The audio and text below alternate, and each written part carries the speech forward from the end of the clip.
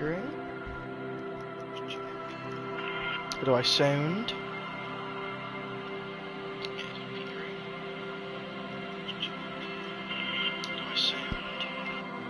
Maybe music's a little loud here.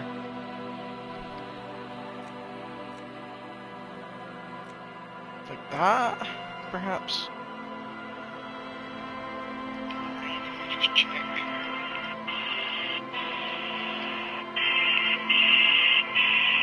Fuck. Fuck. Perhaps. I don't know. It's hard to get it right. It's still playing in the background. No! Okay. It has been 3 weeks since my last stream. That's rather embarrassing, but I'm back now, and I thought, you know what, I'll play Disco Elysium, or Elysium. I believe both are correct pronunciations. So, yeah, it's supposed to be really good, and I mean, I have played the smallest bit of it, but it got taken off a PS Plus and I don't remember, so we'll just start a new game. Thinker, extremely intelligent, very bad with people, knows interesting facts, comes up with original ideas. Sensitive, very psychological, a magnetic personality but unstable, might begin to lose his mind. Extremely physical, interacts with the world through his body, gets things done but dumb as a rock. Oh, I don't actually know. I mean, I could create my own, but I think I'll just...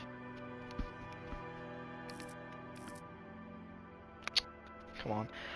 I'll go with one of these first, because this is like tailored to the game. So, by the way, the art in this game, look at it, man. Oh. I like the might begin to lose his mind thing. So we'll pick that, because it's funny. The Furies are at home in the mirror. It is their address. Even the clearest water, if deep enough, can drown. Okay. Begin. There is nothing. Only warm, primordial blackness. You're conscious ferments in it. No larger than a single grain of malt. You don't have to do anything anymore. Alright. Ever. I got Never, ever. Never, ever, ever, baby. An inordinate amount of time passes. It is utterly void of struggle. No ex-wives are contained within it. An awareness creeps up on you. Oh. A mass lies hidden in your dead angle, soaking in some lurid acidic sauce. It's bloated and shameful, a ball of meat surrounding you. This is a terrible line of questioning, and it will only lead to more awareness of the meat thing. What on earth? Ex-love, ex-tenderness. It is foolish of you to resurface to the loss. Not after all the damage you've suffered to get here. Some of it irreversible. Stay. Sail with me through the abyss of the magic zone. No, I want to get off. I like pain and burning light and wanting things from people who don't want to give them to me. Do you really? I do. You wouldn't like it if I told you what was back there. Why'd you think you had to bludgeon yourself into oblivion? Or did you not sense yourself marinating? Poured so much on yourself, got a bit carried away, did we, Chef? Fear and apprehension. You should ask what's out there first.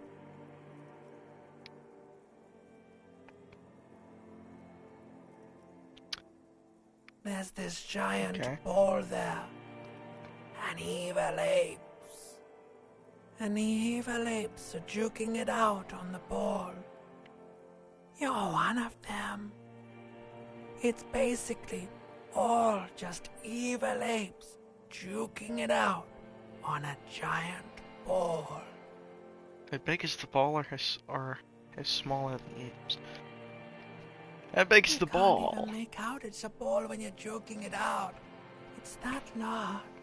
How big is the You ball? can't even make out it's a Oh, ball when okay. you're infinitesimally small. It's juking it out. I keep hearing about. What's that? Vying for resources. It's just a stupid expression you picked up somewhere. The part of the presentation you want to take home with you is this.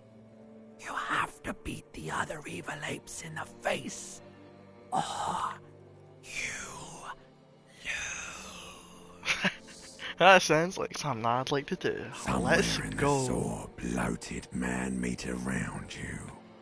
A sensation. Like a fly to the ointment, your conscience sticks to it.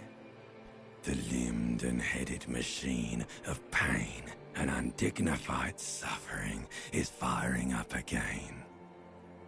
It wants to walk the desert, hurting, longing, dancing to disco music.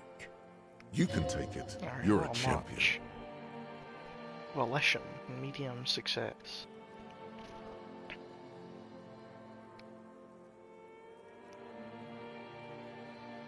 Yeah, I'm a The stench of champion. liquor rises from your mouth, and with it, an ungodly headache.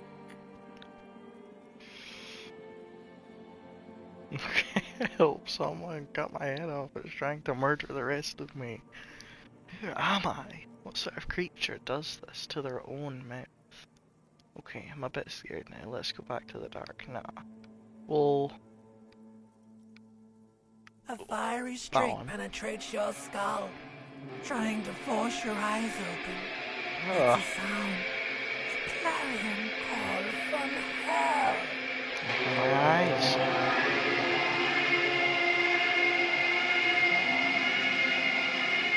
Oh yeah, remember this.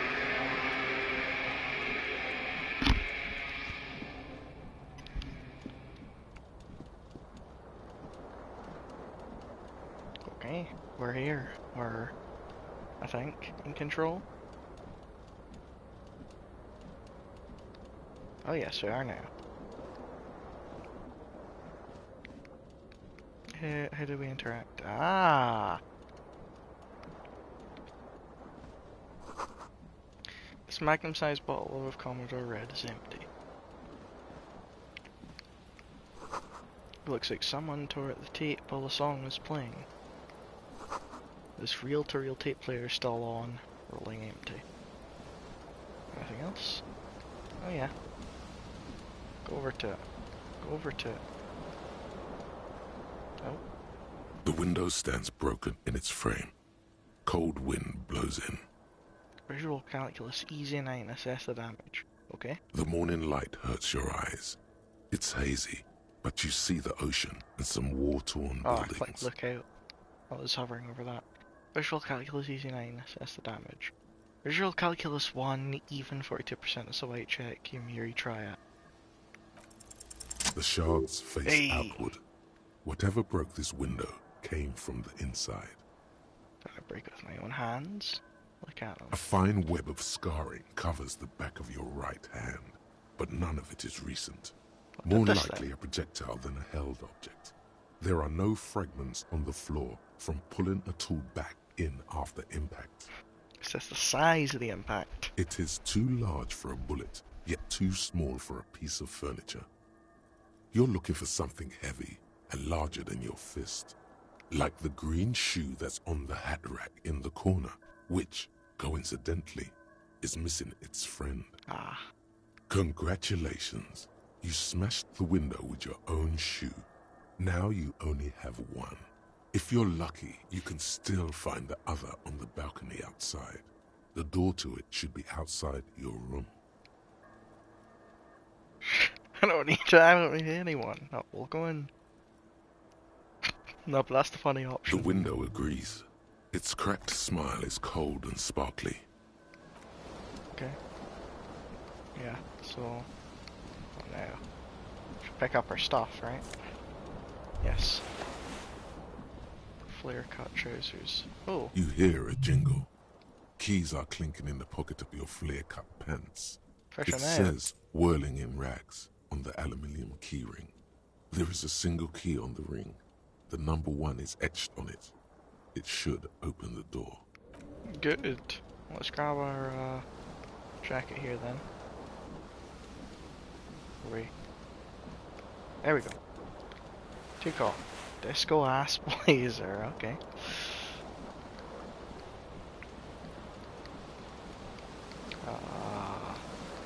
Anything else? I mean, there's a ceiling. Oh, wait. There's a tie on the ceiling fan. This fan has 2 chain pull switches. One ends in a tiny fan, the other in a light bulb. A truly horrific necktie has somehow attached itself to one of the blades. Or has it been consigned there as punishment? You feel as though this creature is your friend and wants to reattach itself to your neck so that you may continue your adventures together in this strange world. Savoir faire. Medium 10. Grab the tie. Low 28%. This is a white check, you mean you're trying. 2 ones always loses, 2 6 always wins. Okay. You swoop up and catch it. Oh! Snap. There we go. It's released from the blade. Warning, warning, the necktie is no longer contained. Yeah, we did that. What you have in your hand is a fantastically colourful tie with 4 or 5 different patterns. The knot reminds you of a noose. A terrible mistake. Turn the lights off immediately. You can practically feel the photons burning a hole in your brain. It's just a little hangover-induced photosensitivity. Don't overreact. Look at that. Look at that drawing. The fuck? That's cool.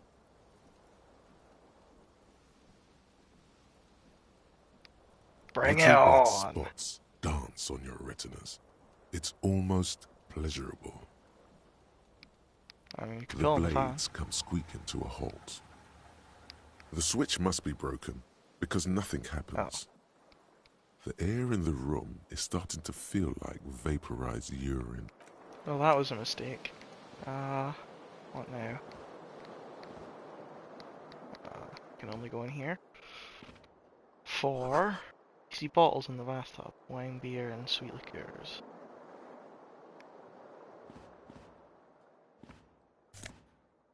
Ah. White satin shirt. A mirror hangs above a bent and broken sink.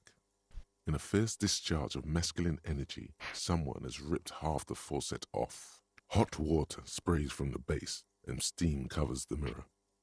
You cannot see yourself, just the outline of a man. Suddenly, you realize you have no memory of the face that awaits you there, underneath the soft vapor. Wipe the mirror. As you slowly reach your hand towards the surface of the mirror. Abort. You clearly have not thought this through. You won't like what you see there, and you will never unbecome it. I should touch it first. Make sure there's nothing wrong with my face. Yeah, there is definitely something wrong with it. Again. There is the bloatedness, then the swollenness. It's like there's an upholstery of alcohol underneath your skin. I'm sorry. Bet Touch you are. nose. Your nose feels like a small balloon in the middle of your face. It hurts when you honk it.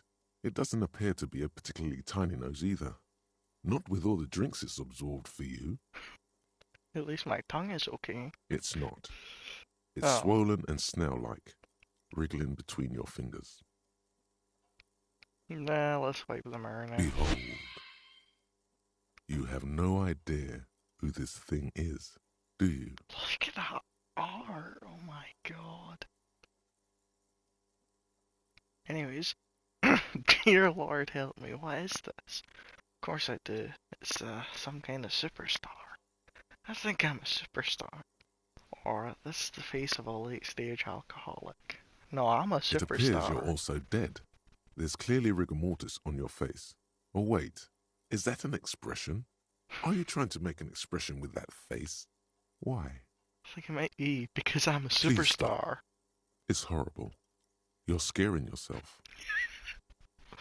No, this is what You superstars can do. you? It's like it's not even voluntary anymore. You have worn that grin into your face, and now it won't come off. What does it even mean? What is the emotion you're trying to convey? Insinuating I'm vaguely sympathetic. It's an expression of pain. I think it's supposed to look suggestive. No, it's You should check superstardom. yourself for a pulse. Superstar. From here it looks like a cadaverous spasm. Check for You pulse. find no sign of life on your swollen neck. However, putting your hand on your chest reveals an irregular heartbeat. You appear to be alive. For now. Attempt to stop the expression from happening. Dig deep into your mind to locate the source of the expression. Both of these are very low 3%. Alright, we'll dig deep into our mind and lose. Like the rest of you, Yeah. it comes from a bad place, somewhere in the past. That's all you know for now. No. Let's try to stop it from happening. It's too We late. also fail. Like an image on film. The expression belongs to your primary motor cortex. It would take a minor neurological miracle for you to cease producing it. Okay, we'll let the mirror be for now. We got here. Oh, our stuff. We can actually see the tie. God, that's awful. Oh no, no, put it back on.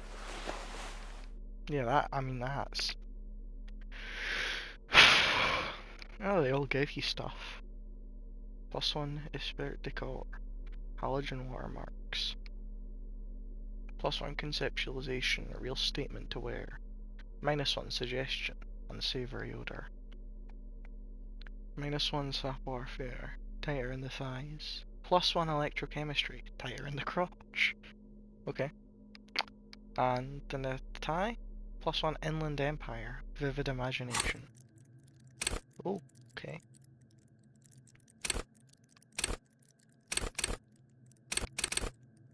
That's a fucking lot of stuff.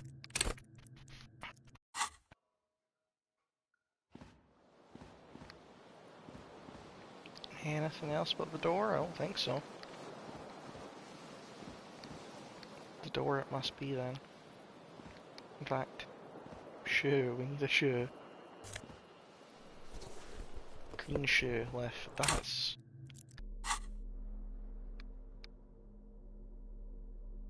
This like green crocodile leather shoe has a high heel, chrome embellishments, fits your left foot perfectly. All that remains is to find the other shoe. I mean, that looks awful. But what doesn't?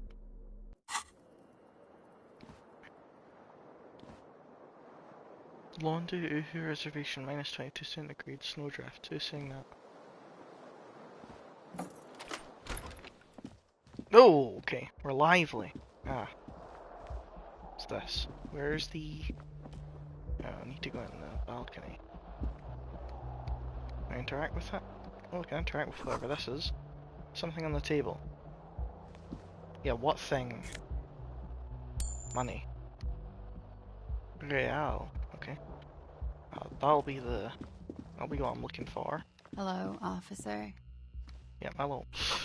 Calendar says it's March. The year is... Fuck off. 51. 1951! Okay.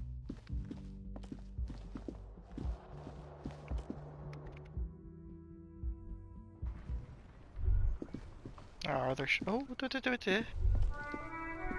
There's something. The smell of the sea makes you dizzy. A gust of briny wind washes over you. Scrub that other shit. Hey. There they both are. Two identical shoes. Both copiously green and indiscriminately snakeskin. Reunited on your feet. How do they fit? Good. They're balanced. Comfy. Feels like the only good thing about you right now, truth be told. Rude. What's this? Ooh, hello.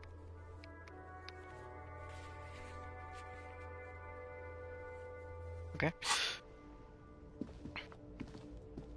No, I thought I said system as well. These are found white checks. Ah. Those on white are available to try now. Okay. I feel like I had a stroke when I tried to speak just there. The young woman raises a cigarette to her lips. Officer, am I military personnel? Turn your bloated face away from her and just keep on walking. No. She seems perplexed by your question. There's only one solution to this. You're a businessman. Wait, I'm a businessman. Chief Executive Officer, am I right? The young woman shakes her head slowly. Okay, Chief Technical Officer. No. You're a police officer, sir.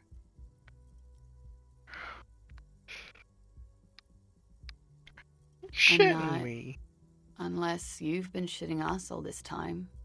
All this time? You've been here for 3 days. On official police business, no less.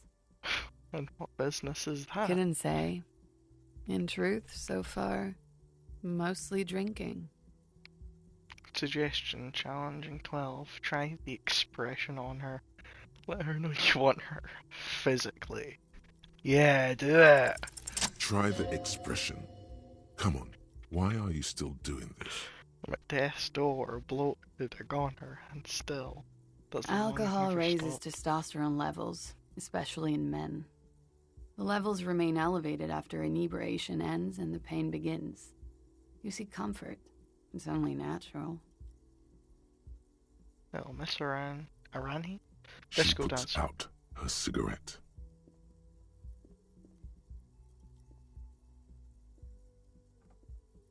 She looks back at you, a light glinting off her eyes. And no, it never stops. Goodbye. Okay.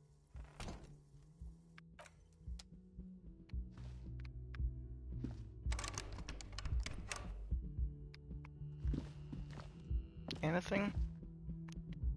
Oh. Looks like she left a nice long stub in the ashtray. It's still smoking.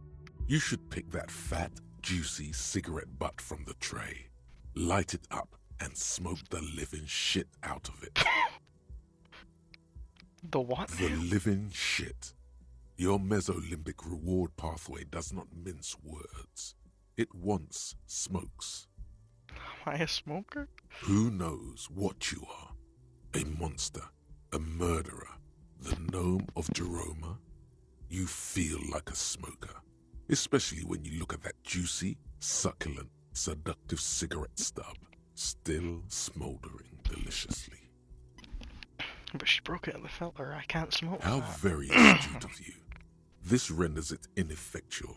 You should look for a whole cigarette, or better yet, an entire pack. Strike that. A carton. Make sure they're all healthy and able-bodied. Then smoke them all. The idea seems to make your neck No. expand. Suddenly, the garish tie feels very snug. Or you could not do that. No one is making you. I should enthusiastically do that. I'll make it priority 1. Yeah. Good. They'll make you stronger and better. You're too old to be cool now. But find cigarettes, smoke them, blam. Instantly a cool renegade Yeah. man. A Absolutely. mystical red dragon with smoke rising from his Yeah, nostrils. this guy's cool. Plus, smoking them gives massive bonuses. Oh. What does this say? Find smokes and smoke them. Okay. Well, that's our task now. Anything more? This is the weekend edition of the satirical newspaper. Tremblement. Okay. Ooh. Can go up to her door. The door is closed. Try the This handle. door can only be opened with a key or from the inside. Can I try it again? This door can Okay, only be same opened with a result. key or from the inside. Knock. There is no answer. You hear the shower being turned on. Somewhere inside. A tremendous loneliness comes over you. Everybody in the world is doing something without you.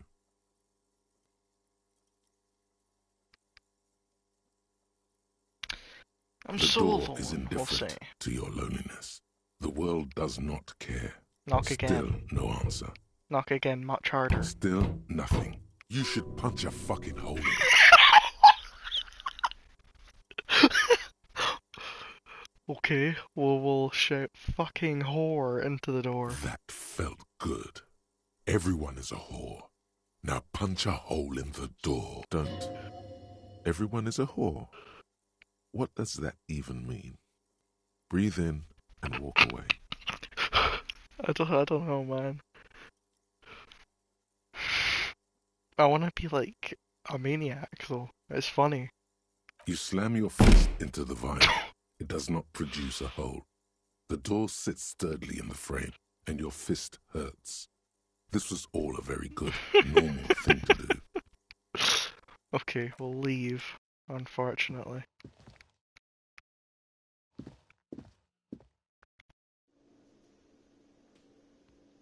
Oh, that's the other guy. I know him.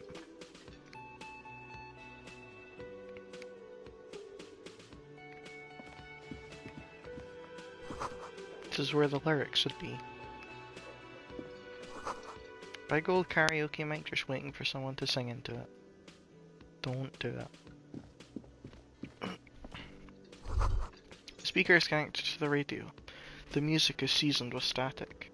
You should totally sing karaoke here. The first chance you There get. it is. Your emotions need to be expressed. People need to know your vast, oceanic soul. My soul is immense. Utterly. And it needs to be heard through a PA system by other people, whether they like it or not. Oh. Ram it up their ears, says your adrenaline gland. Violently express yourself. I like this. I like the half-light. It's like just a psychopath. I like that. Who is mistakenly identified as a cop for his prominent jawline? Yes, sounds likely. You should probably go on stage and pose for a moment when you're done with this thought. See if it works. What should I sing when it comes to You have not yet stumbled on the right lamentation, but it's out there. It'll come to you. You will wreak havoc with it. Don't worry. Lamentation sounds good. They'll really get a gauge on my soul with that. Serves them right. Wipe that smirk off their face with your sad, tragic song. Who's laughing now? No one. You have to find something tragic to sing first, though. Okay. New task, sing karaoke. Okay. So we got to get cigarettes and we got to sing. A man in his late 20s stands behind the counter, inspecting a stuffed seabird. As you approach, he gives you a sideways glance, then looks down again. That was disdain in his eyes. Even now he is purposely ignoring you. Looks like he's not a fan. Essentially not a fan of mine. You're a hero. A real hero cop. So not only am I a cop, but I'm also a hero? Yes, you Nice. are. A real decorated hero. I What did. did you not do? First you took the body down. Then you solved the murder. Then you didn't trash my hostel room. Maybe you even negotiated the strike. Oh my god, I did all those things? No, you see, actually, you didn't. You haven't done anything even remotely useful since you got here.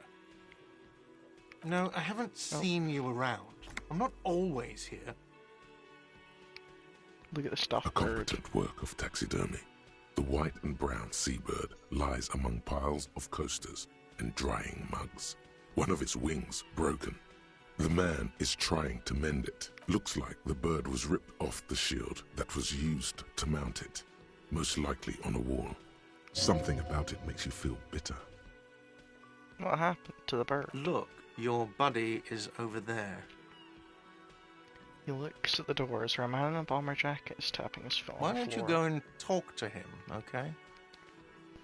I'm a cop, and I talk to whomever I please, and I'll ask, He "You mean my pretends buddy?" not to hear you, concentrating on the bird instead. No, I'm not the bartender. I'm the cafeteria manager. What's the I have difference? 3 cafeterias to manage. 3. Sylvie tends the bar here, not me. I'm only standing in. Where did the Sylvie go? She just, you know.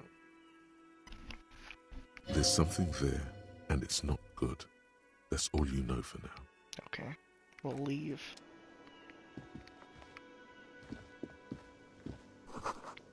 The menu has been wiped clean, only the word Monday is written on it. What is this? What are we taking? Nausea fed. Okay. Oh, it's like a health thing. This is a water killer. A large bubble is rising to the surface. Okay. I mean, I assume that's health. The door is bolted. The sign reads kitchen reserved for personnel until 13. The soft purr of an electric juicer comes from the kitchen. Someone is working. Can I go in? No, but I can't just stare through the window. If I like. No, go stare through the window. There we go. See, you're a normal person. A sign reads Mess Hall reserved for union members. Doors open 16. What's this thing? This royal pinball machine is unplugged. Okay. Anything else I can interact with? Aside from the door?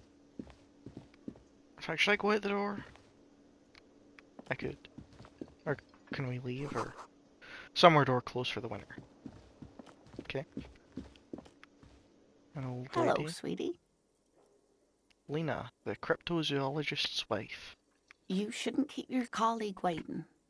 She nods towards the man in the orange bomber jacket. Got more stuff in our thing here. Yeah. We've got to sing karaoke and find some fags and just smoke the fuck out of them.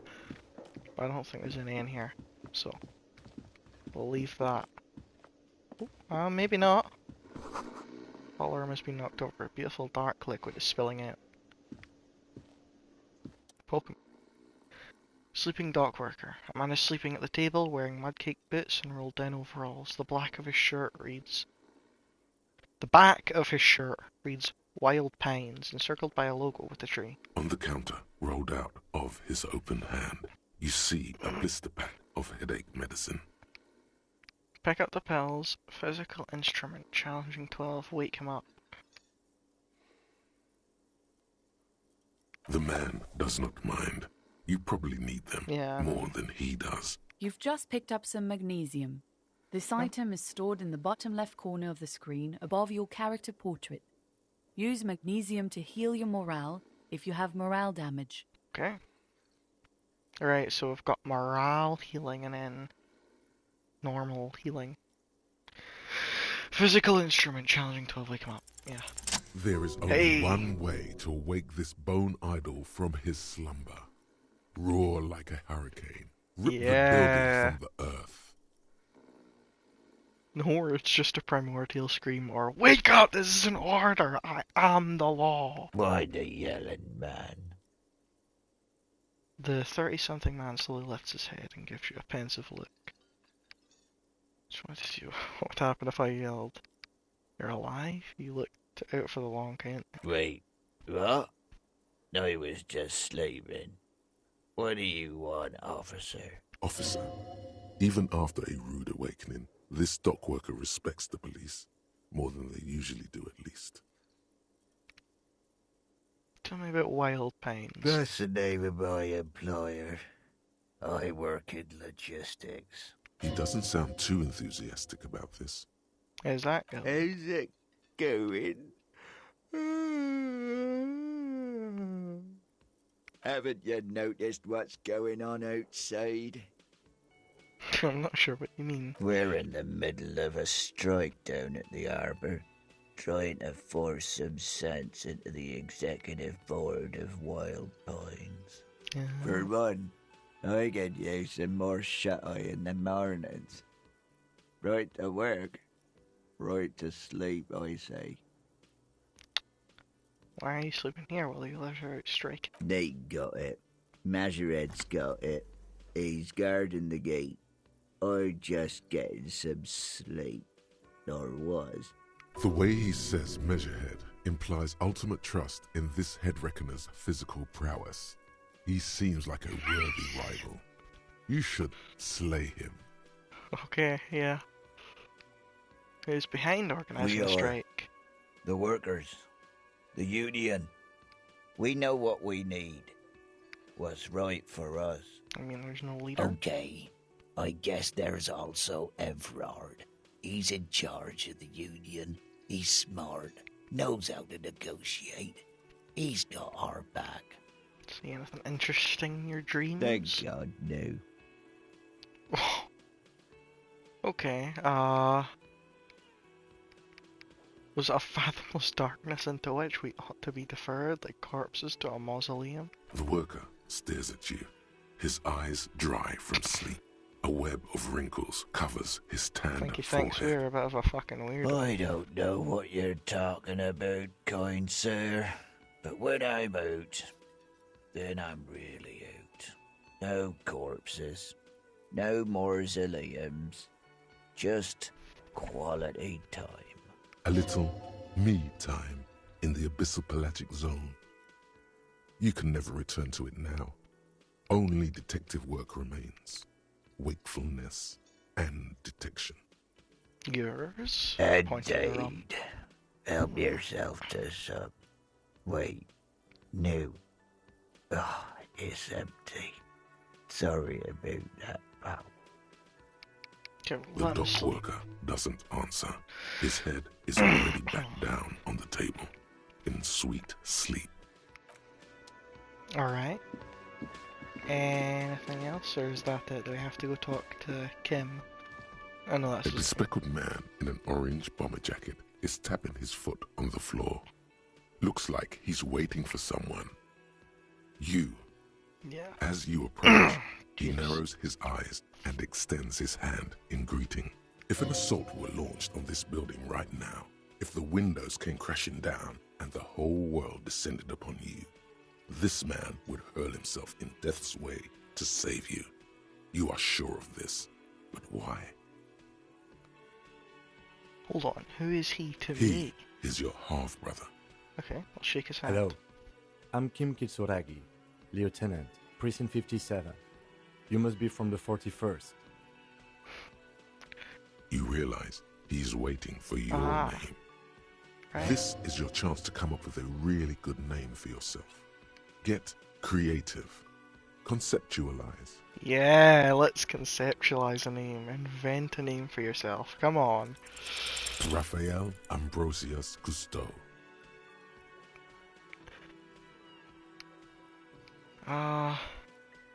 It's very, very cool, but maybe just a bit too ostentatious. You instinctively run your hand over the multi-patterned silk of your tie. Its slickness gives you comfort and reassurance. Thanks, horrific Don't necktie. worry, Raphael Ambrosius Cousteau is one classy name for one classy cop. Fuck, scared me. Horrific necktie. Okay, we'll introduce ourselves, Raphael Ambrosius Cousteau. Yes. Well, Oh, it he looks doesn't like we even had care. a little scheduling error on Sunday. Saturday too, actually. Have you had time to talk to the manager here?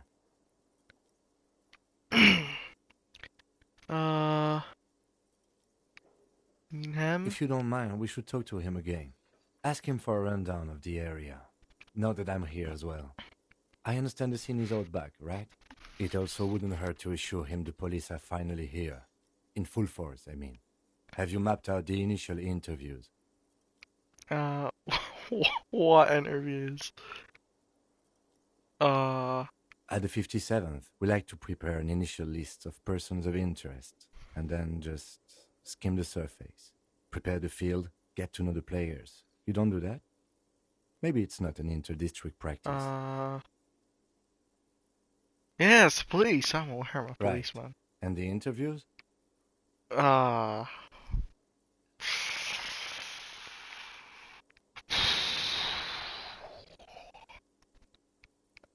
Okay, we'll have time for that after we take a look at the coroner's case. Have you removed the dead body from the tree?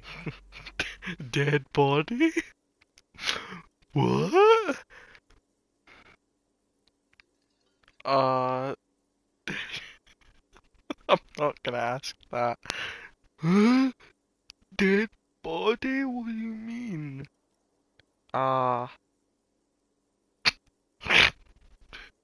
This looks way worse. If I say no.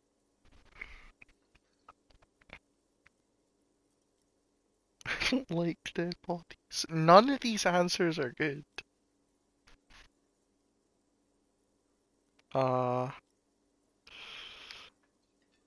Like dead Sure. bodies. But did you take it down from the tree? Dead body? Mm-hmm. Dead body? Mm-hmm. Okay.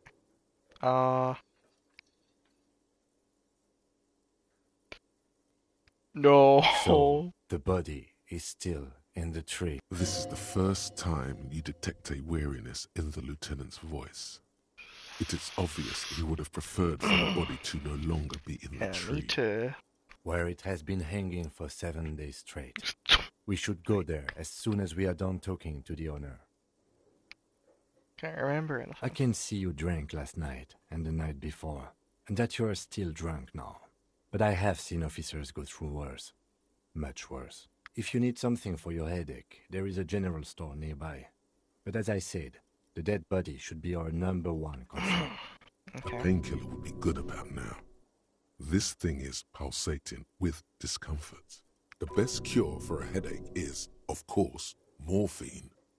They won't have that. So cigarettes will have to do.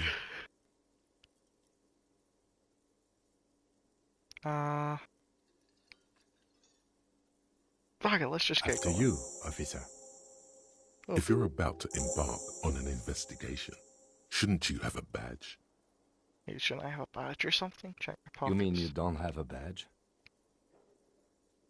Wasn't on me when Losing I your woke up. identification card is a serious matter. My vehicle has a shortwave. You can use it to report your badge missing. I advise you to try to locate it as quickly as possible. But getting the body down should still take precedence. Lieutenant Kitsuragi is now in your party. You can talk to him whenever by interacting with him. Okay. In our party. Oh, fucking hell. So, we need to inspect the body, interview, and report the badge missing. We should do the body though, shouldn't we? We'll talk to this guy again then. The man with the unimpressive beard notices you approaching. He drops the ledger he was holding and turns to the lieutenant. Mr. Gart, right? Gart. You run this place. Yes. I am Kim Kitsuragi from Precinct 57. This is an inter-district investigation, so joining me from Precinct 41... He looks to you, realizing he still doesn't know your name. Oh, no. I don't know. No fucking Raphael. The harbinger of ruin.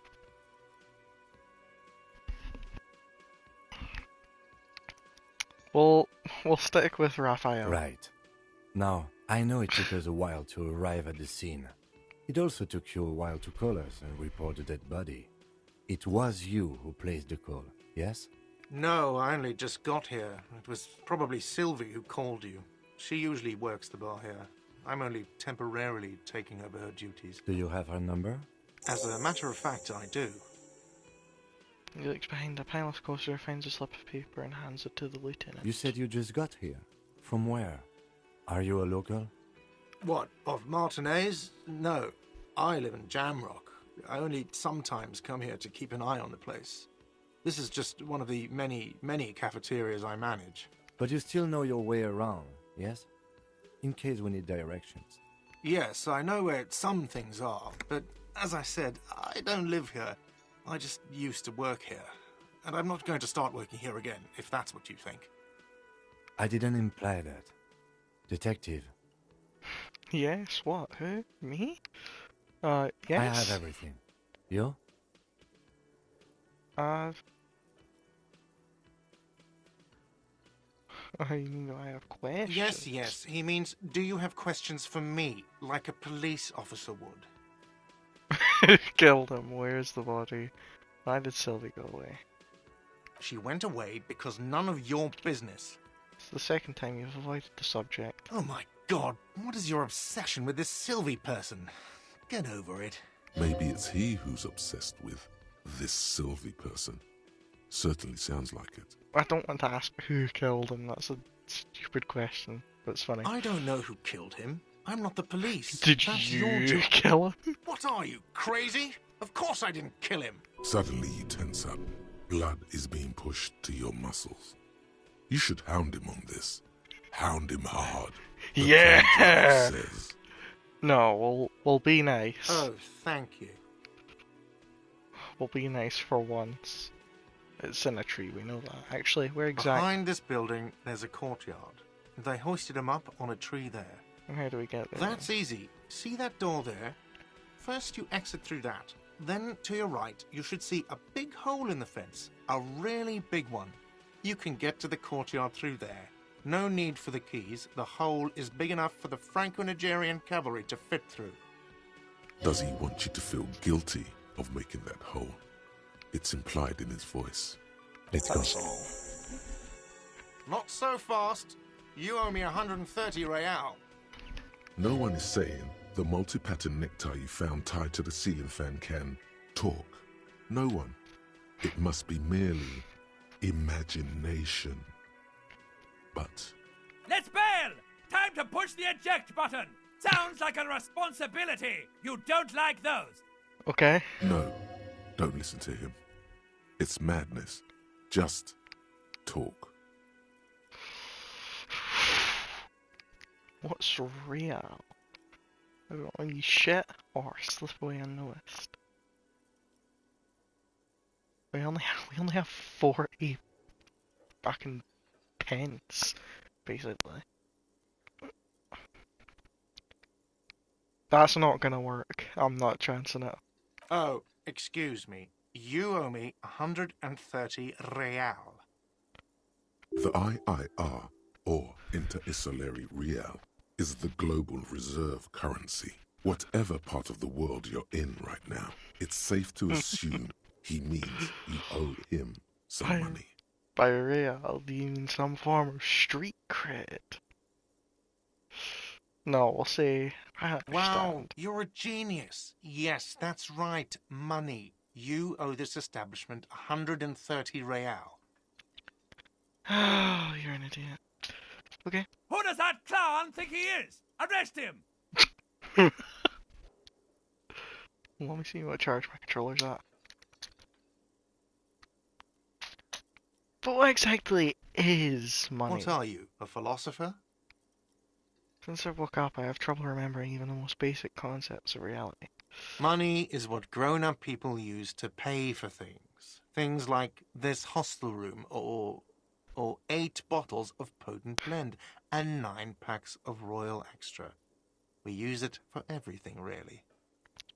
Interesting, where do I get it from? Why do I need it? Is this money?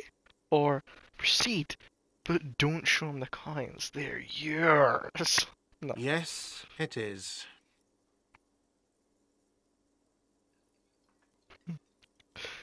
That's 10 plus 10 plus 20 equals 4. Yeah, now down to 90, right? No, you see, that's 40 cents. Cents are a form of currency 100 times smaller than the real. I'm not even going to take this. Come back when you have 130 real. 100 times smaller? Yes. But that's horrible. It is. For a moment, his antipathy is overcome by compassion for the sheer smallness of the money. Pick He up the coins. demonstratively suppresses a world-weary sigh. What happens now? I'm sorry, but he has to pay. I can't let him stay here any longer if he doesn't. If he doesn't have the money by tonight, then... Officer, maybe you're better off working this from home for now. You live in Jamrock, right? It's not that far away. Fuck this place. I'll take my chances on the streets. I don't remember Officer, where my home is. You really need to take this up with your station. I have a shortwave radio in my car. Call them. Ask for assistance. We have to get this investigation started now. Good luck.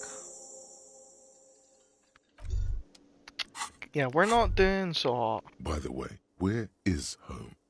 The address is coming up blank, and this place sure isn't it. I really don't remember. But you've been at this hostel cafeteria for only 3 nights. Where were you before? You had to be somewhere. I don't know. Near? South, maybe? You don't really know, do you? I've only a vague A blackened vague, image. blackened image doesn't sound like somewhere you can stay if you run out of money. I'll live in a dumpster, I don't care. Fuck everything, hobo cop. Entertain the thought when you get the time. Maybe being a hobo and a cop has its advantages. What is this then? Oh. Hobo cop. Do I really want to internalize hobo cop?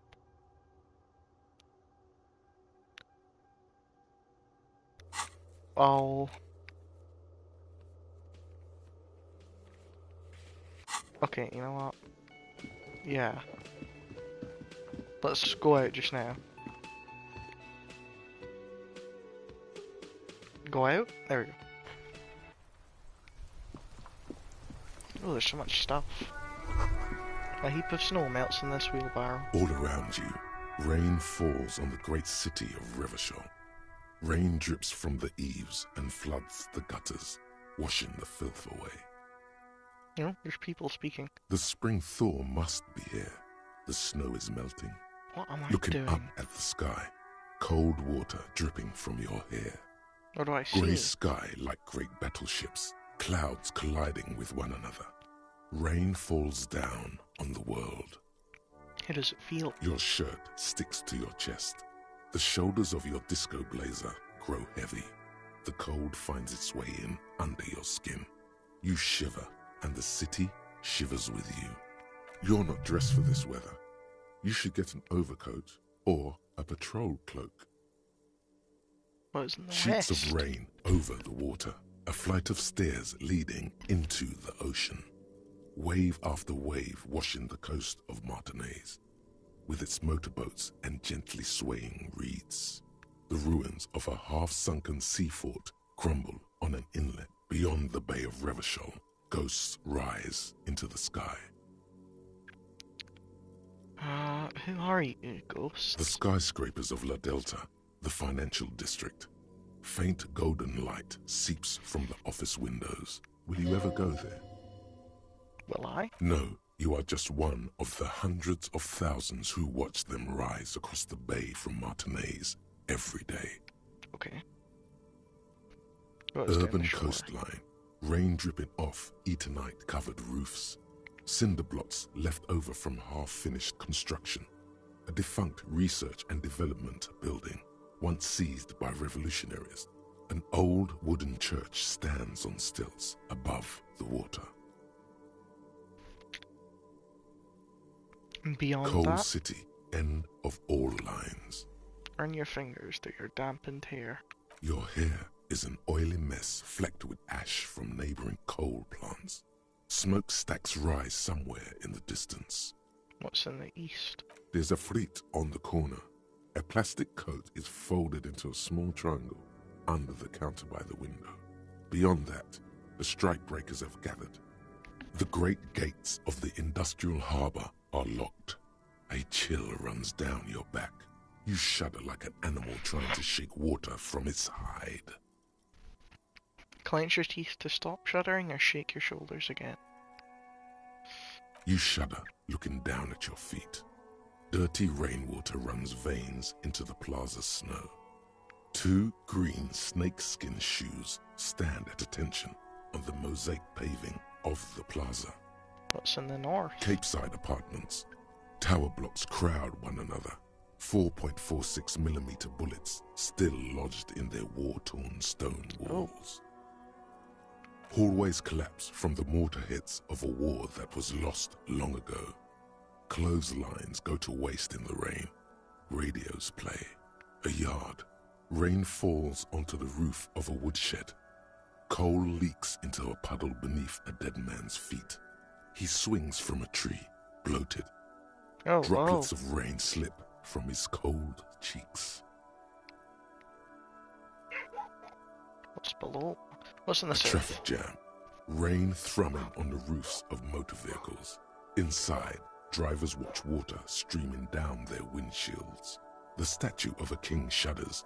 He too is cold. The canal bridge has been raised. What's on the other side? The road ascends. A raised motorway loops above the ghetto. Beneath its concrete columns, a sea of rooftops, woodwork, and tar stretches northward. 4-story buildings as far as the rain can fall. The snows melt in Jamrock. What is Jamrock? Revachol is the capital of the world. Jamrock is the capital of Revachol. Droplets form on your eyelashes. It's home.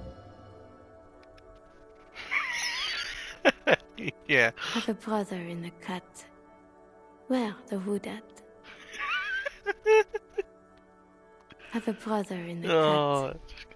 Where the wood? Why am I To not be there? Martinez, where no one goes, at the runoff point of a long-forgotten canal, in the whitest part of town, in the shadow of the day the revolution failed. What am I doing here? Standing in the rain, looking north, where Jamrock Rock City stretches inland. Shudder. Look further. In the rain-swept distance, above the rooftops of Jamrock, a repurposed silk mill stands perched above the motorway exit. Precinct 41 hunches in the rain. Satellite officer Jean Vichmer rushes down the precinct stairs, umbrella in hand. It's unopened. He doesn't seem pleased about the spring rain. On the bridge, officers Torsen and McLean are standing guard. Torsen wears jeans and a fishnet wife-beater. Satellite officer Vichmer passes by, and the young man remarks to him, "Where's your homo, homie?" Oh my god, hold on. What? It's not like that. They're what is called heterosexual life partners. They have a battle-tested relationship. A brother-bund, if you will. Huh? Yeah. Hetero-sexual life partners. Funny apery. Male-centric workplace humor. Have you seen him? Is there something wrong? No, nothing. It's just... Judith went to his place and found the Monday mail unopened. I think he's still there. You didn't drink with him over the weekend, did you?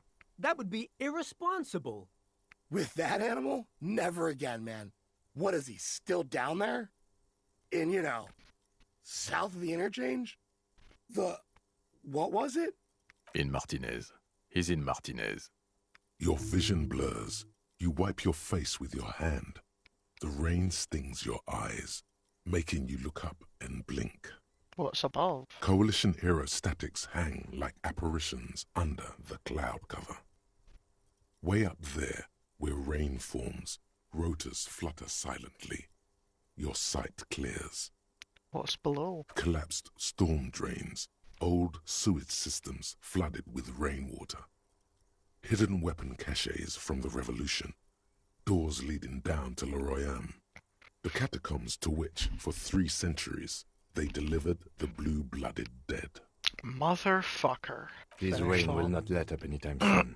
You should get a raincoat. There's a freight to the east. They sell them there.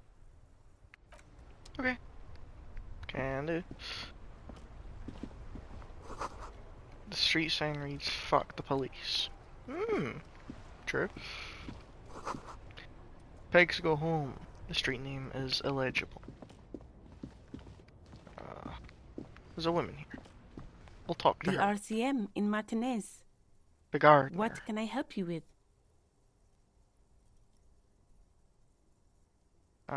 You sound surprised. We don't see a lot of police around here. That's all. I have some questions for you. Of course.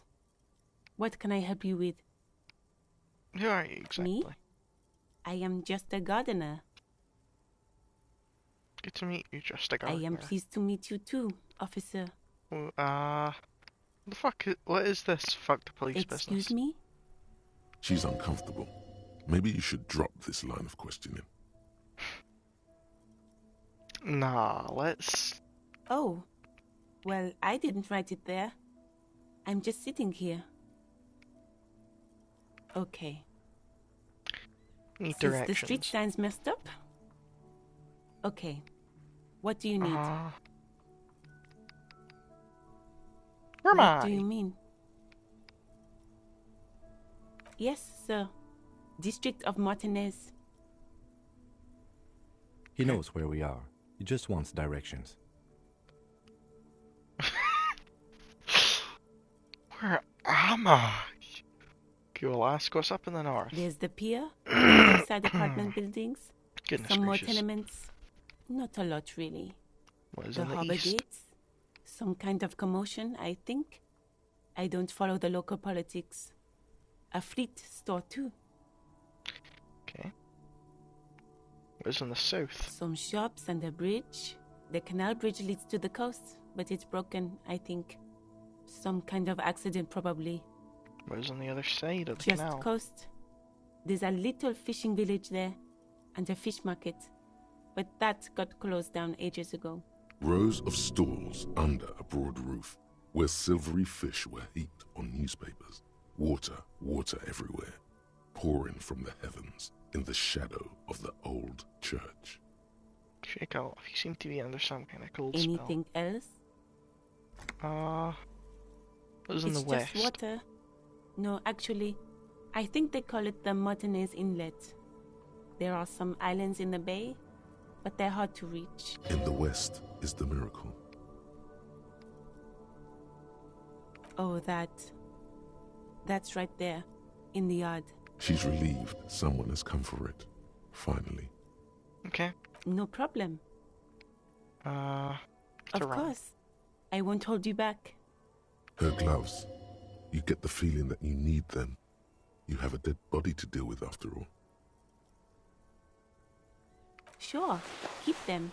I have another pair. Yeah. Okay. No, surprisingly, I thought we were going to be back there. Ooh, okay. Fast car. Before you stands a motor carriage. The bodywork is covered in blue and white livery, bearing Yes, the number that will be his then. 57. Vapor emanates from the large engine on the back of the vehicle.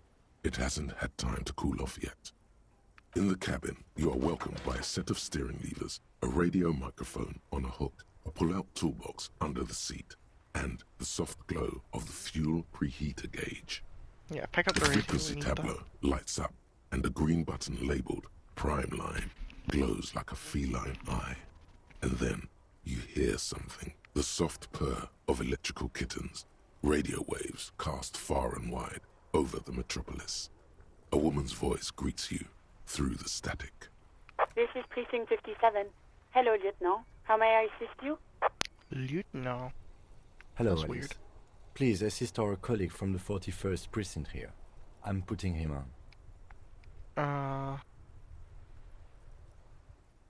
This is Officer Alice Demetri, Precinct 57. How may I assist you?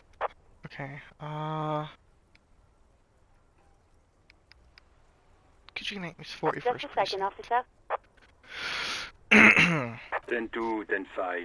This is 41st. Come in. Over.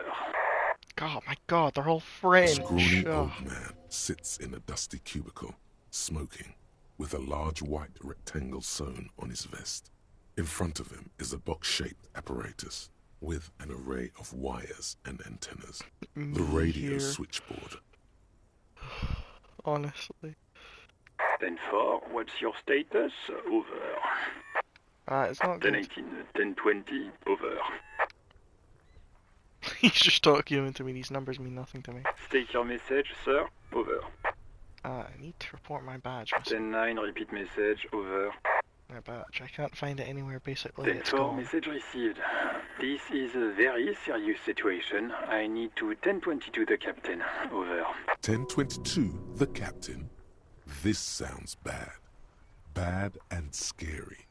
Like being called to the headmaster's office in school. Is it him? What does he want? Oh, no. Says he lost his badge and needs to report it. Uh-oh. He what? He lost his badge? He is This is Communication Officer Jules Pidieux, sir. Over. You mean your partner? Over. What is he saying? He's asking who you are.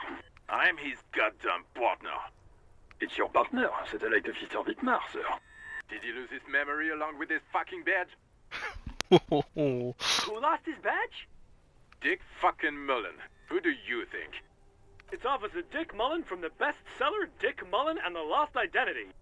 Dick Mullen is not your name. It's the name of a fictional detective who would not lose his badge.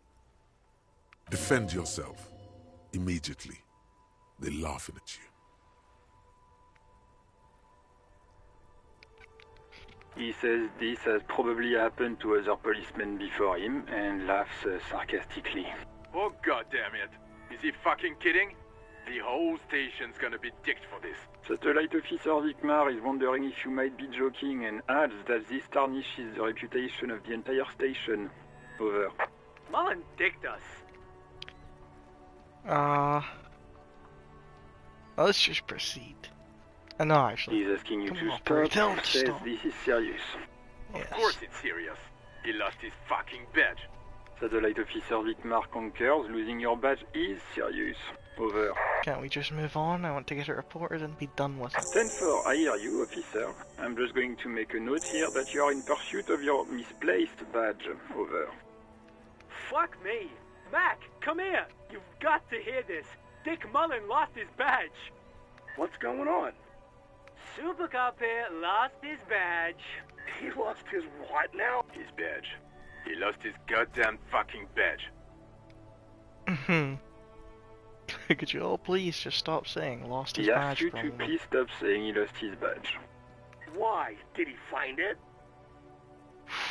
Sergeant Orson was wondering if you found your badge yet. Over. You don't have a comeback. Sorry. It's hard to think like this. No. He's not replying. Looks like he's still looking for it. Enough of this now, I have other things to discuss. 10-9, come again. I didn't get that. Over. New heights even for Captain Sober. Ask him. Ask him if he's lost his gun, too. Sergeant Orson wants to know if you lost your gun too. I don't think we have a gun. Check your pockets. Check your... Holy fuck. You don't know where it is, do you? I don't have my gun. No. It's gone. It's not fucking on you. Don't sweat it, Bratan. Oh, you hello. don't need a gun to have fun.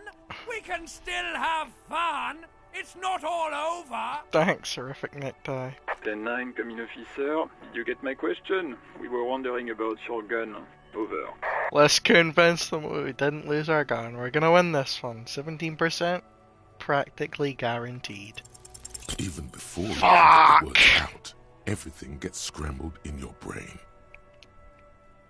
No, of course I didn't lose my fun. Gun! Fuck it, I didn't lose my gun. He says he didn't lose his gun. Or his fun, whatever that means. Ask him to describe it. His gun. Not his fun. Just the gun will do. Satellite Officer McLean requests a description of your weapon. Over. The fuck do you need a gun for? Look at the pythons on your arms. You are a gun. The biggest one in the world. Yeah. Oh, request a description, huh? We'll give him one. Describe the plasma gun.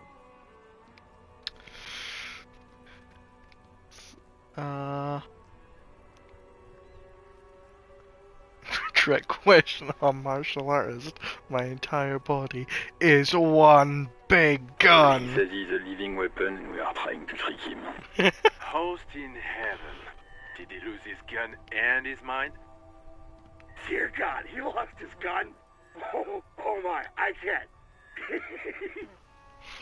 Fuck these guys, This man. isn't really a laughing matter. Mac can face a giant of Coco Nur by himself, but Disco here made him piss his pants. Oh, I can't. Fuck. He lost his ass. He still got his wiener. I'm not going to. Ask him. Sergeant Orson here is wondering if you are still in possession of your... How long has this fucking conversation been going on, genuinely? Now is a good time to say fuck and ass and so on. That'll make this all right. Yeah. Left at his mama's after I fucked her ass all night. Tell him that. That's a negative. Not going to say that. Over. What's he saying? Share with the class. He said he sodomized your mother. Yeah. I ate Mama's vanilla waffles at the captain's birthday party. Some nerve he's got. Sure her vanilla waffles were the only thing he ate? Oh. Shut up, Chester. This isn't funny.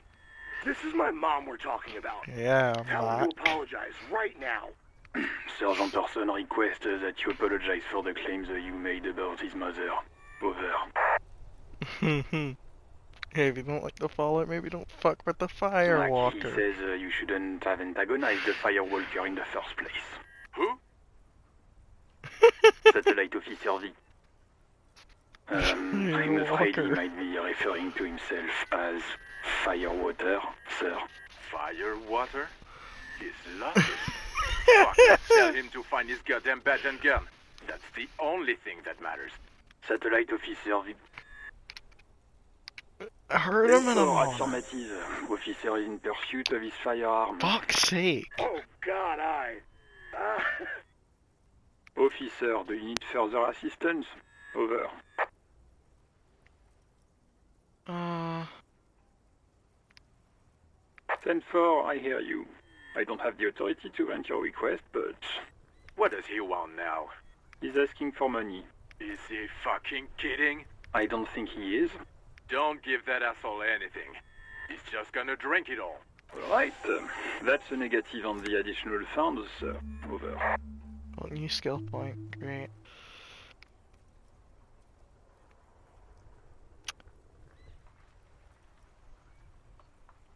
He says he's in trouble, doesn't have a place to sleep. Well, I guess he'd better crack the case before sundown then. Wow. Vicmar said... Who cares what this Vicmar said? Pull on their heartstrings. Enough, officer. This begging is below your dignity. Yeah, we're better than this. We're not Anything beggars. else, sir? Over. This might sound odd, but there's personal details I'd like to discuss. Okay, 10-4, sir. I hear you. Relay your question. Over. Wait. Before you say anything stupid, think it through. What's there to think about? You're going to be looking at a straitjacket if you tell everyone you lost your memory. Be smart about this. Ask if he's there alone. 10-4, sir. I'm not hearing your question. That's a negative, sir. I got a 10-12 here. Over.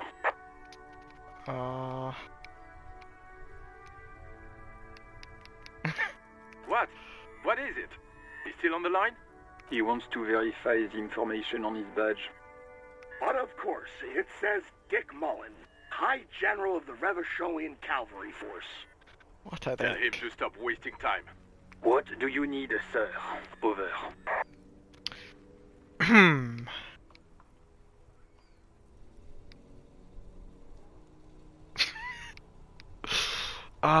Will not do life story.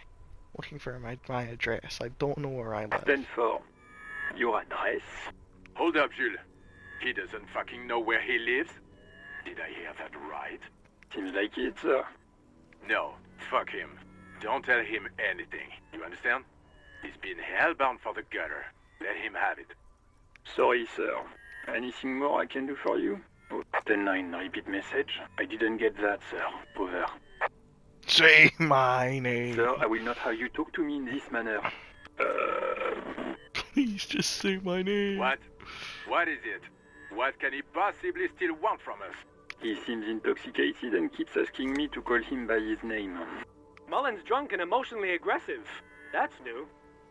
Wrap it up. Don't indulge in his drunken antics. Anything news about my, family? 10. Excuse me, sir. Over. You probably don't want to continue on this road. Nothing. Come Never mind. again, sir. I didn't get that. 10-9. Over. Wrap Understood, it sir. up. Over. That's all for now. Roger that. 10-10. Over and out. 18 kilometers to the south, in the 41st Precinct's relay booth, a small crowd has gathered around Communication Officer Jules Oldboy Pidier, around a dozen cops. The small room is filled with cigarette smoke, abuzz with laughter, when Officer Judith Minot enters. Her left arm is in bandages, and her hair trimmed short. What is going on here? Did something happen? She asks, startled. Jean Vicmer turns to What her and happened says, is my partner made contact. It's not good. He's lost his badge and his sidearm. He seemed confused, delirious even. Mac, the torso Torson, is finger-fucking his fist, laughing hoarsely and apparently telling some dirty story to his partner, Chester McLean, near the entrance. Yeah, Mullen was fucked, alright. Sounded fucking drunk to me. Yeah, Mac's right. This was some gnarly shit there. I mean, before he started begging for money, it was... Oh, Enough! come on. None of this is funny. It's fucking sad. That's what it is. He's a cop. He's one of us, goddamn this. We must help him. Minot looks down at her neatly polished black shoes. There is a quiet firmness to her voice when she speaks. Yeah? How do you fucking plan to do that, huh? Get him off the drink? Go jogging with him in the morning and get him on carrot juice? He's a lost man. I just know we can't give up on him when he's at his weakest. He wouldn't. The crowd in the room has started fidgeting uncomfortably. Someone's trying to slip out unnoticed. Mac, man the door. You know what he told me? I don't want to get better. I want to get worse. Those were his words. This shit does not leave this room. Not a word of this to the captain. Or anyone else. We'll give him a couple of days to put his shit together. I guess I can hold off the report for a few days. Good. Okay, everybody. Nothing but a prank call here. We all got our laughs. Now get back to work. Far north, on the other side of the motorway, the officer quietly hunches with his hand in the motor carriage. Pick up the radio again. We need to contact This Sylvie. is Precinct 57. How may I help you? Need you connect me to a civilian, a Sylvie. She may have reported a murder. Of course. What is the number, officer? Can the guard give you Sylvie's Yes, number? hold on. Her number is 005 1944 298. Received. Hold on, officer.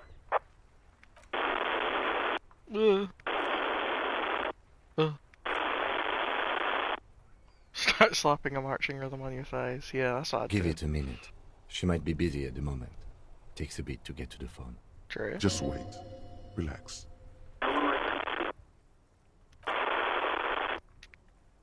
So Alice. Officer, I have Sylvie Malaika on the line for you.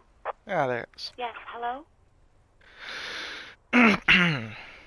Hello, it's police calling. I have some questions for you about your last days at work. Oh, right. Hello, officer. What can I do for you?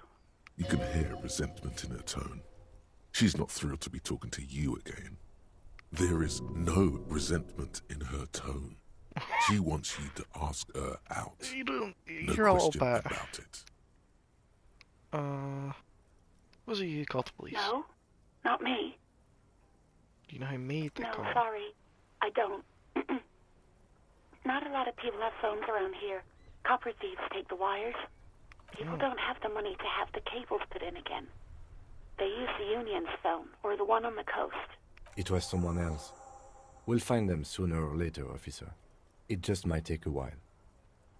Okay, we'll go back. Go on.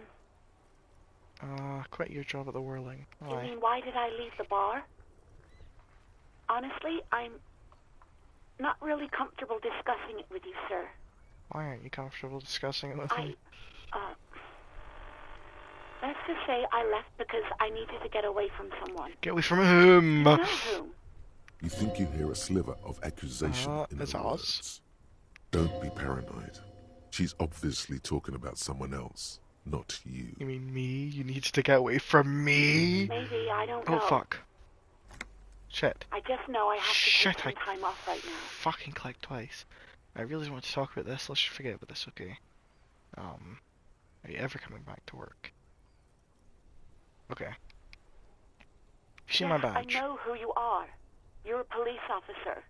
Wait, the law. How did you first learn I'm a police officer? You told me back in the Whirling. You told everybody.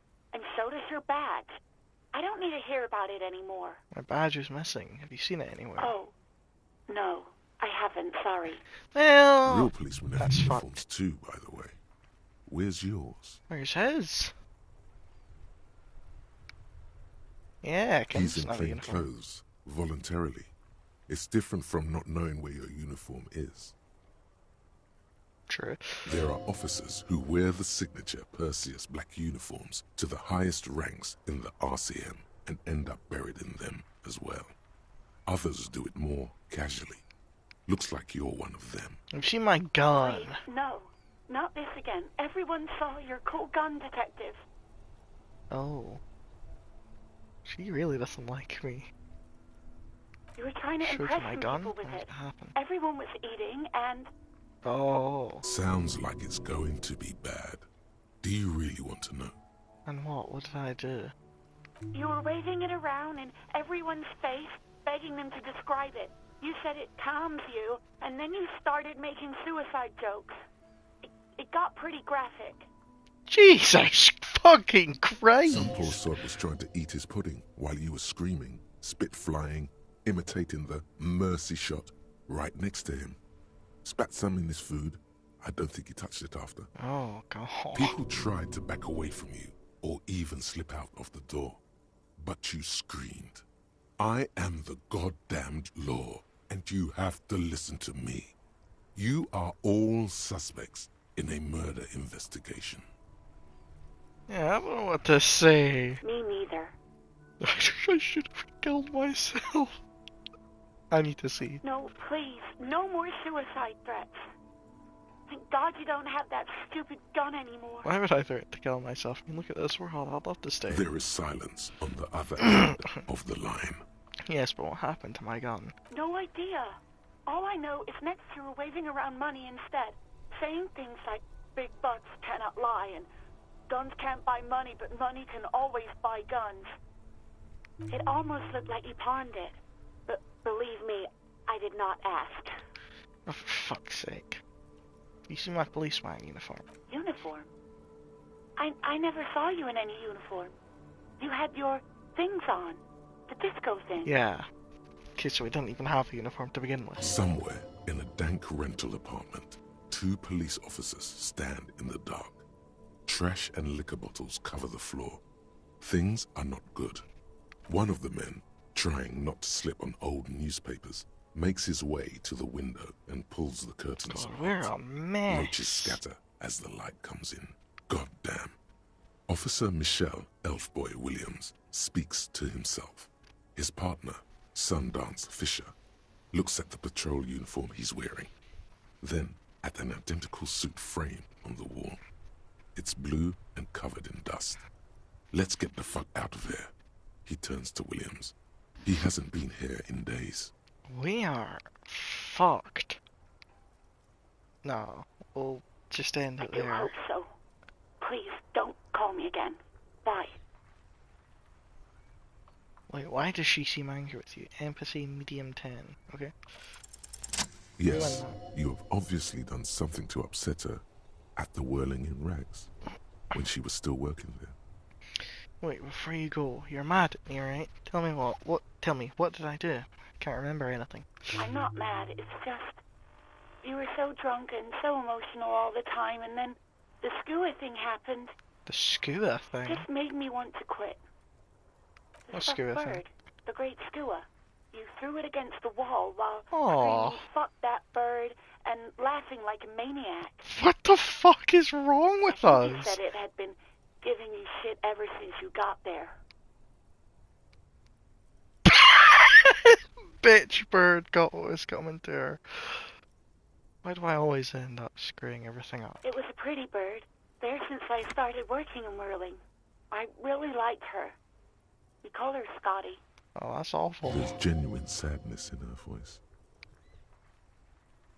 So you're telling me that I was the one who made you want to quit? Yes, obviously. You were the worst client I've ever seen. And I have seen so many assholes in this place. Fucking I've had hell. sailors fighting, union guys grabbing my ass, kids stealing booze. Once a guy was glued to the karaoke machine every night for 2 months. But you... Go on, I want to know what I did. Well, you were worse than all of them. Honestly, you were getting borderline aggressive. Even about little things like not turning down the volume at 3 a.m. I even liked one of those songs you kept listening to on repeat. No more. I hate it now. Hold on. Which song? We Go On by the O.O. I can't listen to it anymore. You've turned it into a parody. Sorry about the song. To hell with that song. Then there was your room. Your project. An experiment to see how bad it can get in there. I tried to send the cleaner, but you wouldn't let me. Threatened to make me understand. I had no idea what you meant, and I don't want to know. And then you screamed something about how you're actually a real cool guy, and no one understands it. One of the coolest guys there is. The coolest guy in Jamrock. Something about disco, too. I'm sorry. And then I had to deal with your toilet. Oh my god. The one you clogged with police documents, causing water damage downstairs in the kitchen. I won't even mention you waving your gun around, harassing customers, threatening to sing karaoke, threatening to kill yourself. Threatening to sing karaoke. Wait, police documents? The ones I had to wrench out of your toilet. What happened to them? Damn it, I don't remember what I did to your damn papers. I don't remember every little thing I do. She's worried she might have accidentally done something bad. Then she remembers it's you. Yeah. Especially when there's a hurricane loose. It's your fault for losing them, not mine. True. Something in you wants to immediately forget about this, as if there was a reason you threw them away. Yeah, I get it. I wasn't a very good tenant. No, you really weren't. You were simply the worst. I was trying to show you the world of tomorrow. No, maybe I want to be nice, actually. I think... Oh, I don't want to be a fucking asshole in the first time I play this. Maybe I'll be nice.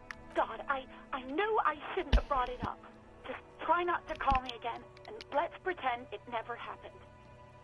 Yes, I sing with sides of oh, I'm looking for a song. All sorts of things. From disco, rock too. So much disco and rock. Maybe you can help me identify this one particular song. Which one would that be? One that was really sad. Sad? I think the one you mean is the smallest church in San Franz. Butchered that right up. Interesting. You still have to find it, however. Alright, thank you for talking with me. Take care. You hear a sigh of relief on the other end of the radio. Wordless, the call breaks. Then, the already familiar voice. Anything else I can help you with, officer? I'm done with the radio 57, for now. over and out. In the cabin, you see a set of steering levers, a radio on a hook, The a pull-out toolbox, toolbox, and and fingers over the the soft steering glow levers. of the fuel Tap on the fuel preheater gauge. preheater gauge. What are we looking at? What is this machine? This is the Kupris Kinema, my motor carriage. You can use the toolbox and the radio if you'd like. Motor carriage. Something bad with a motor carriage. A dark lump rises in your throat. What is this sinking feeling I have with the words motor carriage? Nothing. It's probably nothing. Forget I brought it up. Please proceed with the carefree lollygagging. Do all policemen in the RCM have such cool motor carriages? The Caprice Motorcar does provide most of our patrol vehicles, yes. Okay. A motorized vehicle, officer. Oh. I'm sure you are familiar with the concept. We've had these for nearly a century. In the cabin, you see as a metallic drawer slides out from under the seat and clicks into place. The tools inside are neatly organized. Take what you need, officer. It's going to be a long case. I'm not protective of my tools, like some men are. I like Kim, actually. He's clearly a little protective of his tools. But what can you do? Work is work.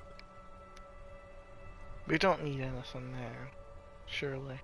The pull-out toolbox slides back into its nest. Preheater gauge casts a warm glow on the steering wheel and the radio on its hook. The white suede feels luxurious under the touch, and the metal clutch handle so very familiar in your palm. Tap on the fuel preheater gauge. As you tap on the gauge, the indicator pin jerks as if startled. It's in the large orange sector, indicating the engine is warm. Next to the gauge is a red switch labeled heat. There's no use pressing the heat button. It won't start without the ignition key. Alternative translation. Don't even think you can drive my MC. Close the door. Alright, we're done with that. Jeez, I feel like everything in this game takes like 7 hours to get through. Some great tectonic forces cracked the pavement like an eggshell. The worn and beaten wooden planks of the bench do not look overly comforting. We can sit on benches after we've solved the murder. Let's go. You can revisit the bench if you ever need to pass the time when Lieutenant Kitsuragi is gone. Okay. What else? What do we get? Oh, a skill point! Okay.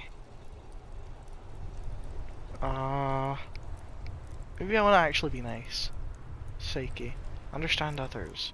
Work your mirror neurons. Intimidate the public, assert yourself. Connect to Station 41, understand the cop culture. Ah, the spirit of the core, isn't it? Or the core? The core? Yes, I believe. Charm men and women, play the puppet master. Hold yourself together, keep your morale up. I think I want to actually be nice. Maybe we go empathy or volition. They're both at 5. We'll go empathy. Oh, we can revert it.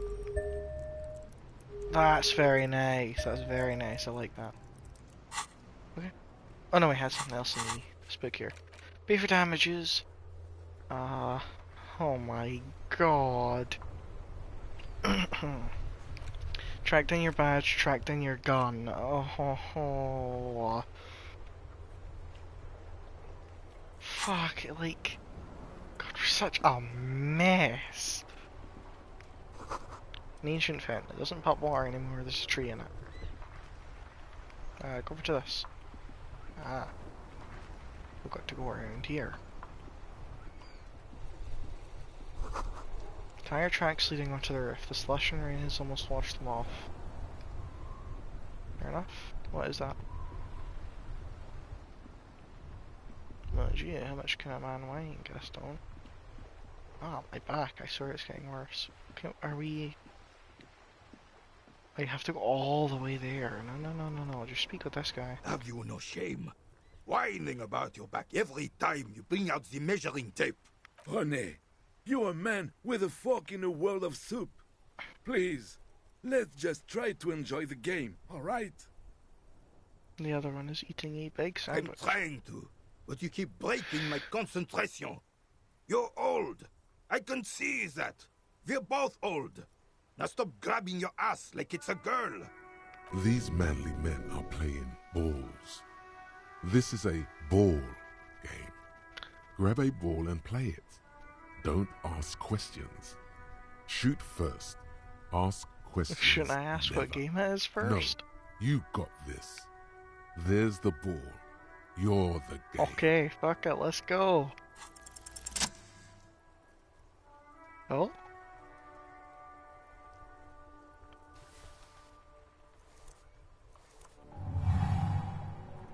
You are immediately surprised by the ball's lack of weight. No matter, you'll make it work. God, this is right. You feel the familiar tremble of excitement and adrenaline that precedes every victory. Time has frozen. Taking the A surroundings. chilly breeze ruffles your hair as you stand there, feet firmly planted. All sounds, smells, even the wind, everything fades until the only thing left is the union of man and ball. Feel the ball. Cold metal ball is surprisingly smooth against your neck. It has a pattern on it, probably a sponsored ball. Yours would only be covered with bumps of learning and scars of victory. Already your muscles are adjusting to the weight, the nervous system calibrating, until you and the ball have merged into a single entity. The man ball is ready. There is time for a last glance inward. Who am I? An embodiment of pure motion, a fine-tuned locomotor running at maximum efficiency. Behold the fear and confusion reflecting in the eyes of the two feeble geezers. They are in awe of your superiority. You are a god to them. Some would still say you're a cop, but I guess we're beyond that now. The inertia can be contained no more than a bullet leaving a gun. Let go. Be the bullet.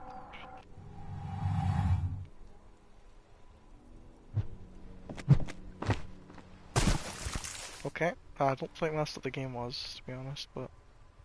Merde! Bordel de merde! Nope, he's angry. He's pissed off. What the hell is your problem?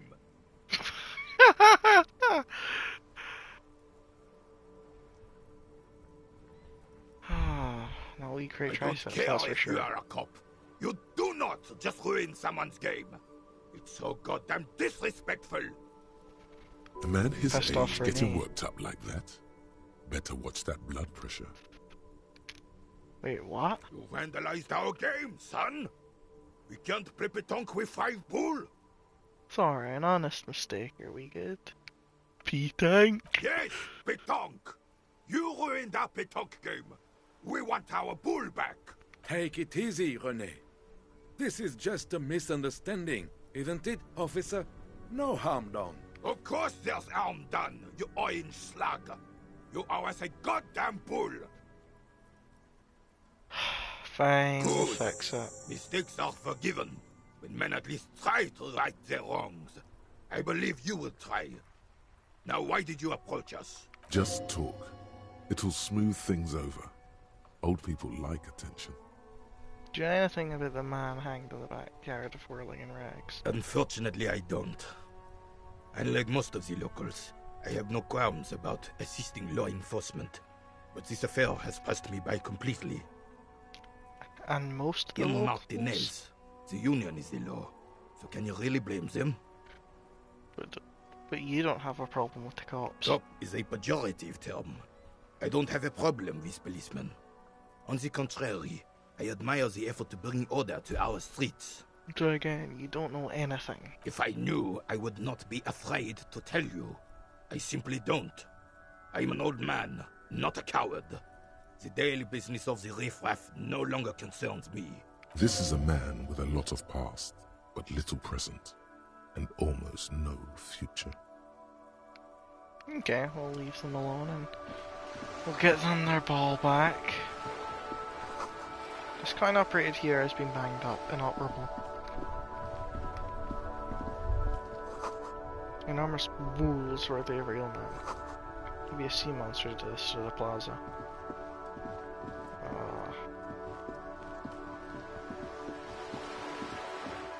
Oh my god, there's so much stuff. Let's see if we can get them there. The wool. Oh? Yes? Oh no, nothing. There's a thing that popped up. Yes, this.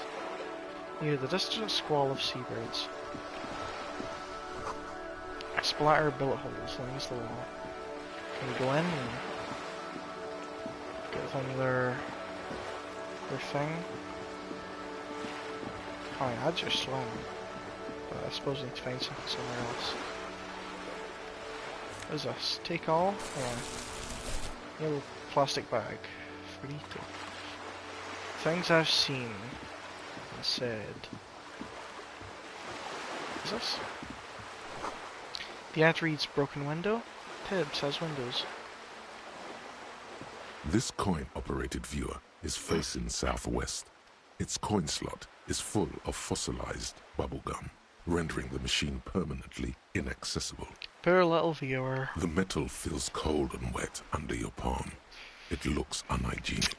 Vandalism. Probably some kids. Yeah, look inside. A thick layer of graffito covers the lenses. You spell out the word Onuk written on the other side, with N and C scribbled backwards. Under the graffito, a sea of blues and greys appear. Behind the water lies a coast studded with concrete and reeds. On it, a church on stilts, lanky weather-worn wooden planks, an X-shaped cross topping its tower. The church looks old and weather-worn. There are no lights in the windows. Okay. So much stuff to interact with you. Maybe we should just... Okay, we're taking a little bit too much time, I feel. Oh, hello. Our gardening gloves. Yeah, okay. Tools.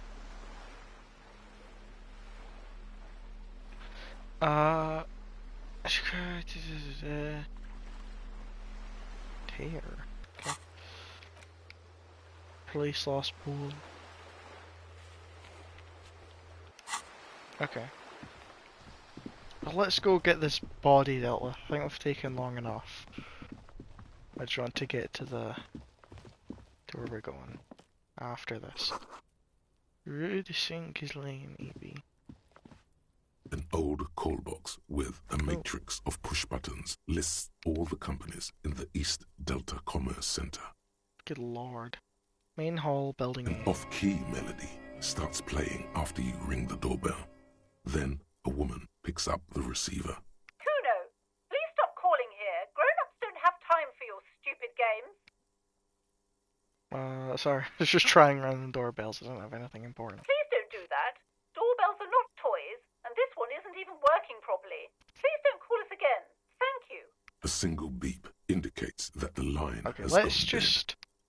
Let's just leave for now and get this body done with. Alright, no more fucking around. That man's dead, alright. What the fuck are you doing here? Kuno's got this! Ah, that's Kuno. The boy throwing rocks at the dead body can't be older than 12. Oh yeah! Nappa Gumpy, Kuno! Kuno S. Oh, the guy standing on the fence there. Make it a word, police business. Right in the dick, Kuno! Get him right in the dick! Love it in the dick! Whoa! Whoa, Kuno. The boy is sweating profusely. His eyes are like two black holes and his jaw is twitching as if trying to break free from the empire of his body. Stop throwing rocks at my crime scene. Fuck up! Kuno, yeah! Right in the mouthhole! They pay you no heed or pretend not to notice you. Punch them, honestly. Maybe I should become a psychopath. Shits himself? The rake, Kuno! You should throw the rake at him, Kuno! The fuck? Does Kuno know what a rake is? Kuno's not a gardener. Cam, what should we do? We shouldn't do anything. I don't tempt such forces. Forces? You will see. Okay. Don't have time for this, these little pricks.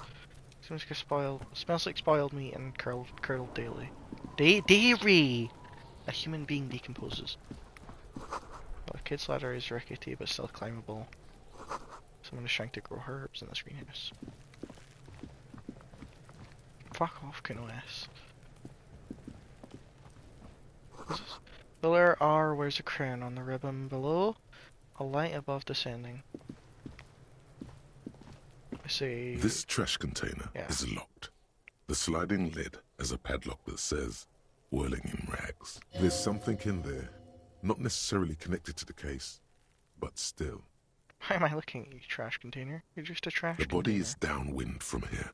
Maybe you prefer the smell of garbage to the smell of death. keep the The hunch to lieutenant myself. leans in to inspect the lock. Look at the We lock. could try using a pry bar. There's one in my motor carriage, or Or we could ask for a key from the manager of the Whirling in Rags. He probably has one. Okay. We can do that, certainly. Oh, that's nasty. The corpse looks at you with bulging white eyes. The face around them does not look human. It's swollen and ready to burst. His lips are fish-like and his tongue like a ball gag in his mouth. Oh. You seem to be holding your breath. Look down. A cargo belt twists his neck at an unnatural angle. The body below appears stiff. It's letting out an ungodly rot. The smell seeps in, even through your clenched nostrils. Endurance, legendary 14. Let go of your nose out throwing up. Come on! The smell is repulsive. It pushes in from your mouth, more instant and more familiar than anything you'd expected. More fever than odor. It fills your mind, flushing you from within. Okay, try to walk away.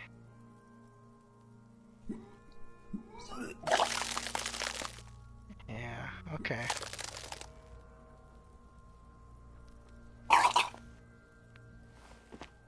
Too late.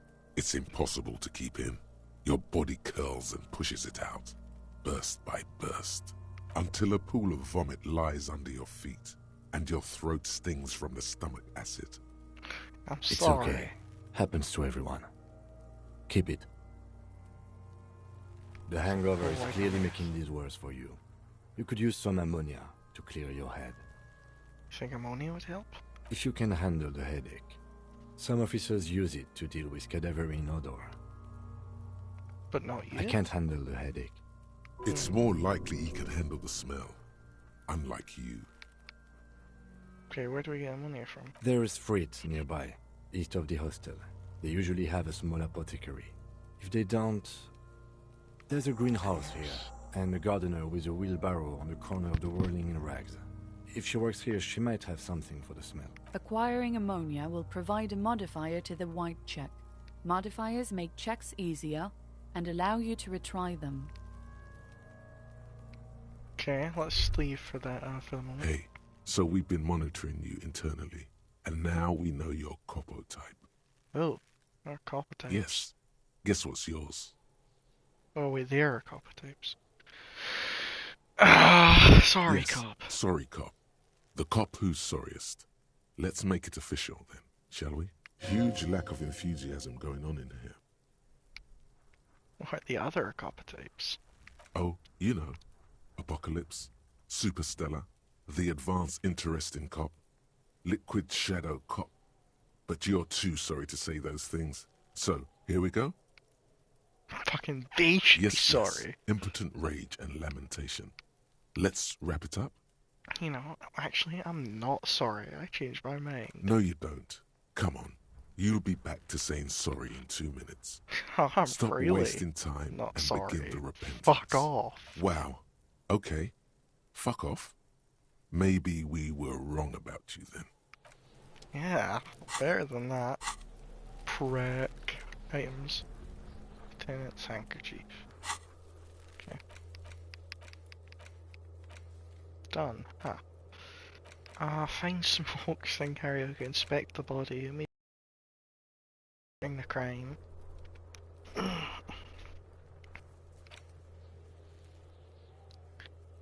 Pay for the damages, track down my badge, track down my gun, replace the bowl, and open the trash container. Okay. We can get some more money as well.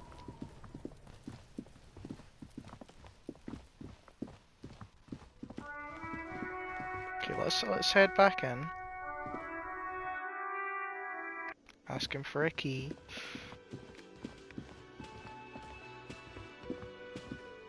Can I help you? It's trash container at back yours.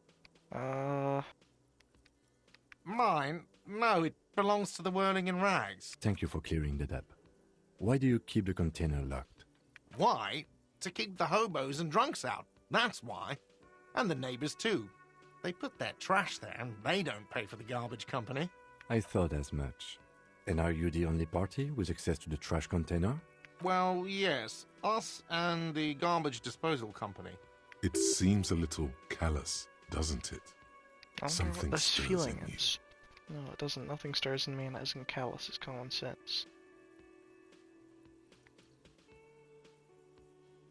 What Prod this at feeling him is. and find out.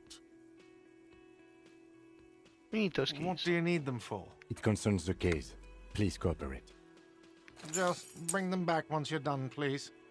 Okay. By the way, I'm going to sing karaoke here. Absolutely out of the question. You wait and see, cafeteria manager. Absolutely in the question. First we find a sad banger. Then we sing this place to shit. See something here, the whirling dart. Something I think I What just talked about. theme? Why can't I go into the kitchen? What are you, a cook now? Maybe That's I am none of a your cook. business. Yeah, maybe I am You're a cook. not. You're a menace. Fine, okay. The kitchen is closed until 1 p.m. because the real cook is working. You can snoop around after that, if you must. Something else I want to ask about. By the way, you should come back to this thing-based questionnaire if you see anything interesting in the whirling later. Another thing. Great. It's I not a love sign that said the those. mess hall is reserved for the Yes, not the whole damn union, thank God. Just the nastiest and loudest faction. They come here in the evenings. Dumb, unruly types. Think they're big shit. But they're good customers. They place big orders and always pay on time. He hates the union, Ouch. but grudgingly recognizes its power over him. So he's directing his frustration at you instead. Retaliate. Let it go. We should find out who this Lord faction is, occupying the booth. Loudness means talkative, and we need info. How do we We find don't. them?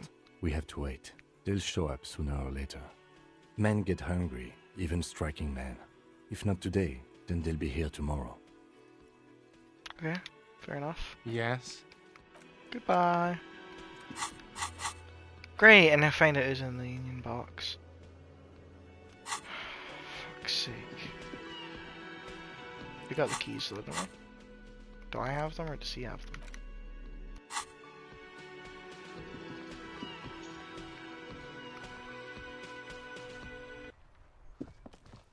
Okay.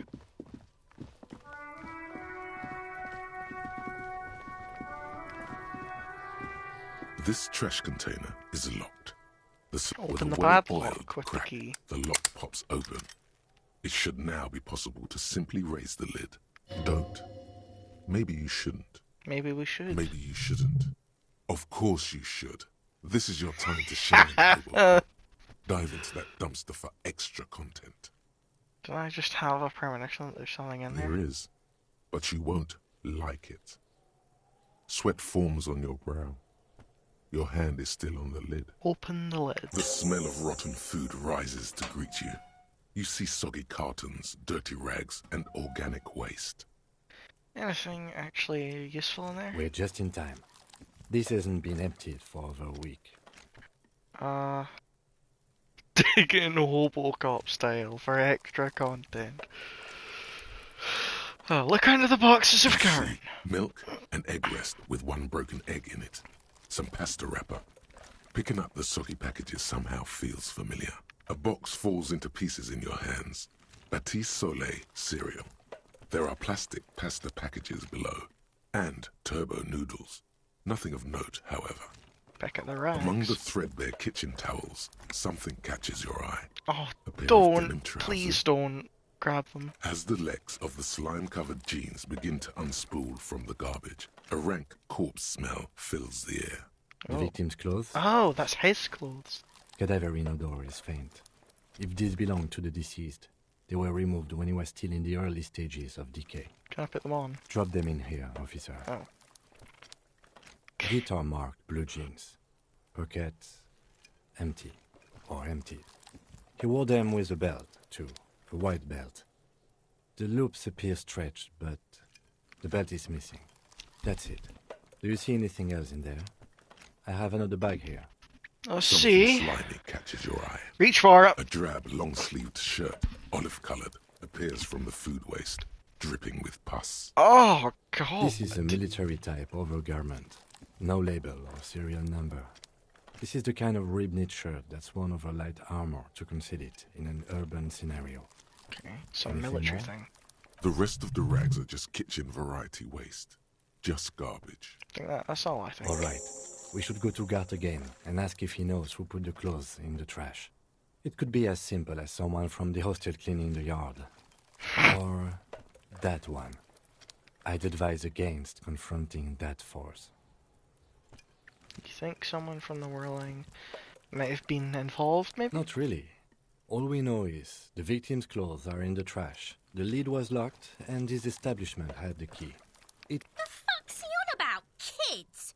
You hear that, Kuno?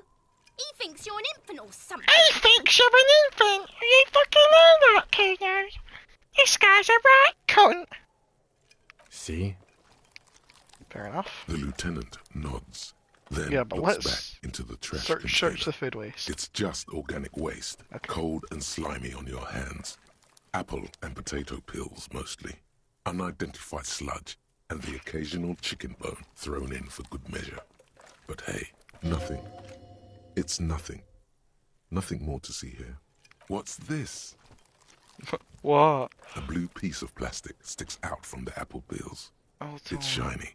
Looks like the corner Oh, of this is something. nasty. I'd like to play around as just the dumb guy. Something larger. A clipboard. A blue plastic clipboard with moist papers hanging from it.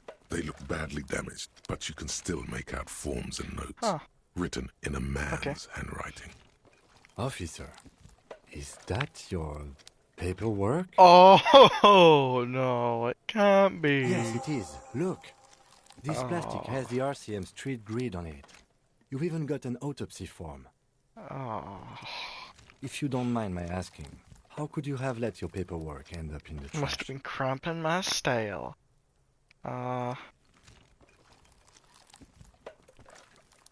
Rather not talk about her. Understood.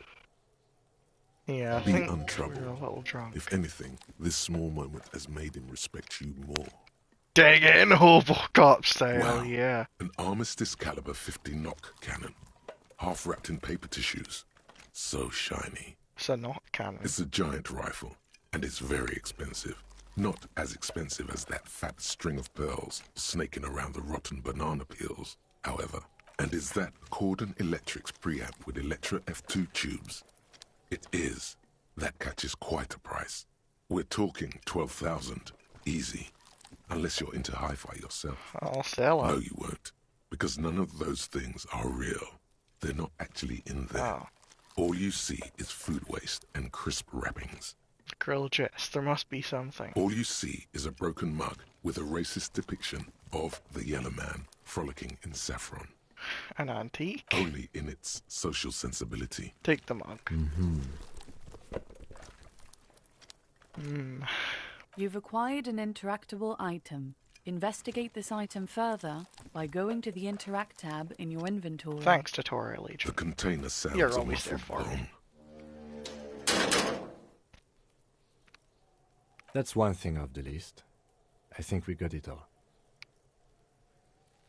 You said you didn't want to talk about the ledger. However, now that you have it back, it would not hurt to start taking notes on the case. Officially. Okay. Yeah, I like to play one... I'd like to play as the, Oh. The sort of Brit guy. Just beat the shit out of the kids. Interact with the damaged It's the ledger. ledger you found in the trash. A pitiful cabbage of white and yellow papers hanging from plastic board, barely held together by a metal clip. This sad display is made complete by the faint smell of urinal cleaner. Anything else? There's a piece of toilet paper, or is it cleaning tissue? No, it's toilet paper, desperately sticking to the back of the blue plastic clipboard. It's a metaphor for you. Thanks. Below the pathetics, terror. Do not look into its blue heart. Respect the toilet paper. It's just toilet paper sticking to the back of the plastic clipboard. You can take it off if you want. Leave it there, it's cool. No, let's take it off. Still wet, the toilet paper peels off the plastic easily. All you have to do is shake it off with your finger and voila! The ledger now looks marginally better. Inspect the clip. An aluminium block runs the width of the board, biting down on the paperwork. Its crocodile teeth are the only thing keeping the papers together. A regular pencil, the tip worn down to nothing, has been attached to the clip. Run your finger across the aluminium. The surface is interrupted by a silvery sticker. It's rectangular, sparkling with iridescence. You don't know how you didn't notice it before. Hey, Lieutenant, what's this? What? That thing. It's a halogen watermark. We use it for adding information to RCM property. Interesting. What kind of information? It depends. Aside from an anti-counterfeiting stamp, mine has my station number and address. The information varies by date of issue.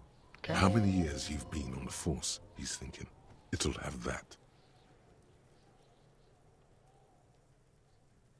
Alright.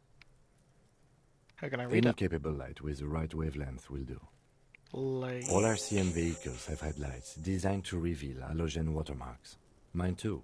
Okay. This means you can read the watermarks if you just turn the lights on.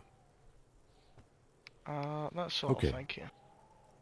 While a bunch of sodden papers sag from the clipboard in your hand, it's a sorry sight. Yeah. White They're paper not is... exactly white.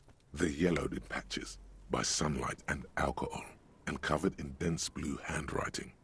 Ink escapes into watercolor patterns, reaching its tendrils across entire pages. The paper itself is checkered, with faint red lines, forming short paragraphs. Once in a while, there's a red stamp that exclaims, "Case files commit to paper." The case files themselves are plenty. You count more than 100 sodden, crumpled up, earmarked pages falling apart in your hands. They appear to be sufficiently organized and extremely dense, if mostly illegible. What is in there? What are they about? Work, strife, poverty, the Jamrock Quarter. These are handwritten logs of investigations dating back to January 51, this year. The exact number is hard to estimate due to missing pages and an odd naming convention. But there are at least 20, maybe 30 cases undertaken, not completed, mind you. There is a mention of a naming convention here. Yes, it appears you employ a, shall we say, robust yet literary system. Each investigation has its case number written on the margins. Yet, still more tellingly, most are accompanied by a name. Oh my, and they're written in capital letters Yes, too. all caps. One is called The Next World Mural. Another, The Square Bullet Hole Murders. Another yet, The Unsolvable Case. Others appear more light-hearted. The guys on a couch in an unexpected location, and the murder at the Ukar Parlor. Even the rare article-free collapsing tenement. Murder features prominently throughout. You like this grimy murdering, don't you?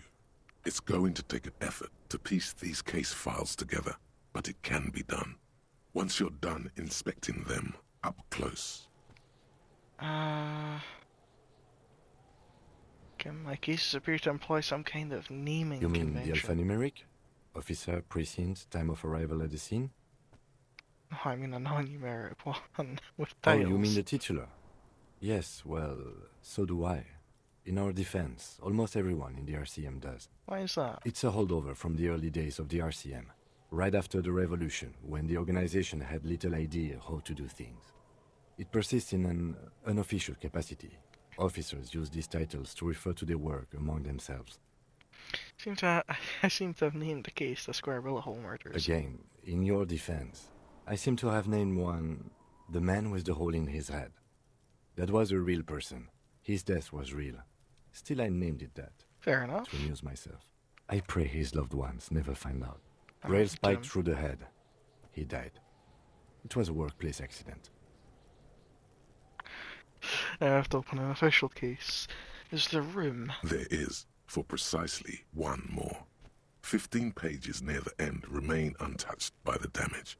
The checkered grid forms a structure of passages, breaking the case into subtasks to accomplish. Commit to paper. The tasks you've completed flow out of the pen in a brash freehand similar to the rest of the letters. The wording comes easily. It's almost robotically simple. A language developed for mental rigor and simplicity. Inspect the victim's body. Interview the cafeteria manager. Rest of the ones you've already finished. A satisfying slash sounds across the paper. You're done, it seems to say. And you, and you. Things to be done and things already done. The composition of reality. This is an extremely useful tool for a detective of the citizens' militia. Now all that remains is to name the case. Lieutenant, have you by any chance named our No, case? actually. Any ideas?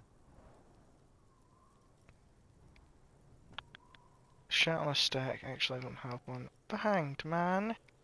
Here's our home in the mirror. Furies.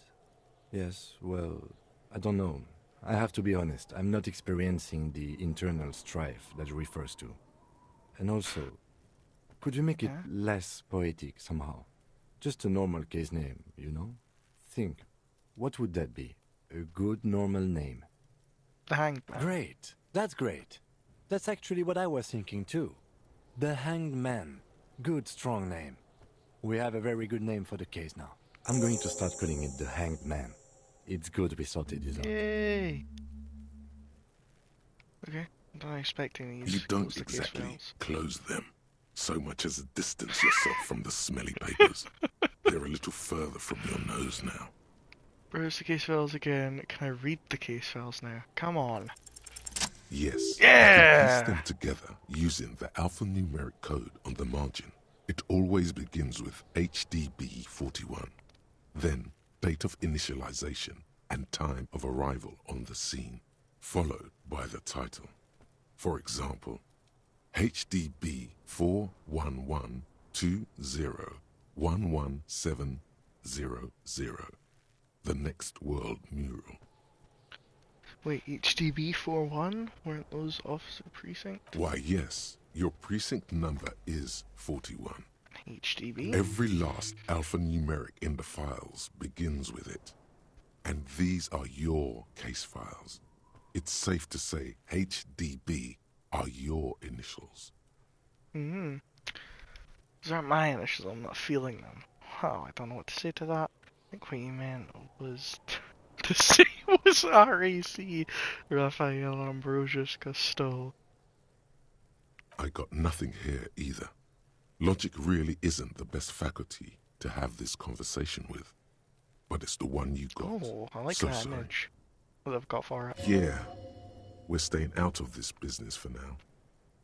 HDB is bad news from yesteryear. It's shit, honcho. How long does it take to read a case? It takes about half an hour to piece one together, using the system you've devised. Where do you want to start? You know what? Can revisit this. I don't Not want to much spend has half an hour. changed in the meanwhile. A bunch of sodden papers still sags from the clipboard. Where's the yellow papers? In the back, you see thin, translucent copier paper. Some neon yellow, some bright red, all covered in boxes, like marching armies. These look like official forms, waiting to be filled out. What type of forms are there? 3. The topmost are misconduct fines. The middle ones are station calls. And the bottommost are field autopsy forms. Each is easy enough to make sense of. Misconduct fine. A monetary penalization ranging from 20 to 250 real. Severe cases allow for 1,000 real, but that requires special paperwork. The details of issuing these fines are spread out over the rest of the fields. Station call. These are quite sinister in tone.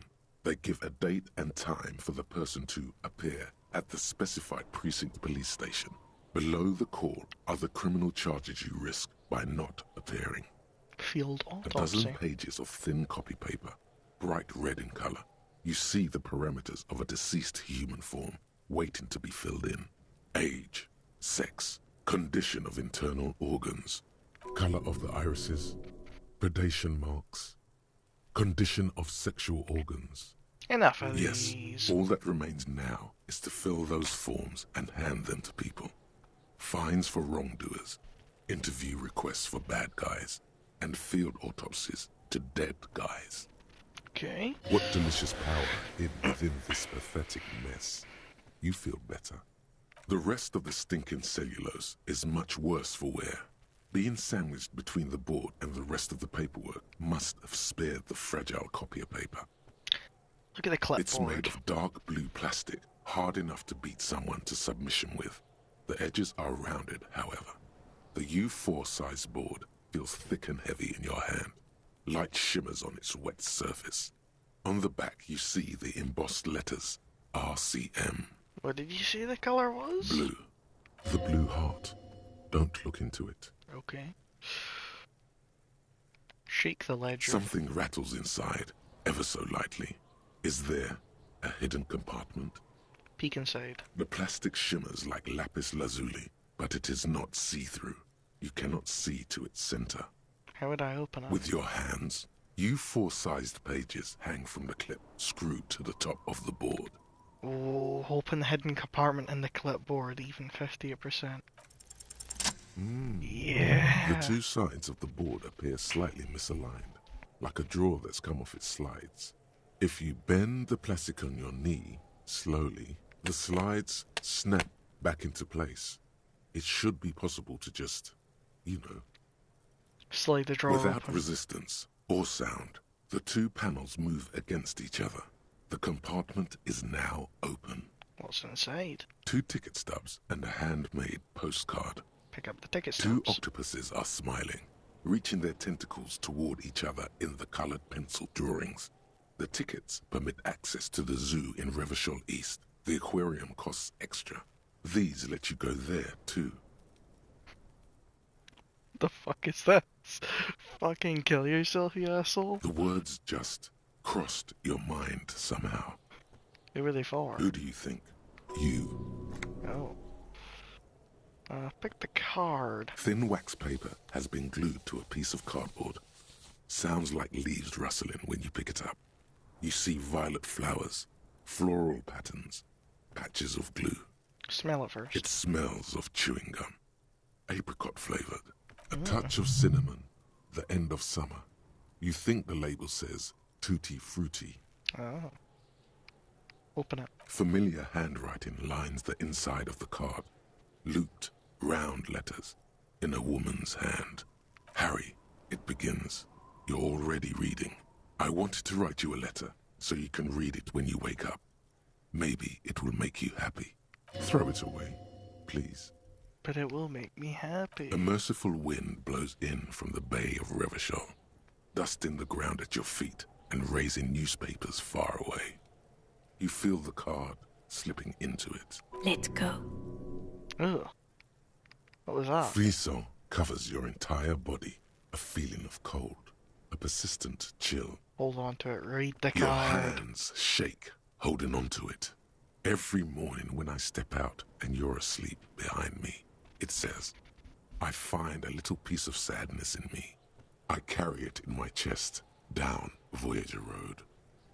Every step I take, it grows. By the time I reach the fuel station, it has filled me entirely. I step onto the light rail and look back. Sparks fall from the bow collector. I know it will be like this until late afternoon, when I get off the 42 and walk back to you. You. Every step I take will get lighter. It almost makes me run. Sometimes I do. I can't believe I met you. I can't believe the happiness I feel with you. You have a vast, vast soul, and I will always, always, always come back to it. Kisses, kisses, kisses. You feel the air sucked out of your lungs and the blood sucked out of your head. Everything around you gets dark. Small white dots appear. You feel the ledger slip from your hand. No. Hold on. Hold to on. What? There's nothing. Oh. Detective, is everything all right? Fall sideways. Well, that's not good, is it? Fuck.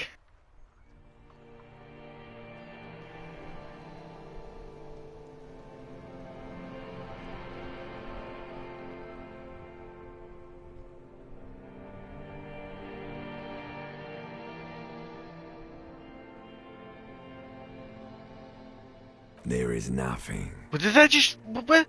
Again. Oh. Okay.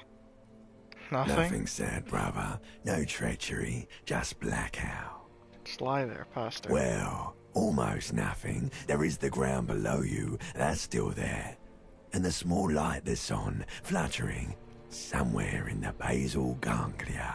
That's me. Blue eyes, that's me.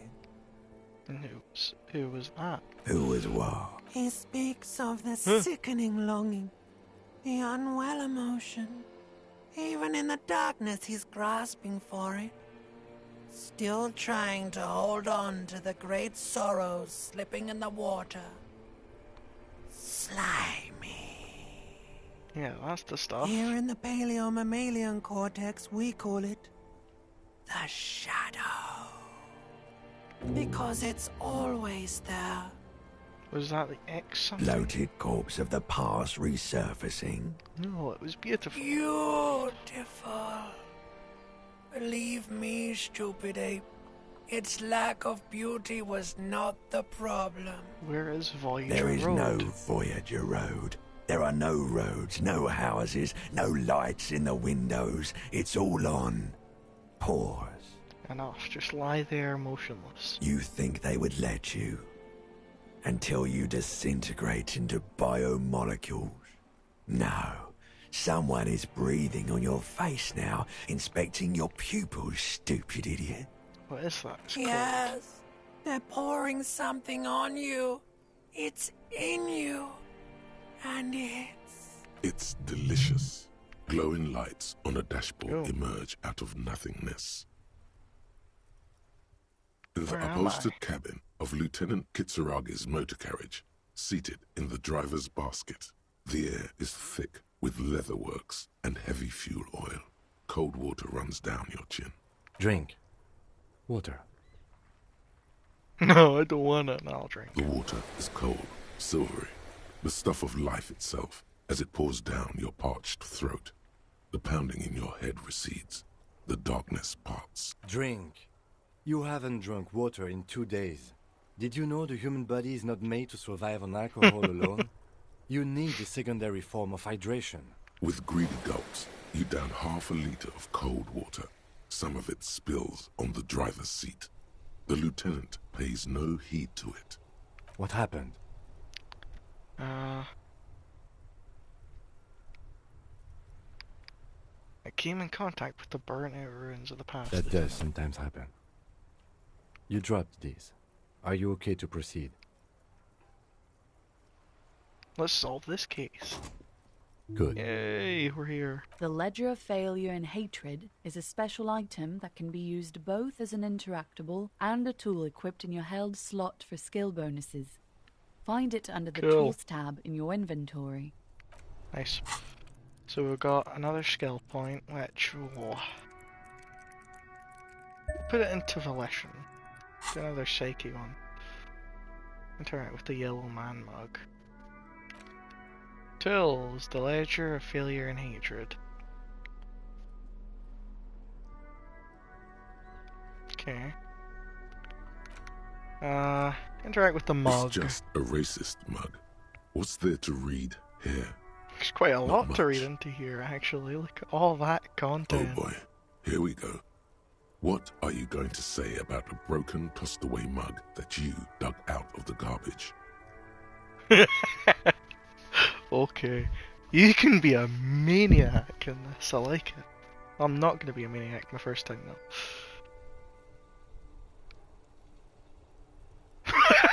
Oh, no! You can really be a maniac. Oh, that's really funny, I like that. This book will be useful, but then instantly I can earn political capital to mask my badass hustling, i.e. fraud and embezzlement. I'm using an example of what not to do. It was in the trash. Why not just call it out when you see it? Or do some volunteering work. Just finish your case, detective. Fair enough. You got some more stuff here. Find out whose name, but who put clothes in the trash? Read the watermarks. Okay. And we got a new thought we can internalize.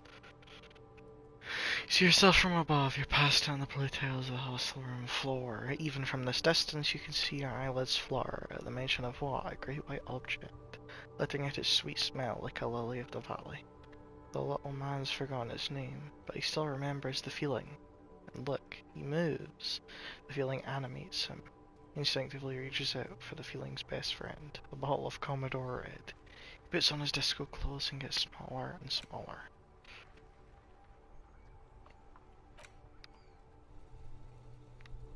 Problem, solution, how do I... Am I not seeing something? Oh.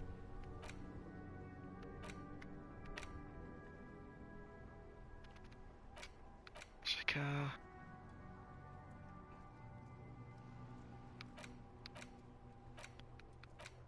Unlock. Can internalize Hobocop.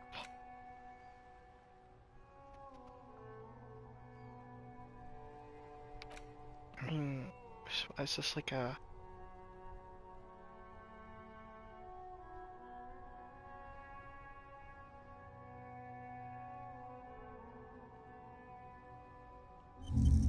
Wait, no, let's try this one.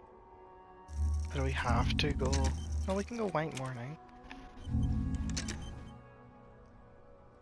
This is from Thoughts Authority -1. Why would I want that? It could be Hobocop. Solution? What does the solution mean though?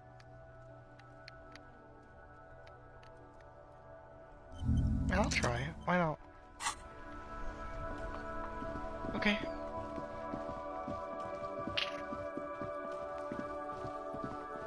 What the fuck are we doing, actually? Oh my god, who put the clothes in the trash? Ask Kuno and Garth. Ah, Kuno. Let's ask this little dumbass kid. This little punk ass Can't you see I'm bitch. throwing rocks? Look, I have questions for you. Entertain the Kuno. Show me what you got. What you got there? What you got, huh? Show me what you got. The body, would you know better? Shitload pig. What's your question? Don't tell the pig shit, Kuno! If I were to want to waste my time, which I do not, I would ask them who he is, how he got there, and the usual. You have no idea what the usual is. Just ask whatever comes to mind. Do you know who he was? Kuno's fuck imp. Kuno uses the fuck imp for target practice. Oh my god, can I just beat the shit out of this kid, please? End of conversation. Very strong. You should be this stoic. Do you know how it got up there? Probably climbed. Kuno was busy down the road when that shit went down. She couldn't see him. You heard Kuno? Kuno wasn't even in Martinez. Kuno wasn't in Revachol. Kuno wasn't regional. Okay, where'd you go then? I don't know. Some fucking... Mesk or I don't know. Some other place. Night City.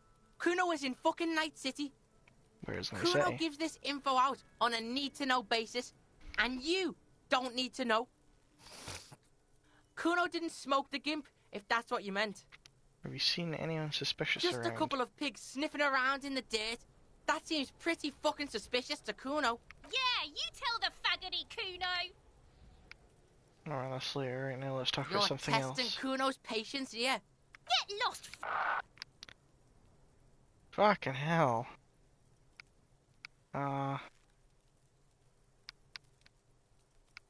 the crime scene you kids often play in Right, this pig. yard. This is where Kuno plays with his little wooden choo-choo. What do you want with it? The dead man's clothes were in the trash container. Went to the container had to get there. Yeah, Kuno doesn't know shit about that. That shit is beneath Kuno. I need to know what could be a lead in the investigation. Someone may have tampered with the murder scene. Listen! Kuno doesn't care about this small-time shit. Just listen. Kuno saw what you did there, dumpster diving. Sad shit. Kuno could hook you up with some sweet rags. Shit like Kuno's wearing. Your size, good price. 500 real. Wait, Hash, what happened to his clothes? You must have seen them lying Look, around. Kuno ain't seen shit lying around. Except for that up there. Now you want performance gear or not, Grandpa? The lieutenant remains silent, but his expression couldn't say, "I told you so." any louder. Alright, entertain me. What's so great about these pants? Pig, these are found modulars. Liquid fit, performance crotch, urban survival shit. Made in Mirova by scientists. Pants scientists. I'm gonna rip them off you and fucking strangulate them. Hanging off that tree, you wee cunt. Believe it, you Sorry. need this shit. These could drastically improve your chances of survival in the urban wilderness. Nick them. Coach Physical Instrument endorses these pants. They are tartan ready.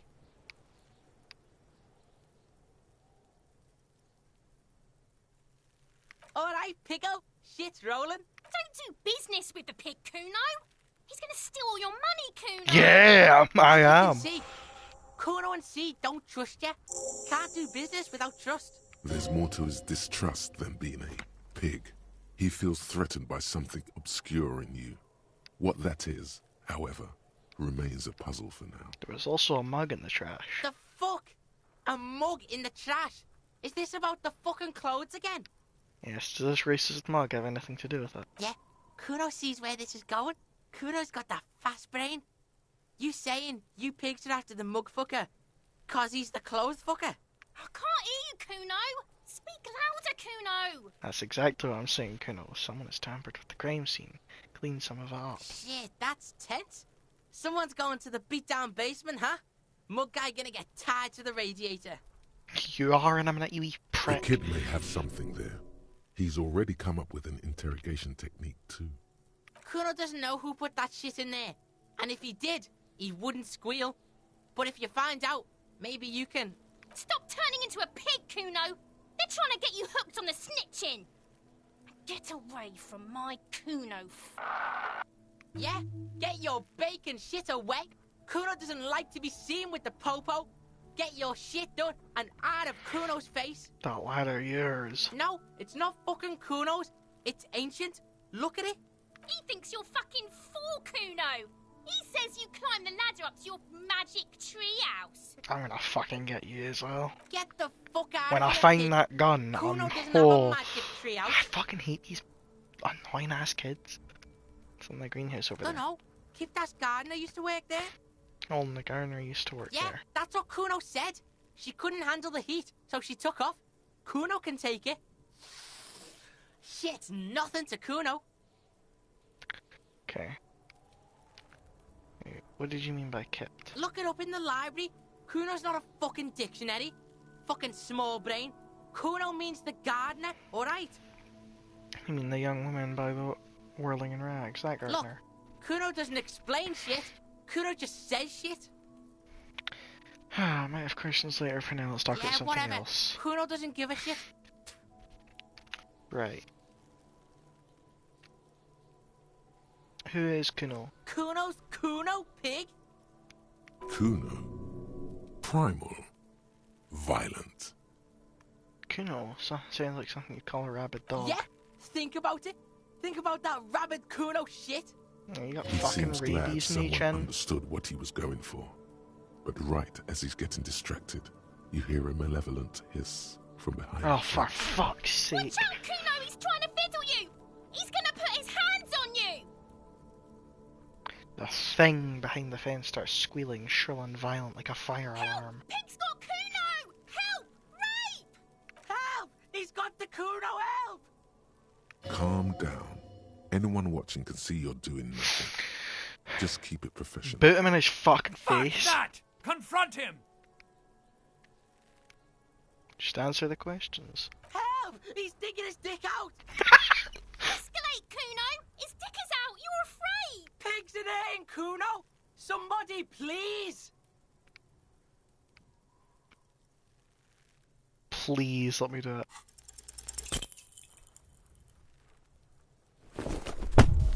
Damaged health -1. I just want to beat the kid up! You didn't shut him down. Your fat fist didn't meet its target.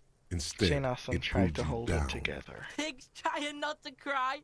Kuno can't believe this shit. Can no one stop the Kuno? Pig, Kuno thought you had this. What happened? Kuno can't do anything now. The whole charade was about establishing dominance over you. it's safe to say he has succeeded. Fucked your shoulder, fucked your knee, fucked your fat body up. The creature behind the fence makes it a point to laugh even harder. Kuno made you his fucking... He does. The lieutenant isn't laughing at all.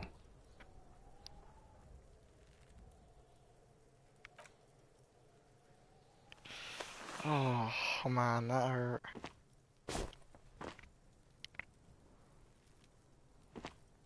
Kuno's just gonna beat the shit out of you again. I told you not to tempt such forces. Now, how about we go and do something worth the public's time? Yeah, like track down my gun and fucking use on these cunts.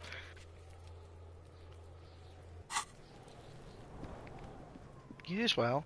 Fucking. Kuno, the pig's getting pretty close to me. Come to snuff my shit out, I think. Do one step closer. Looks like it's time for me to go, Kuno. Pig's come to take me in. She means it. The fear is real. Just want to ask you some questions. Take another step closer. I'm going away for a long, long time, Kuno. Going away for life. What's going on there?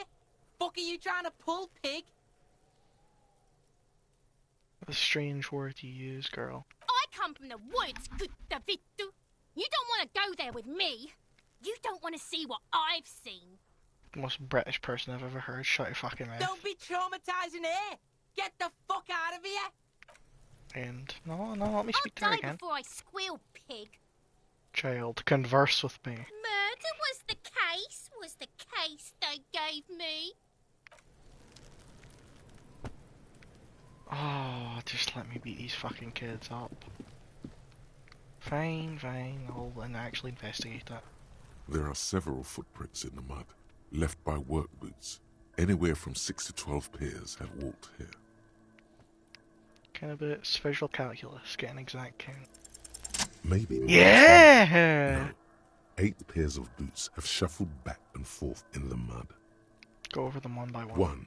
Standard work boot. Steel reinforced toes, number 46. 2. Standard work boot. Steel reinforced toes, number 44. 3. Hobnailed work boot. Steel reinforced toes, number 43. 4. Standard work boot. Number 45 or 46. Wait, which is it? You don't know.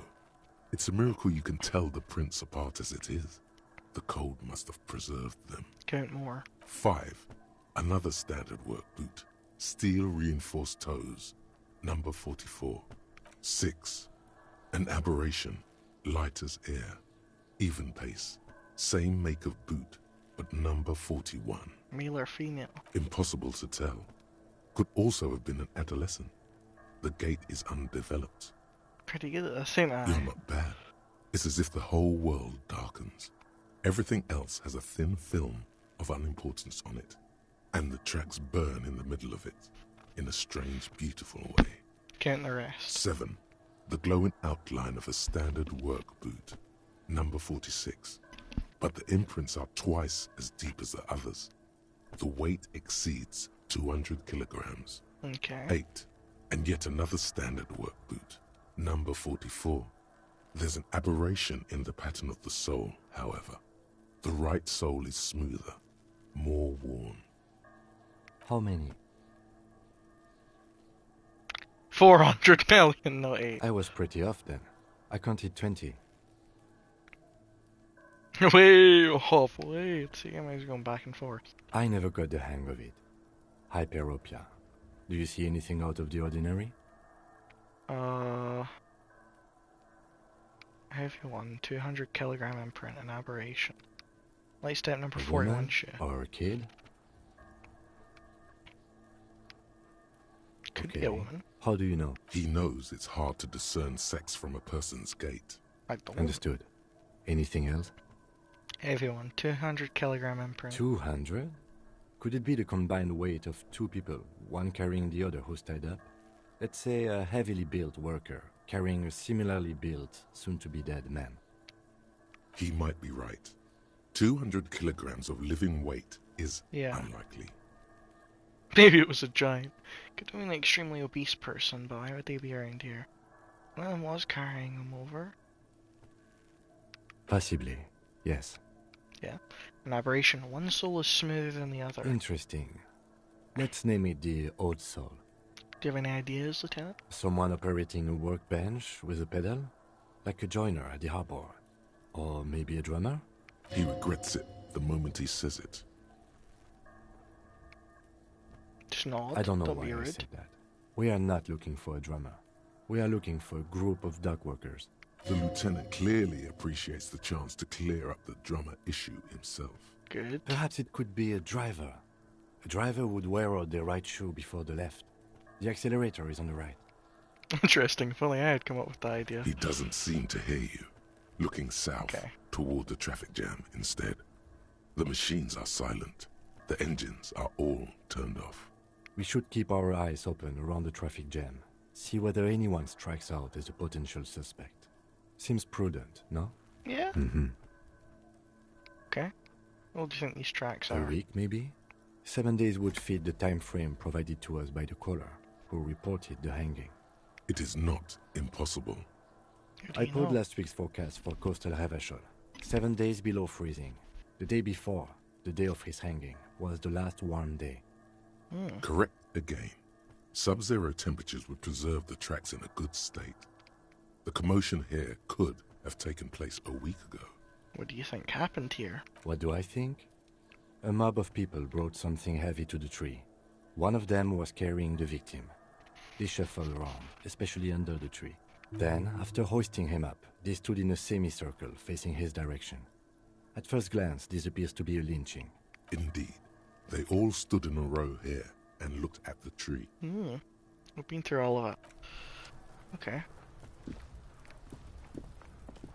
Can we get him down? There he still is, looking right through Oh, you yeah, with his white eye. We need to go and get ammonia. Take all. Helium gained. Magnesium. Money gained. The winch mechanism has been oxidizing for some years. It's a thing here. An inconspicuous pile of the roofing material, Eternite. And why am I looking at this pile of the roofing material? Because it's nice and orderly. Well-laid pallets. Easy on the eyes. Yeah, okay. No, there's more to this. Oh. You get this strange feeling. What feeling? Hard to say. It's gone now. Feelings pass, you see. Especially the small ones. Okay, what It's is this? nothing. Someone just left some roofing material slanted against an old shack. Okay. Okay, go here? No, we need to go some other way.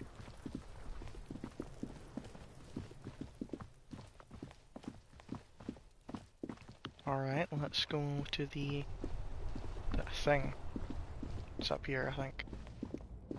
This? Interact with it. Goods from the lorry haphazardly litter the surroundings. Jump Jams, a popular music mag. Populaire. A glossy magazine. Most able-bodied men. This issue hosts a top 10 list. Oh no, they're much hunkier than you. If you don't feel threatened by handsome men, don't be silly. Can I go back over here? Is there anything else? Or is that? Okay. Ben. Take. Rita. Yes.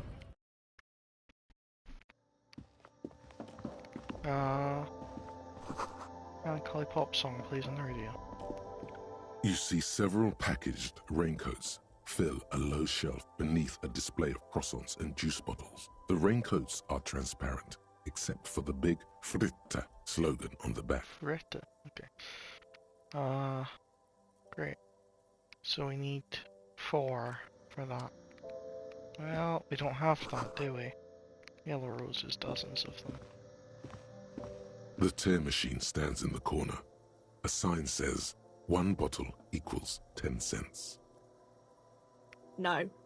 you need tear to use the tear machine. Okay.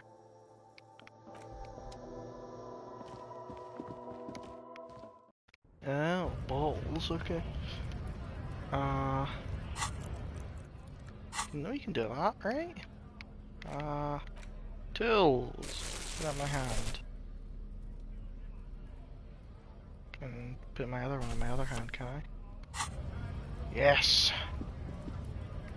Ooh. Oh!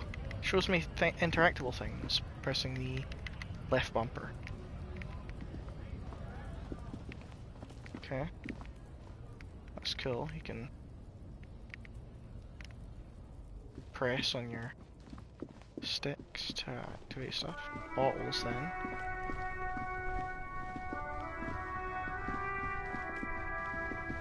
I'm actually being up this way. Ooh. What's that? What the fuck is popping up? Oh, this thing. Surrogate gateway to the River of Filth. Okay. I help blind to the company that controls the drawbridge. Everything is good here. Take all. There are clothes inside. Cheap second-hand clothes, smelling of strangers' body odors. Don't be shy. These are premium class clothes. Good quality fabrics, best retro design. Save the economy with your style, officer. You find your hands deep in tattered and faded garments made from weird polyester blends that make your body itch and sweat in all the wrong places. Economical, but also trendy. Look first-hand, buy second-hand. Keep the economy moving. Find something worth salvaging from that pile of rags. No good. All you can come up with are some treated wool pants. You can tell they're too tight around your thighs and too loose around the waist. Discard the woolly pants. No luck? Why not take another look, officer? Keep supporting the economy. I could get +2 half-light. That's like the really aggressive one. That would be good if I'm just want to be some aggressive maniac. Take off. You get something or what?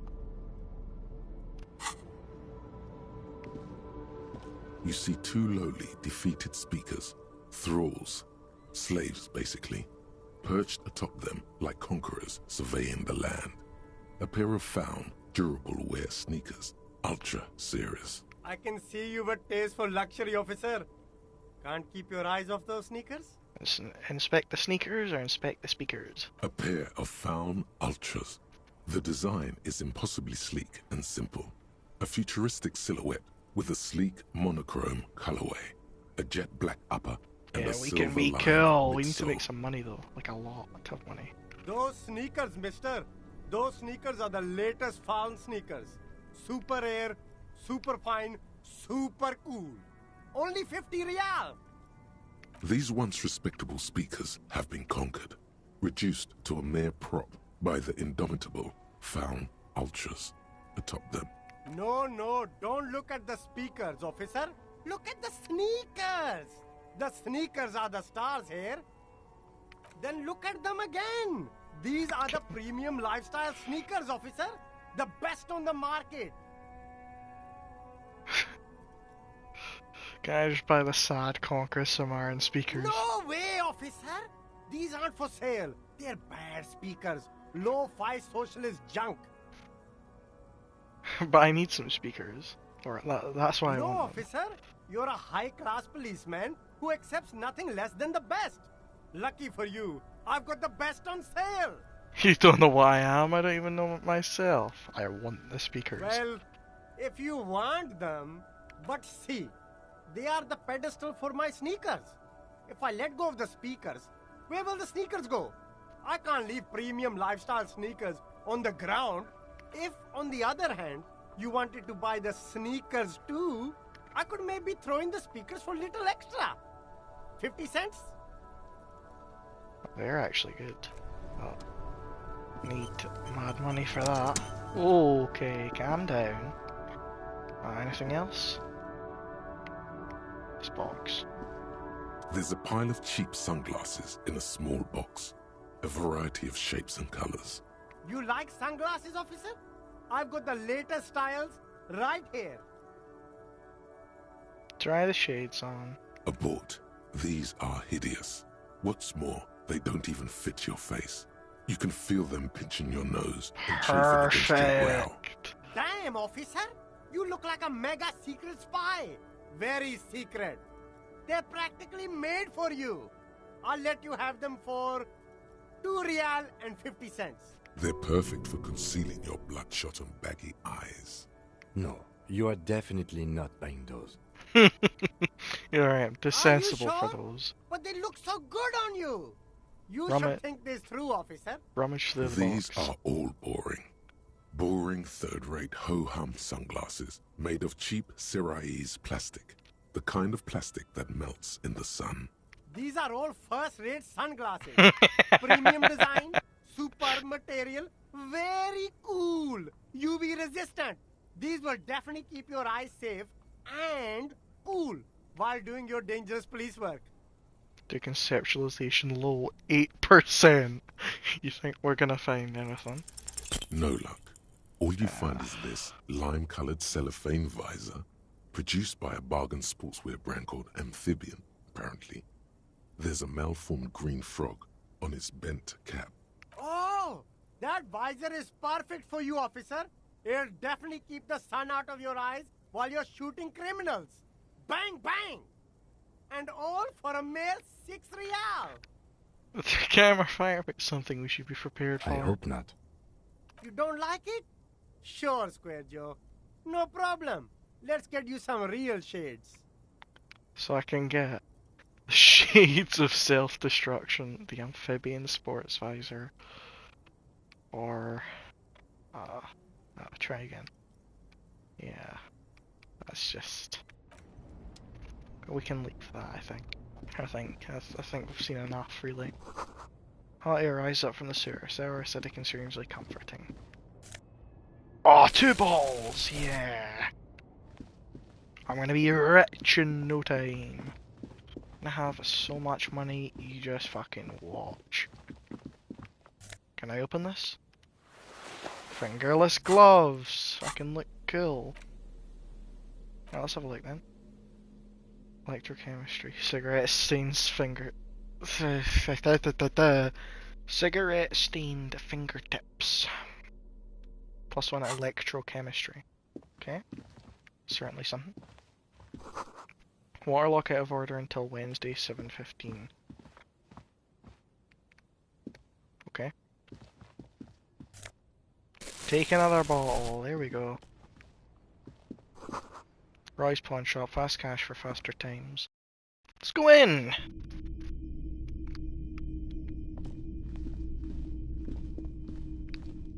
Yeah, looking at that, right? Some kind of machine, an antique cash register. Mostly a military air with a few more eccentric fashions thrown in. A bust of a woman, the plaque simply says DEI. In the dark, a film projector is whirring away. This then? A typical Martinez streetlight sits among assorted floor and table lamps. Let you guys run over the street. The light pole has been carefully cut, and the wiring has been redone and attached to a standard indoor plug. The light buzzes faintly, but persistently. Is that a street light? Yes, officer. As you see, it's in perfect working order. Where did you get it? It was brought to me to be altered. We are not here to investigate the theft of city property. You have to admit it's rather clever what he's done with it. True. How much for the street light? 700 real. A bargain, I dare say. A bargain? No, it's not. He's trying to sweet-talk you into buying trash. Yeah, you're mine. There's one just like that in every corner. The light has undergone 3 transformations, and every transformation, large or small, has a price tag. What do you mean transformations? Well, there are the cost of removal and rewiring. The most important transformation is the light's placement among ordinary indoor fixtures, which has adjusted its morphological field. The light became suitable for use inside the home just a few days ago. Don't need to know about the light anymore. I think I've heard You enough. see rows of toy soldiers guarding the rest of the trinkets displayed on the table. Some on horseback, others in rags, others yet in bright blue uniforms. All are stern and unyielding in their duty. Try to find something pretty and big men on big horses, clad in lamella armor and carrying flintlocks, the kind that would mow down a line of enemy soldiers in the blink of an eye. Franco-Nigerian knights. I used to be very serious about these guys. A long, long time ago. Win her back. Yes. Buy something nice. A figurine. This sounds off. You shouldn't trust this guy. Inspect the blue uniforms. They're not all blue. These figurines also wear gold coats and caps, complemented by orange trousers. They are variously posed, wielding swords and rifles with bayonets. This looks like the old guy. This is what the loyalists looked like, yes, at first. Then they wised up and got camouflage. Exactly are these? Which ones? Ah, royalist soldiers from the time of the Revolution. The uniforms are painted a bit too brightly, I suppose. Inspect the figurines and rags. This set of soldiers isn't meant to look impressive. A few have rifles, but most of them carry pistols. Some even shovels and tall sticks. Are these even soldiers? You're probably talking about the revolutionaries, yes? Yes, they are soldiers, revolutionary soldiers. I think their poverty has been exaggerated for effect. When you place them next to the royalists, it doesn't seem like they could possibly win. It's meant to give people hope, even we can do it. Maybe. He seems to have his own take on the conflict played out in perpetuity by these toys. Might be interesting to find out what it is. Dig up a truly cool figurine on the box under the table. 58%. Everything you Come on! Chipped and sad somehow. Most of them are just broken toys. Step away from the table. The boomboxes on the shelf look well loved and well traveled. Chipped, dented, they stare at you with the unblinking eyes of their tape reels. Stand on the tips of your toes One to see more. especially catches your eye. Deep gold and amber plastic with a big old handle on top. A classic boombox that says Stereo 8 approved. This is you. Golden orange. A sunset suite. Just make sure it works before you buy it. Is the Harman Welsh W2. Made in Vespa. Designed in Seoul. Plays all reel-to-reel formats. 2mm, 8mm, 12mm. It's even got a little radio in there. It'll set you back 12 real.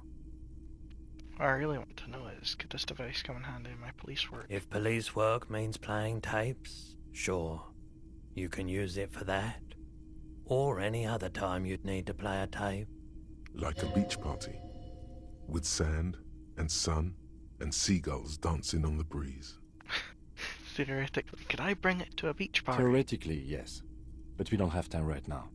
It's generally murder investigation first, then beach party. You're right. Work first, party later. That is the unofficial RCM motto, yes. This is all in working order. Absolutely. I've tested each one myself with recordings of speech, found sounds and music from a variety of genres, even though I don't really like music. Okay, that's all. Anything else? I don't believe, other than Roy himself there. If I can get to him. It's not often that I see officers from the RCM in my pawn shop. What can I do for you? His courtesy is not insincere, but he prefers being alone with his projector, just watching the movement of life across the walls. Sorry, I feel like I'm interrupting you. Oh no, not at all. I guess I haven't had many customers lately, RCM or otherwise.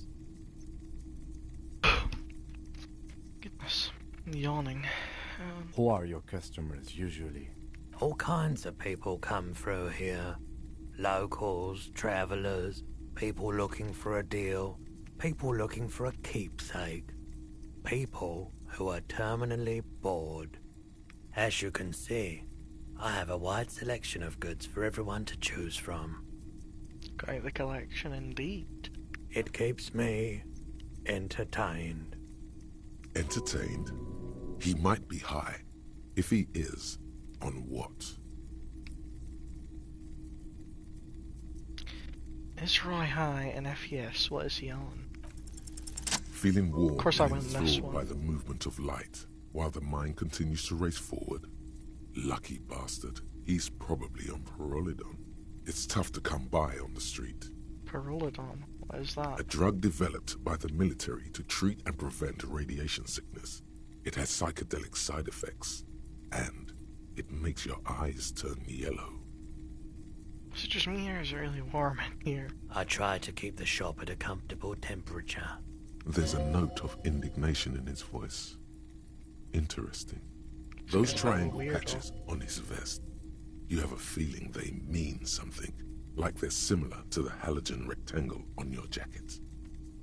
Say, what's with the triangles on your vest? I was with the Emergency Relief Brigade. You know, after the People's Pile disaster.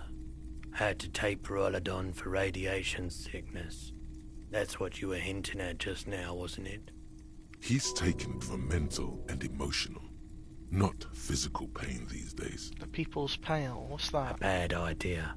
Some poor leftist built a particle decay generator in hopes of bringing affordable electricity to underserved communities. It malfunctioned. Radioactive waste everywhere. Probably some of it in you, too. Tell me more about this Emergency Relief Brigade you were a part of. We were an all-volunteer force. Self-organized. Tried to help the fire brigades contain the spill. I lived by the river since I was a small boy. The Esperance. Didn't have the art to let it all go to shit without trying to do something to help out. There wasn't much the volunteer force could do, however. We wasted years in the river mud. Years getting sick.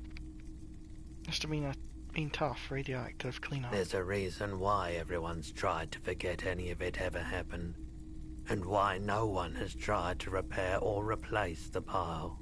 So much disappointment, and early deaths. Cancer mostly. And we knew all that was coming even as we were cleaning up as best we could. Whose fault was it that the generator No failed? one's. Everyone's. So much bitterness.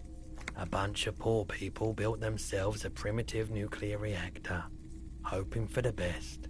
What do you think is going to happen? How did you end up running a pawn shop? The cleanup happened 15 years ago. I was young then. Later, my second aunt died. Left me this shack and all the assorted junk in it. So I came to Martinez. People told me don't go there. It's a shithole. I said, people, we just had a nuclear pile meltdown. I'm gonna get as far away from Forburg as I can. Still in the same city, but Thank you for I telling like me. the theory more than the story. Outward movement, not vortices. Yeah, you gotta get in on those vortices, my man. Could you share your Pyrrolidon with me? Have you tried it before? It's almost like he's worried for you. The lieutenant steps away, pretending to admire some of the knickknacks on display. Looks like he doesn't want to get involved. Go ahead then, he thinks. As long as you can walk straight, I don't care. If you say so. Here you go, man. Yes, darling. That's the coalition government ordained Pyrrolidon. Straight into your gut. Not so sure about this. Don't need any I respect your Pyrrolidon. decision, officer. What else can I help you with? Something I'd like to sell. Let me have a look. Like sell my clothes. Check my Anything pockets. else you're thinking of selling? Price $2.50. No, I'm not gonna keep that. Another time, perhaps. Okay, maybe it'll aid in our I investigation. doubt it, but I can try and answer any questions you may have. Know anything about the recent hanging? I do my best to keep my distance from all manner of butchery. Bad for business. bad for everyone. No one likes to see what you have to see every day. The That's all I've pawnbroker's gaze is already fixed on the dancing colours. Do you have any guns, like ones carried by the cops? Someone else came here earlier today asking the same question. I promptly sold her the gun you pawned a couple days back. What? Sold?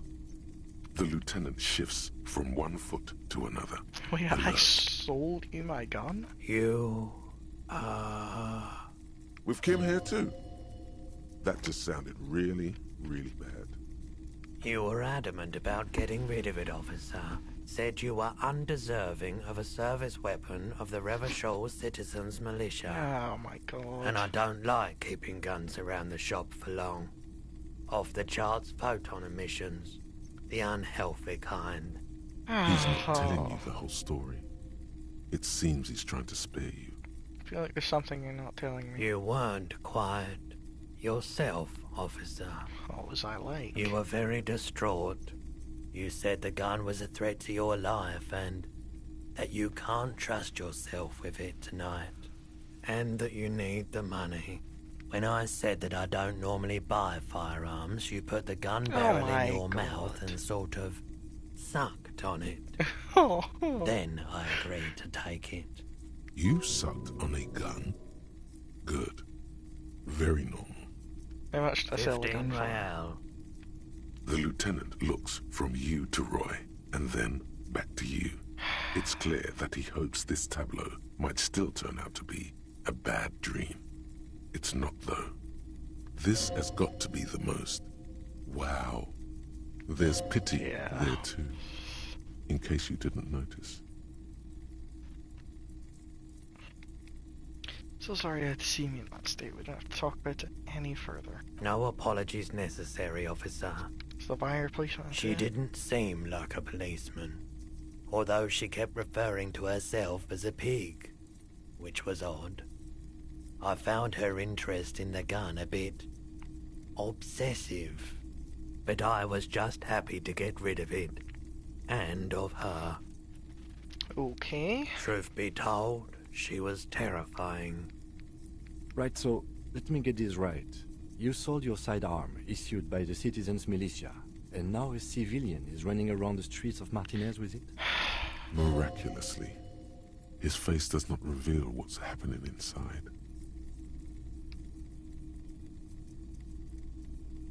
Yeah, I think that's the You're most right that she reasonable could one. cast aspersions on the force.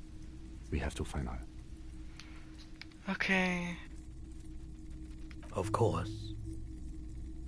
Fucking hell.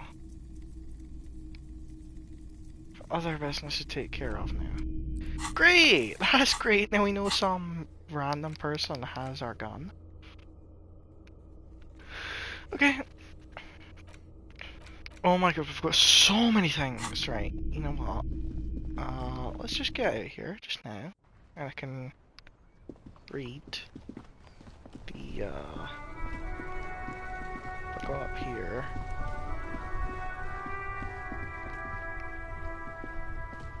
Can I get in Inside, front of it? you see a set of steering levers, a Yeah. radio microphone, a pull-out toolbox, How do I turn on the headlights? Alright. Ready? I turn, you press start. It's next to the preheater. Okay. He's downplaying his excitement. The lieutenant is more than happy to show off his precious carriage. The dashboard lights up with orange glow. The rouse permitting gauge jumps, and the engine of the Caprice Canelo comes to life with a whiny growl. Okay. The lights unfold with a little click, casting electrical light onto the ground before the vehicle. There you go. I'll turn them off from the remote once you're done. We just need to stand in front of the machine now. Alright. I can read the thing. As you hold your ledger's clip under the headlamp, an iridescent hologram appears. A street grid and the veins of a great river. A familiar sensation washes over you. There she is. Revachol West. So not a parade, and the lieutenant's Around the voice. borders of the watermark are dozens, no, hundreds of micro-perforations. Look at the shimmering street grid. The rectangular watermark is overlaid with the logo of the RCM, and yet The major arteries of Revachol are all recognizable. They shimmer in the Kanema's headlights. Where are we on this? Or look around. A rat brazenly darts past you and disappears amongst the stopped lorries. In the distance, a child somewhere shrieks. A woman reprimands her in a voice no quieter than the child's cry. In the middle of a broken plaza, in a cone of light, barely visible in the daytime, two men, one slim, the other sturdy. They are on the city stage, but only one of them knows his lines.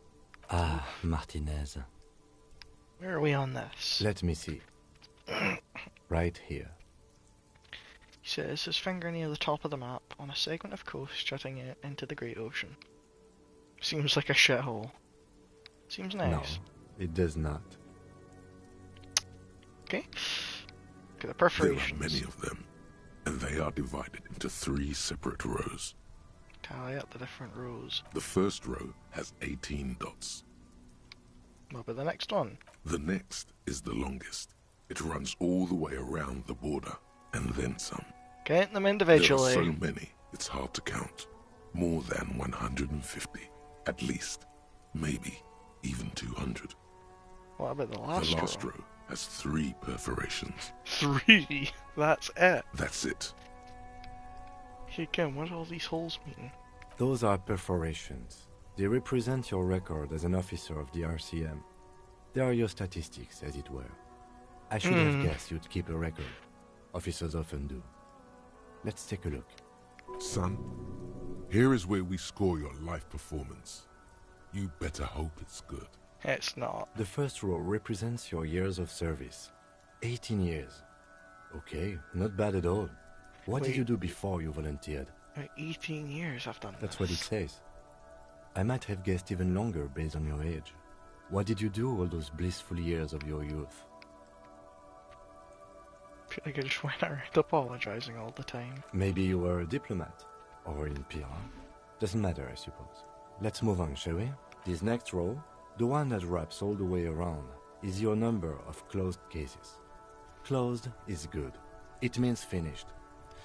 You've got, let's see, wow, more than 200.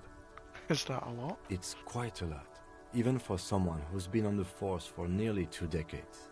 Usually, clearing more than 10 cases a year puts you in the 90th percentile of all RCM officers.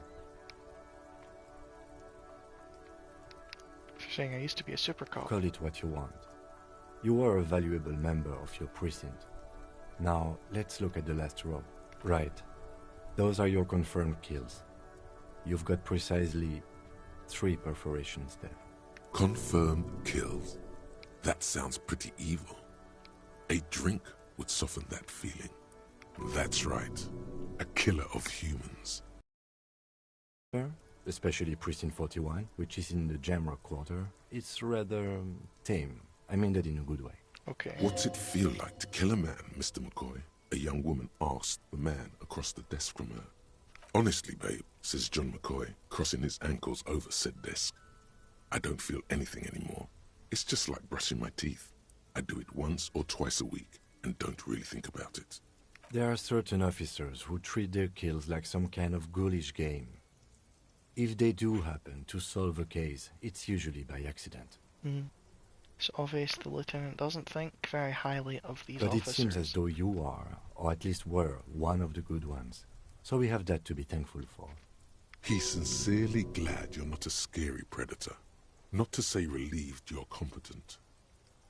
Have you ever killed anyone, Kim? Yes. Oh.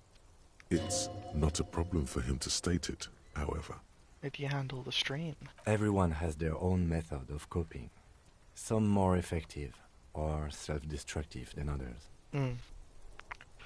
Yeah. Personally, I find it helps to keep up a few hobbies.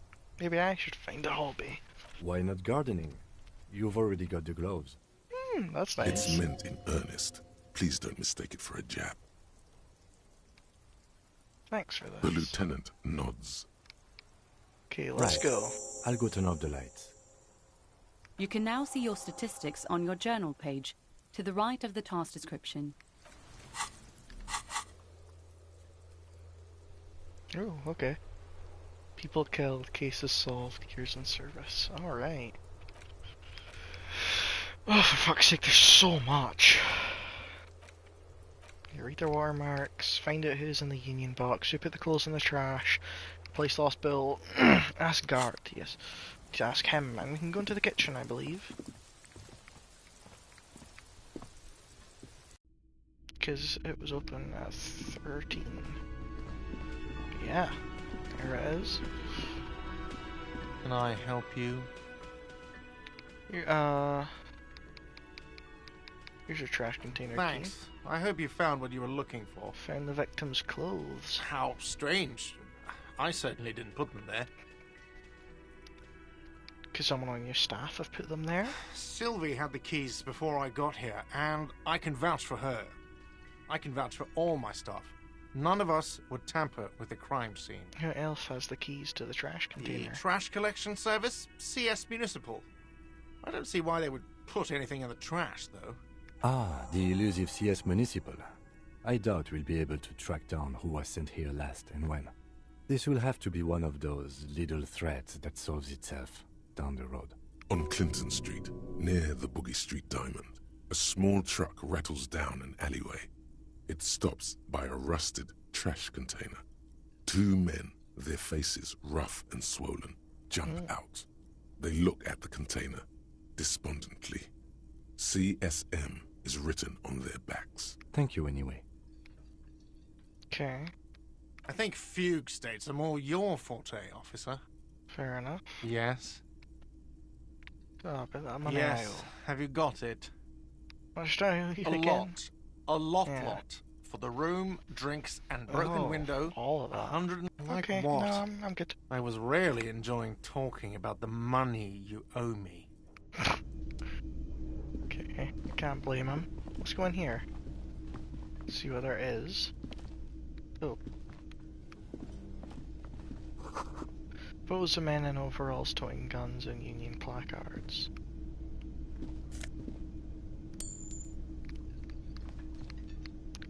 Anything else?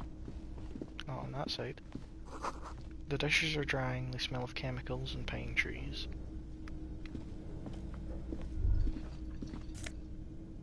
Take. An aroma of spices, alcohol, and tomato hangs in the air. See this.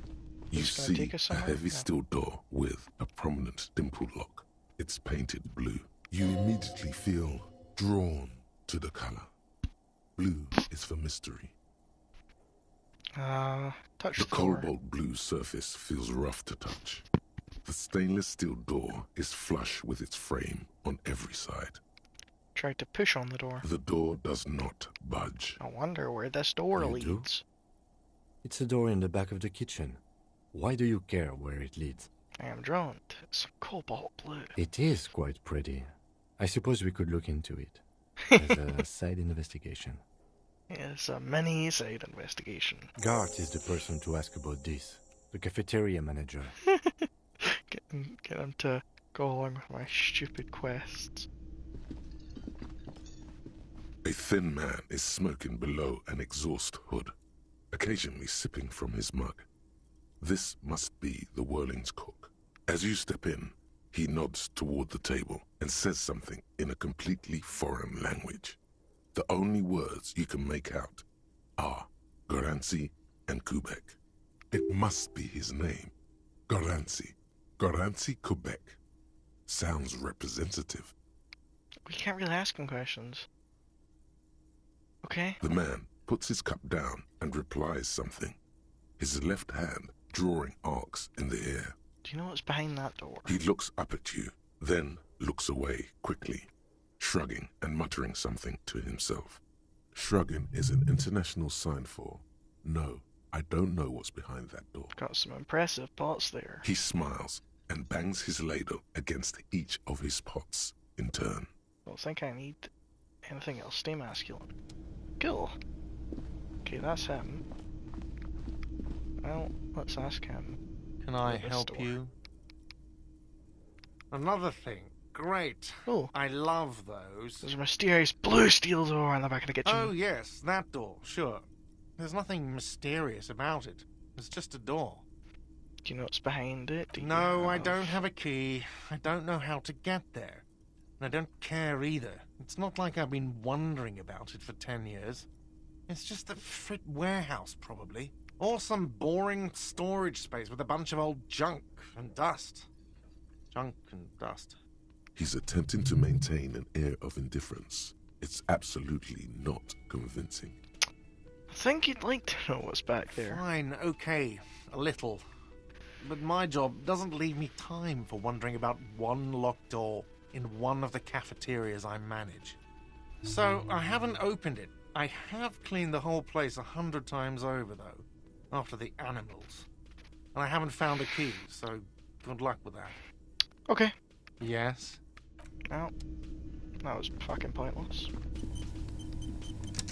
Okay, who the fuck is this guy? Just go on the other side. Oh?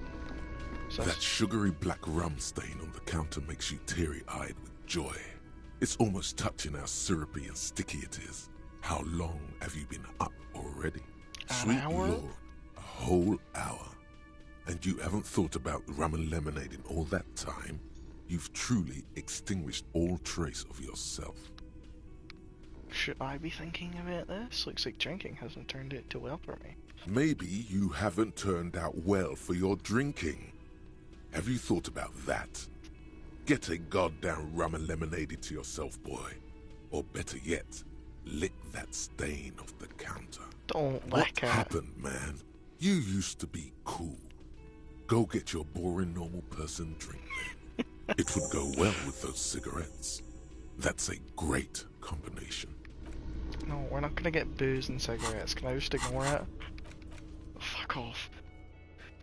Find a way into the secret passage. It's all about money, you know? Alright, well, this is going exactly fucking nowhere. Alright, so what are we doing? Inspect the victim's body. Right! Fuck! Where does he get money from? Get money from the gardener or the fruit store, it'll make it easier. The garden. It's raining again. It was clear just an hour ago. My partner told me you have ammonia. Can I have Sure. some? I'm done with it. Ah, good. Go easy on that stuff. Have to run. Alright! Yay, we got ammonia. We can actually do the thing that we've been supposed to do for like the past, what, 3 hours? Okay, let's go. There he still is, looking right through you with his white eyes. The body below is entirely dedicated to that corpse smell. Emitting it is all it does now. What is that? Why is it so Active bad? decay. It's okay to throw up, officer. No one is judging. He's about to blow! Cop's gonna blow! How about you shut your fucking mouth? God, let go of your nose if it's throwing up. Let's go! The ammonia only makes it worse. The combination forces tears out of your butts. You manage to keep it in once. The second time, not so much. When the vomiting is done, your cheeks are wet with tears. Fuck's sake! Oh, come on. Money don't help at all. Nor does the wind right now. Feel Lieutenant Pyre back, Resident. The weight is reassuring, like a crenel on solid fortification. Pat, pat, pat. I've seen strong men turn themselves inside out for hours. You are facing tough odds here. Alcohol withdrawal makes it considerably harder. Why can't I keep it in if I've been a cop my whole life? I've seen captains puke their guts out. It never gets easier. You never get used to the smell. Every Monday is cadaver day. Throw up, investigate. Throw up, initial autopsy. Throw up, bag it. Then drive to the station. Maybe throw up on the way there if you didn't bag the thing tight enough. You seem to be fine. I think I've lost my sense of smell. Not being hungover helps too. Okay, you've said it. You needed to say it. And now that you have, You need to get your shit together. Okay. You should go talk to the locals. Find something else to do while the wind changes. It's pretty bad right now.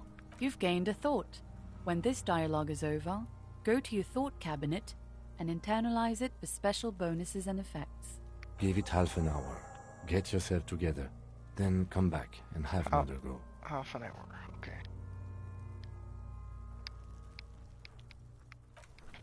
Alright, what do we get? Anything? Why is it showing up with notifications here? Oh, it's the... Equipping complete volumetric shit compressor thought. Internalize volumetric shit compressor. Okay. Let's let that just happen then. Find some other stuff to do in the meantime. Like beat these fucking kids to death. Just a suggestion, you know? Just seems like it'd be fun. We can go through all of these now. Why An not? old call box with a matrix of push buttons. Yeah, Lest you meanwhile. hear the same waiting room music. Oh, but fuck, I missed no that one one. picks up the receiver anymore. Andrew Orlando here is. You ring the doorbell. Just seeing the words Andrew Orlando gets your hackles up. Its very existence is a threat to your masculinity, to say nothing of your hair.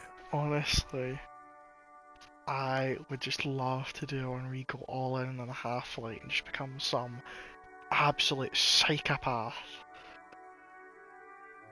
Artemis tips boxing for young athletes in gym. All you hear is static, but no one answers the call. 24-hour window. You ring the doorbell, but in this fashion. Nothing happens. You wait for a minute or two, but all you get from the call box is silence. No one. Looks like someone has melted half the plastic off with a lighter. The doorbell doesn't work anymore. Slipstream SEA. You hear static from the intercom speaker. It sounds as if someone has picked up the receiver, but isn't saying anything.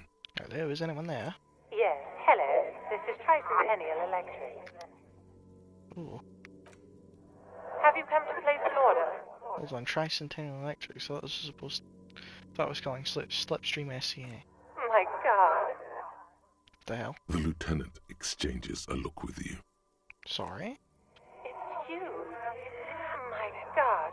I didn't think I would hear your voice. What the fuck? It's a woman, and she knows you. Your heart beats faster. No, something's wrong here. Are you sure she's talking to you? Do we know each other? Michelle, just Michelle. please. Sounds like a ghost. Wind blows through your clothes and you feel detached from your surroundings. Inside the building, a cold memory hangs. Why did you even call? I don't understand. You've been gone for months. I thought you didn't care. Hold on, tell me what's going on. What did I do? Ever since I came to work here, it's been different. As if my mind's been wiped clean. A spot of static overrides her words. When she speaks again, it sounds like she's submerged. It's so nice. It's so nice to be able to finally forget. Forget about what? She sounds like she's about to cry. The cold is deep under your skin, as if you were talking to someone who's 100 years away. Somewhere inside the building, water is flooding the cellar floor. Hello? She doesn't answer. Still there? Silence. The only thing you can hear now is static and waves washing ashore on the bay. Another seagull passes by. It's getting cold standing here, staring at the silent call box. I don't know what happened either. We should probably stop playing with this thing. So goodbye You press the number sign on the keypad that terminates the call. 12 name cards on the call box read. Let's go for the other ones. Fortress X is nice. Silence. No one's home at Fortress Shall I Accident. say? Silence. No one answers Hall B, the doorbell. whirling and rags. Nothing happens after you ring the doorbell. They don't want to talk to you. East Delta Pinball entrance from building. Silence. No one answers your call. Empty card. This button looks new, but Someone has removed the name card. Nothing happens when you try to ring it. Huh. This button looks new. It's probably not connected yet. Okay, let's try this. 42%? No. Come on! The last thing you need in your life is more hysteric emotions. Forget it. Find something else to do. Come on. It was 42% as well. I feel like that was decent. Oh, okay, it's just locked. Alright. Ben. Take a ball. There's a lot of stuff to interact with here. Oh. Oh, bottles there. Yes, please. What's this?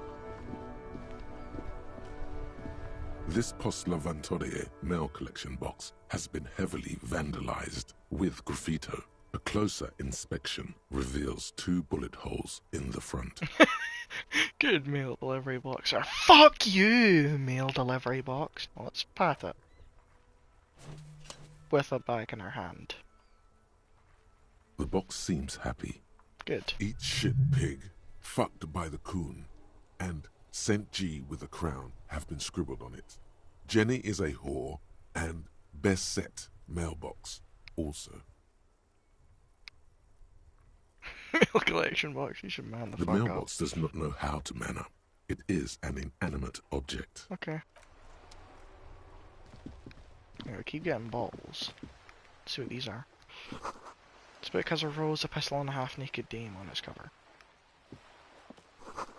On the cover stands a very muscular man surrounded by flames. This book is about pate. Is it? Okay. This book, you don't really understand what it's about, nor does it seem important.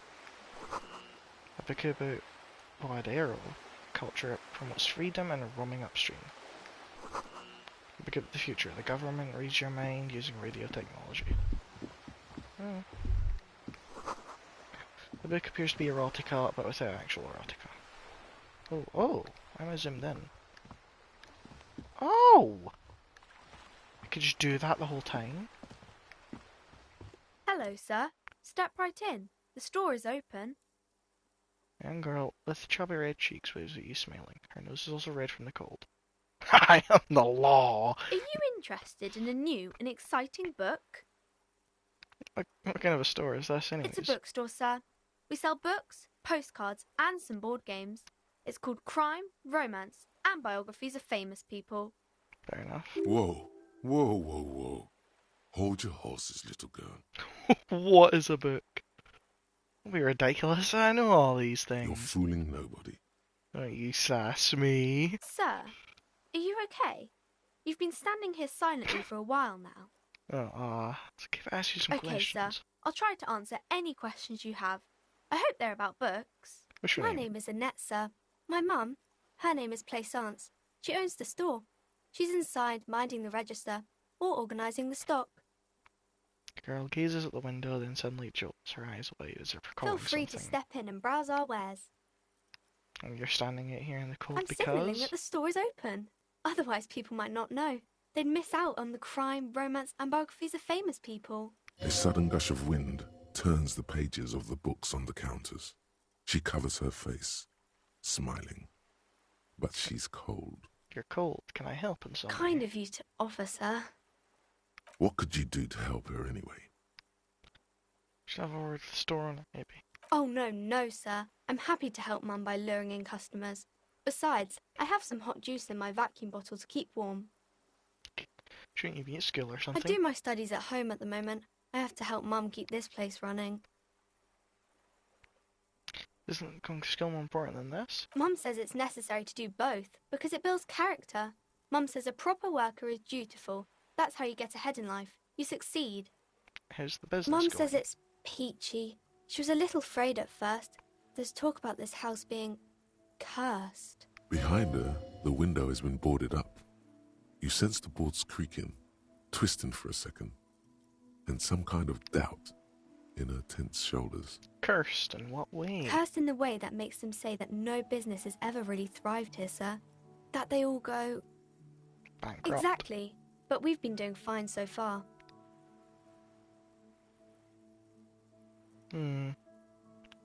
Seems rather serious. You should probably look into this. We can go into the bookstore and ask about the case. But I don't see much more to look into here. Yes. Please do also look at our wares inside. The postcards and board games are there, sir. Yeah.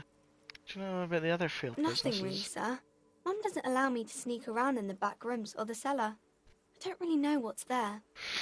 How does this curse manifest itself? It does not manifest itself in any way. It does not exist.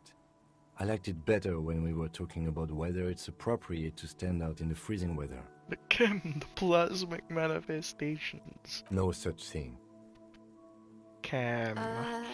Anything else you wanted to talk about, sir? Enough about the Maybe curse I can for tell you now. about some of our books instead. What is this crime business? Crime fiction is about murders or burglaries or things like that, and the work of a policeman or a private detective who's trying to solve a crime and catch the criminals. Okay, I get it. Crime, murder gets the people going. And it's kind of like a puzzle too. You can guess who the criminal is or how the good guys are going to catch him. I'm a policeman myself, by the way. You don't look much like a policeman.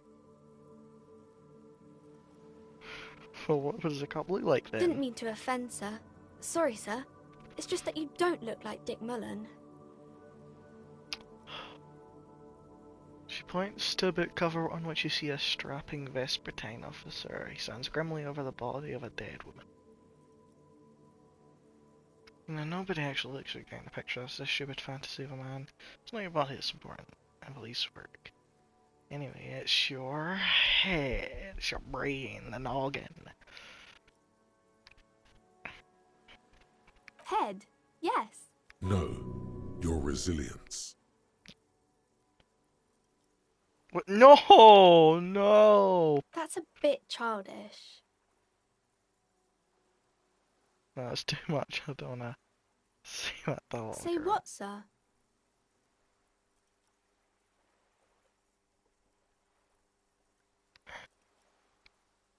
Never mind. Either way, I'm not impressed with this You Mullen don't guy. have to be, sir. He's just a fictional character. He's no match for you. Maybe you can show me some real police work, sir.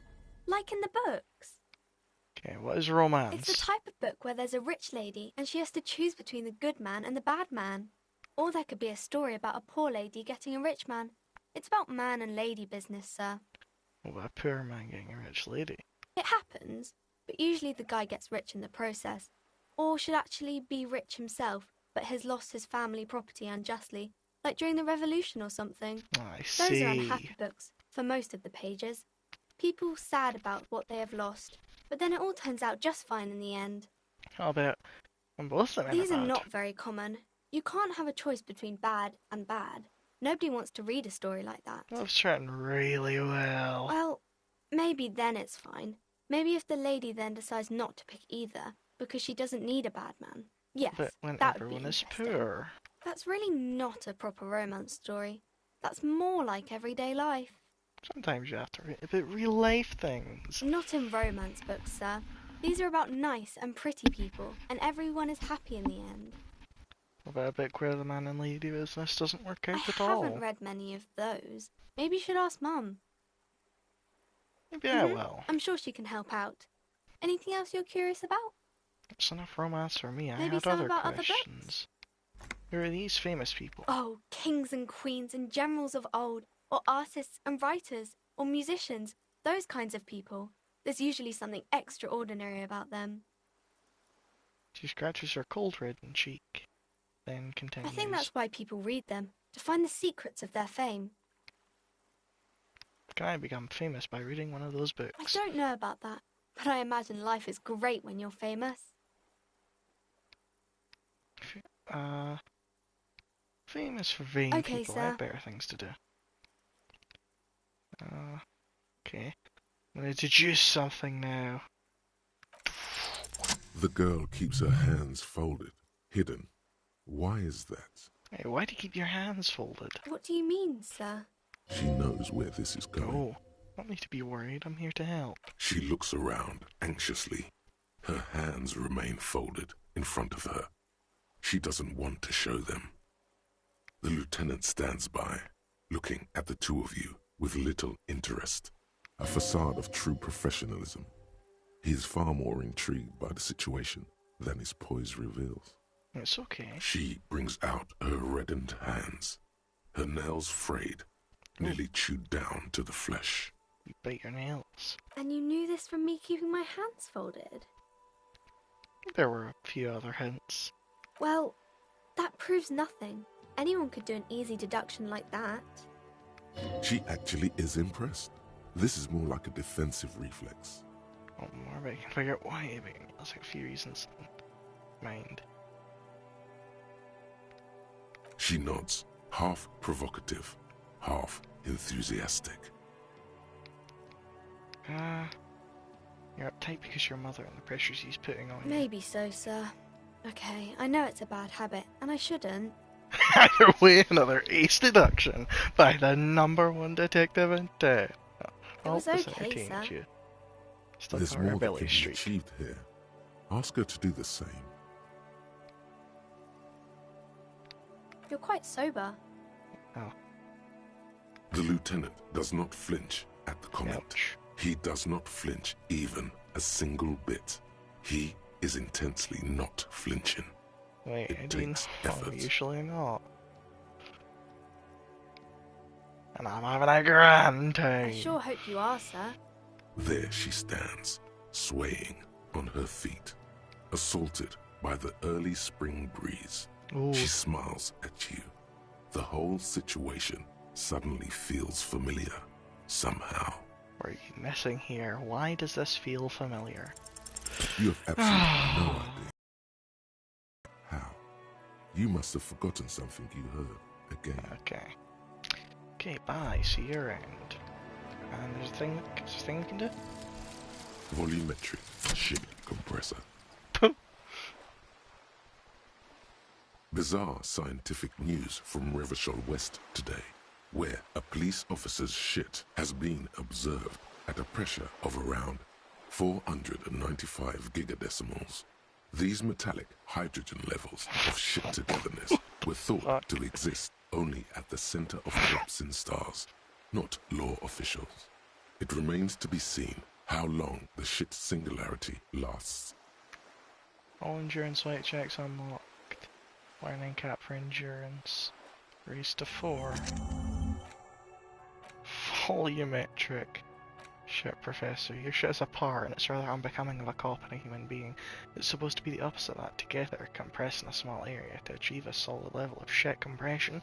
Squeeze your butt cheeks together for 30 minutes. Do something similar with the 2 hemispheres of your brain. Talk to people. Maybe that will help. So, got volumetric shit compressor. Alright, let's inspect the body now. Good as new. Oh yeah, I can zoom in. No? Ah, it's R2 to zoom in.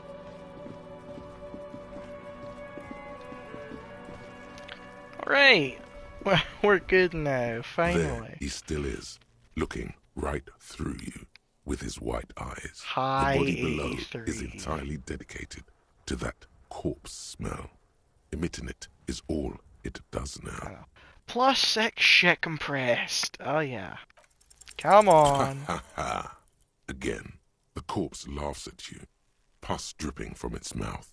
You will never be able to hold it kidding? in. It's always too much. It was 83. Every time it happens, it gets worse and worse. There's nothing more to throw up now. All that's left is crying and convulsing dryly at the same time.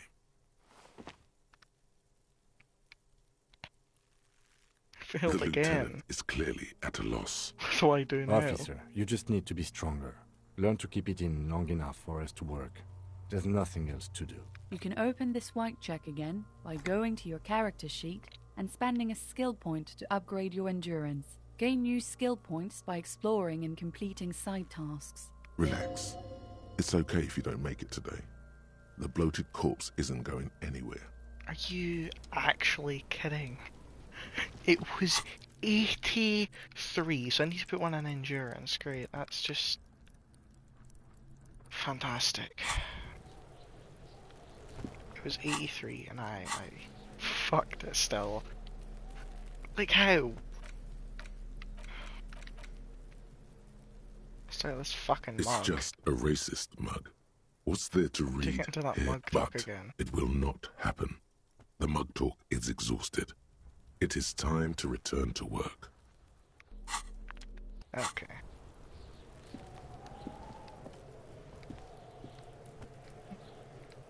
I can look. Oh, I can change my direction. Weird.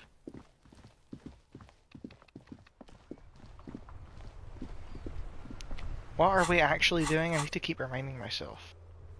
Well, I just can't. I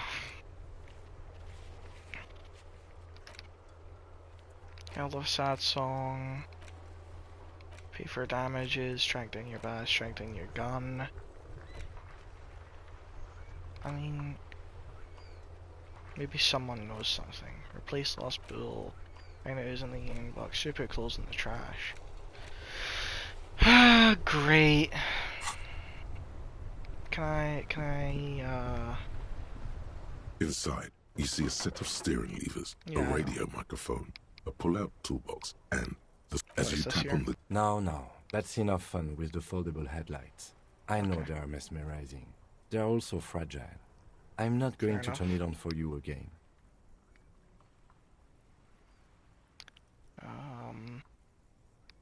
The metallic toolbox. drawer slides out from under the seat. The pry bar, The pry perhaps. bar feels nice and cold in your hand. Cold and heavy. Yeah, like I know, truth. I know. Useful for Cool. opening all sorts of doors and lids. The Push pull-out in the toolbox toolbox. slides back into its nest. Preheater gauge casts a warm glow on the steering levers and the radio on its hook. Close the door. Right, and now...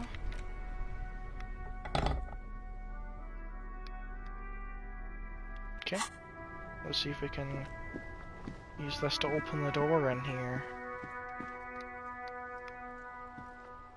It's so fucking annoying that I couldn't manage that. With an 83% chance. You see a heavy steel door with a prominent dimple lock. It's painted. The door does not. The cobalt. The cobalt great, blue bro. surface feels rough to touch. Okay, so I can't actually use this then. Really? It's a fucking waste. No, how do I... Okay. No.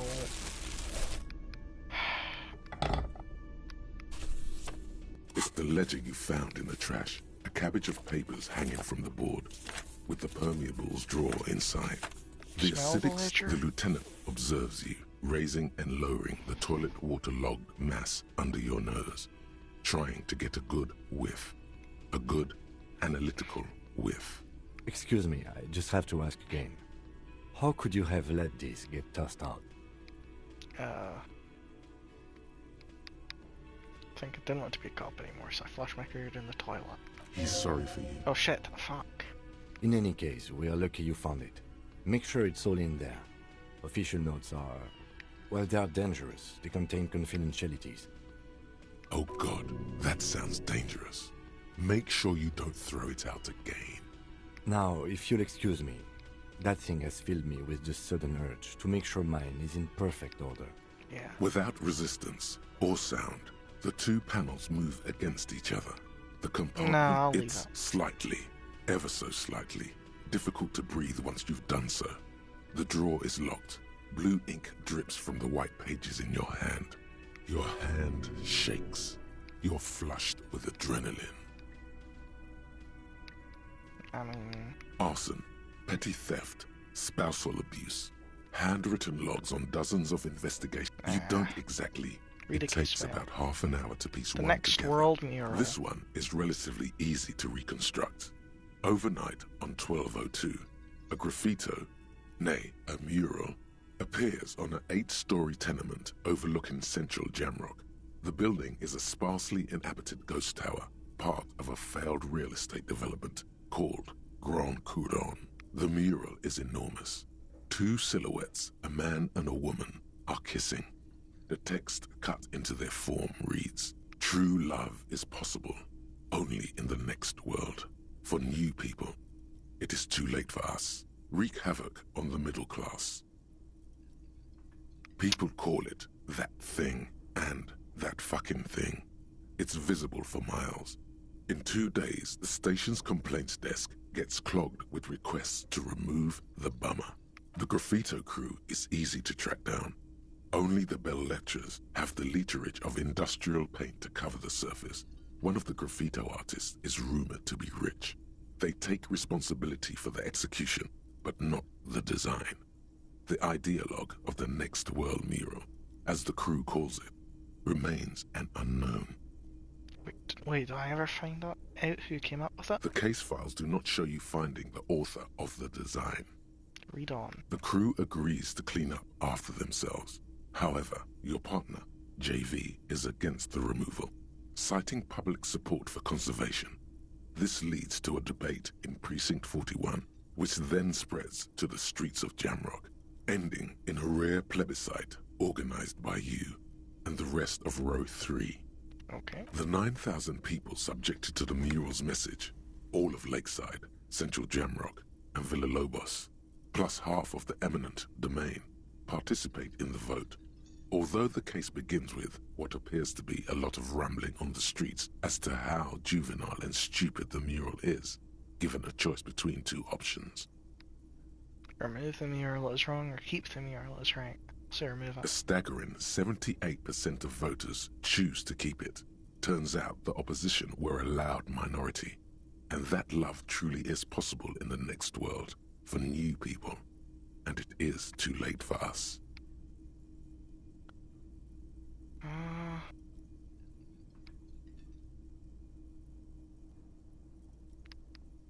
Middle class are not to be blamed. Human Did nature. anyone ask you what you believe in, man with the smelly toilet ledger? What do you want to tackle next? Or are we done? Alright, deck. Not much has changed in the meanwhile. A bunch of sodden papers still sags from the clipboard. Okay. Fuck, what are we doing again? God, I need to just fuck it all, I guess.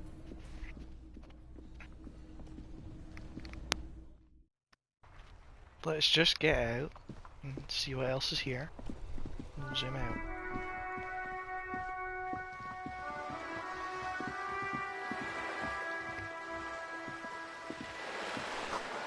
Two roundabout north. Two Capeside apartments. Martinez Pier. Anything. I already get that. No.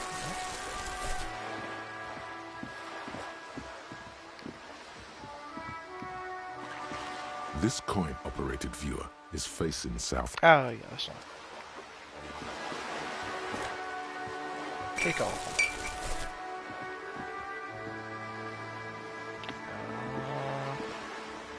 Just looking for a bunch of bottles so I can sell them. Need to get this guy's bull back. Oh, hello. No. No, no. No, the other thing. Spirited chirps and collects of souls fill the air.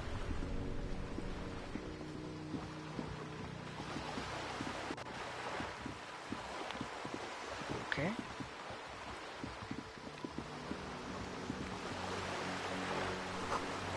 Only cormorant surveys the area, indifferent to your approach. The belly of this boat shines like it was recently painted.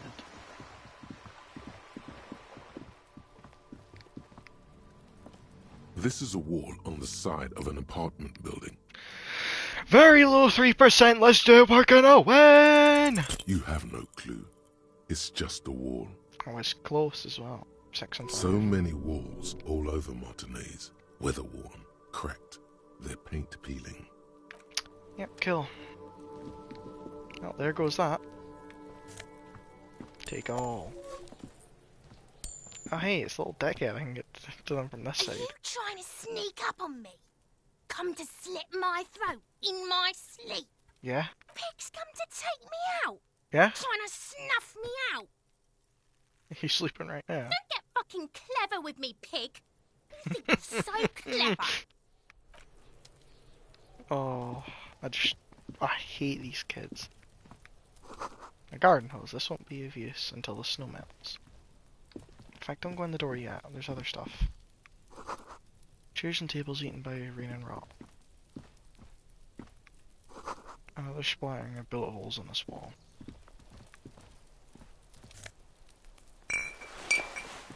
Okay. Orange bomb hat. Fuck it, let's see what it looks like. I mean, I haven't got a hat, have I? Can only be good. Reaction speed and rhetoric. Bomb brain and feeling twitchy. What's rhetoric here? In blue. I've only got one in intellect. Oh, it refers to how many points you can put into each one. Okay. Nah, fuck it. We don't need that. You need a 0 in rhetoric. God, we look awful. I mean, what is the reaction speed? I mean, I've already failed that. Do I need this? Nah, you know what? Take it off. We don't need that.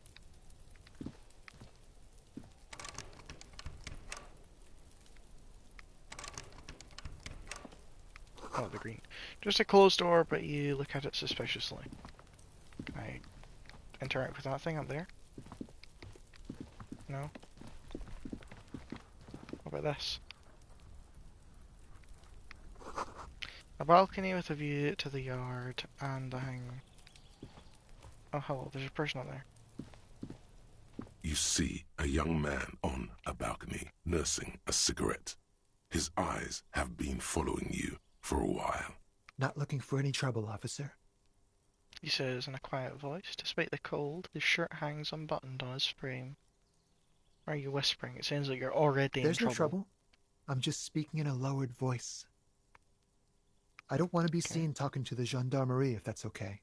I just want to finish my cigarette. It's the god of cigarettes and you. Ask him if he's got anything to spare. No, I don't need it. Is it really that important?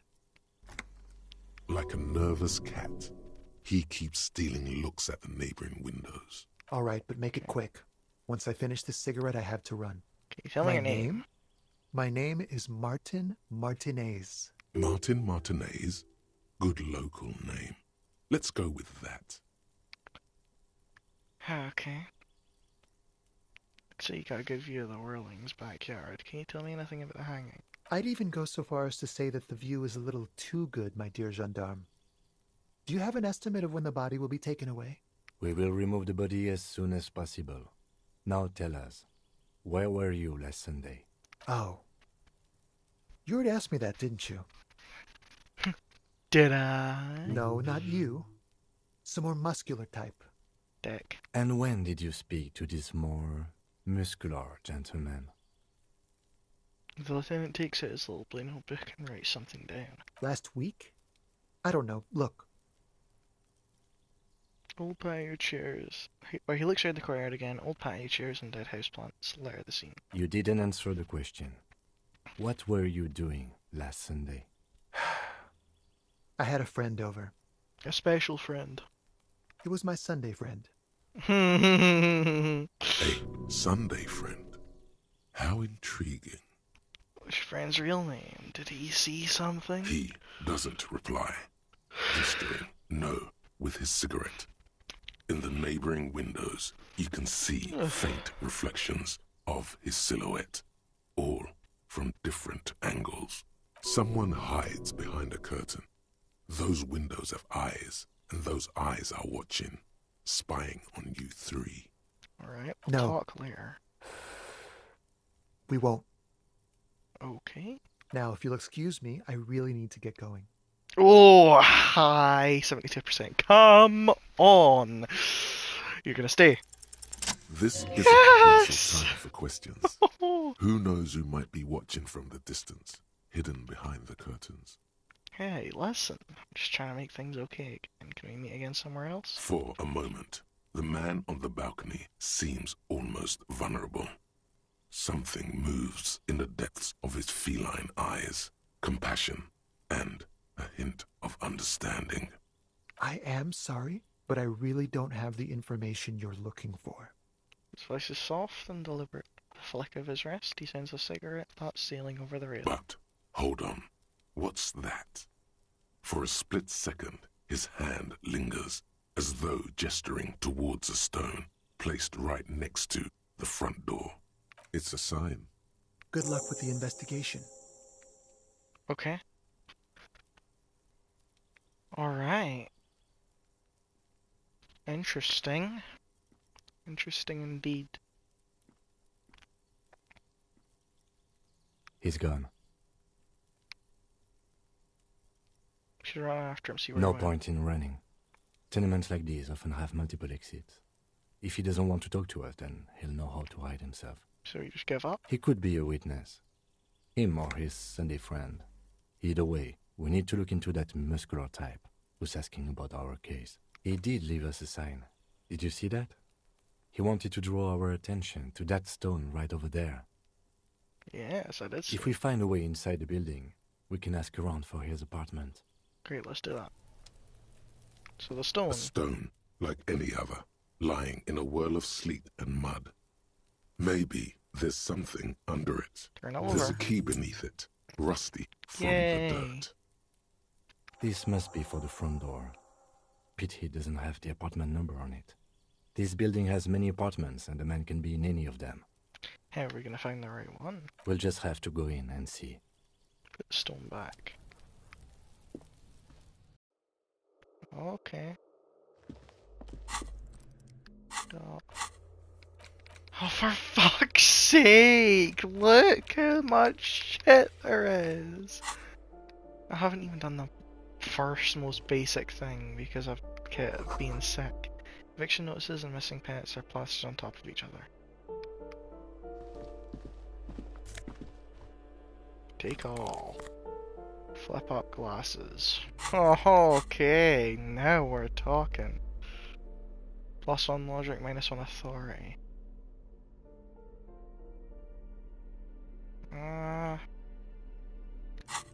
Oh, do we have much authority? We have 2. We don't even have that much authority to begin with. Good.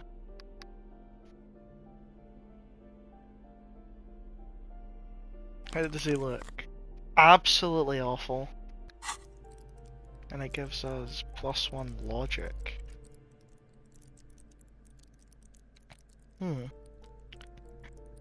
Alright. I feel like that's a fair sacrifice.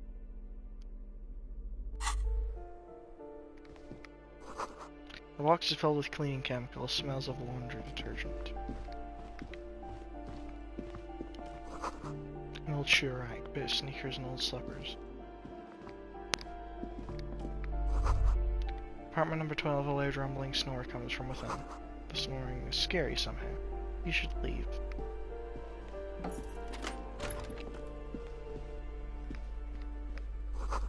These shower curtains are covered in some sort of slime.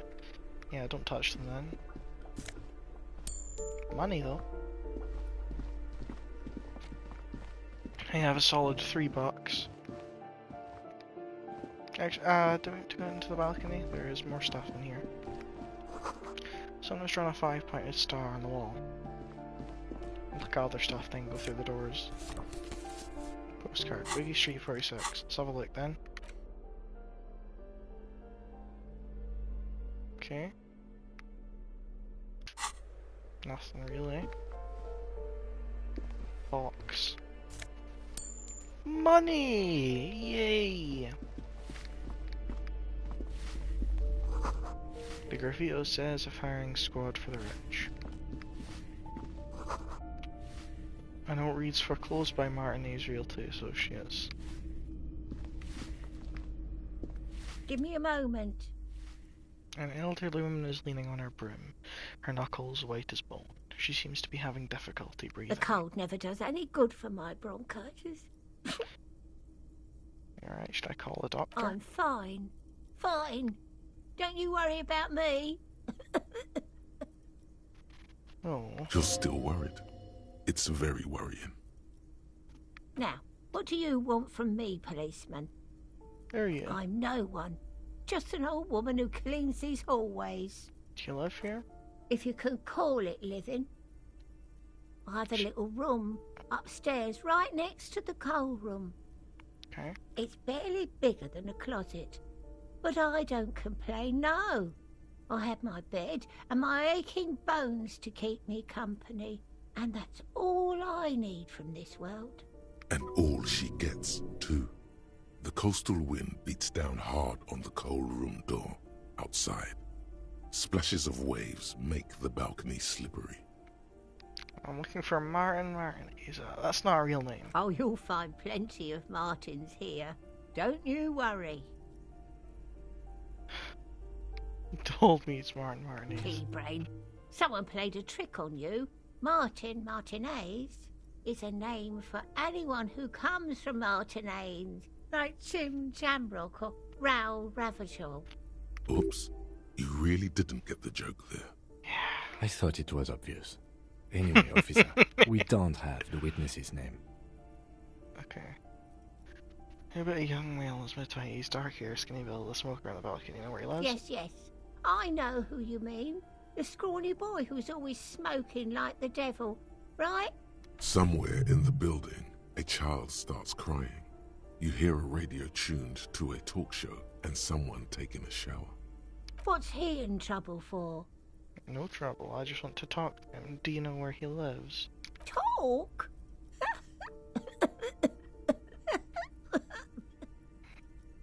He lives upstairs in room 28. Go to the balcony. It's one of those doors there. He's usually home in the evening. Thank you. We should go check out his apartment on the balcony. See if he's home. A few questions about those apartments. Ask away, policeman. Do you know who lived in the foreclosed apartments? The hell am I supposed to know? Another nut job, I assume. She really doesn't like those nut jobs. Bad blood there. She mumbles some kind of a response, then hacks something into her handkerchief. Thanks, I'm off. Okay, that's all. Oh. There's some stuff. Someone's torn down the wall. Really? That's crazy. Oh, grocery list on the table. Yeah, I know, I'm just a thief. Sea below looks cold and winter grey. A shift in temperature. The air chills around you. Dust settles on the stony floor. A former architect stands before a slice of window, a room plan in her hand. A cold wave has made the air in the building stand still and frozen, with temperatures falling down to -20 degrees Celsius. Her face is red from the cold. She's breathing on her fingers, clasping the plan. Traces of sadness are visible in her expression. The plan. Faint pencil lines on paper depict the same place, but a missing eastern wall connects the room with the neighboring apartment. Ideas for arranging the furniture have been jotted down. Look around yourself. It's clean and empty, with new tapestry embellishing the walls. A standard HB graphite pencil has fallen off a three-legged stool in the middle of the room. Shiver. Finish that. Okay. Right, what else? There's an exit. Apartment number 8, their mailbox is overflowing. Door number 9 is locked. I know we aren't arguing with this. You hear someone walking around inside, rearranging the furniture. The number on the panel says 10. The walking stops abruptly, but no one comes to the door. You can feel tension on the other side. Knock again. A poor communard, from the looks of it. The room is barely bigger than a closet.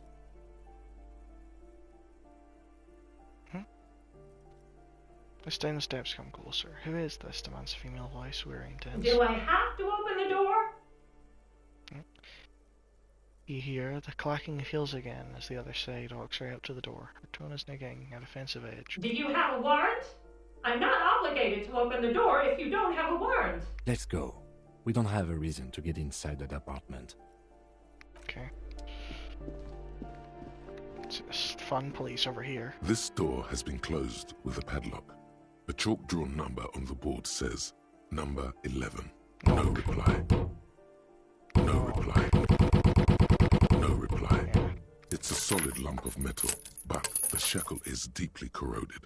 A solid pair of chain cutters would make short work of it. Could use some chain cutters here to cut the shackle. Why would we want to break into some random citizen's apartment? It's snip snip, my friend. The lieutenant doesn't say a word. I suppose if one were committed to it, there's a pair of chain cutters in the kinema. Okay. Did we investigate all this? Yeah. Balcony. Oh, balcony. Oh my god. The breaker box full of cigarette butts and electric wires. Just a door, nothing for you here right now.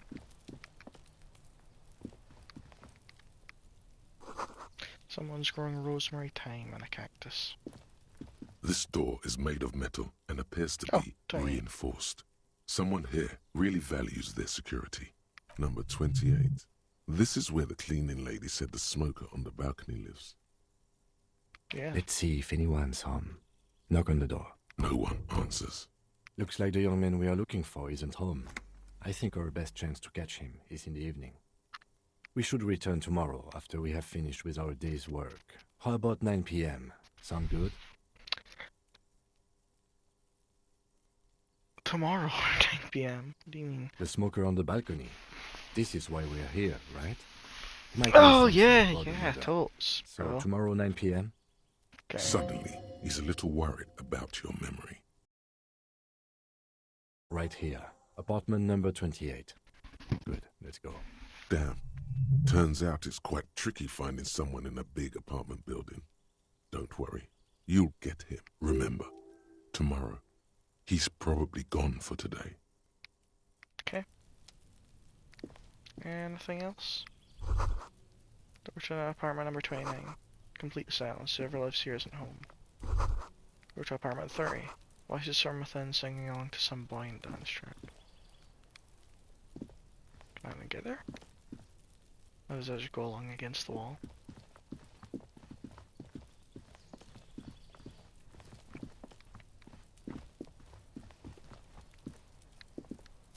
Second. How would I get there? Let's go inside.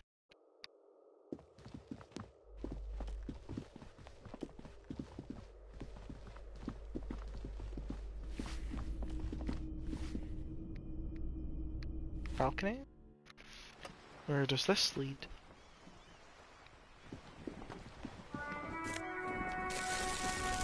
More balls.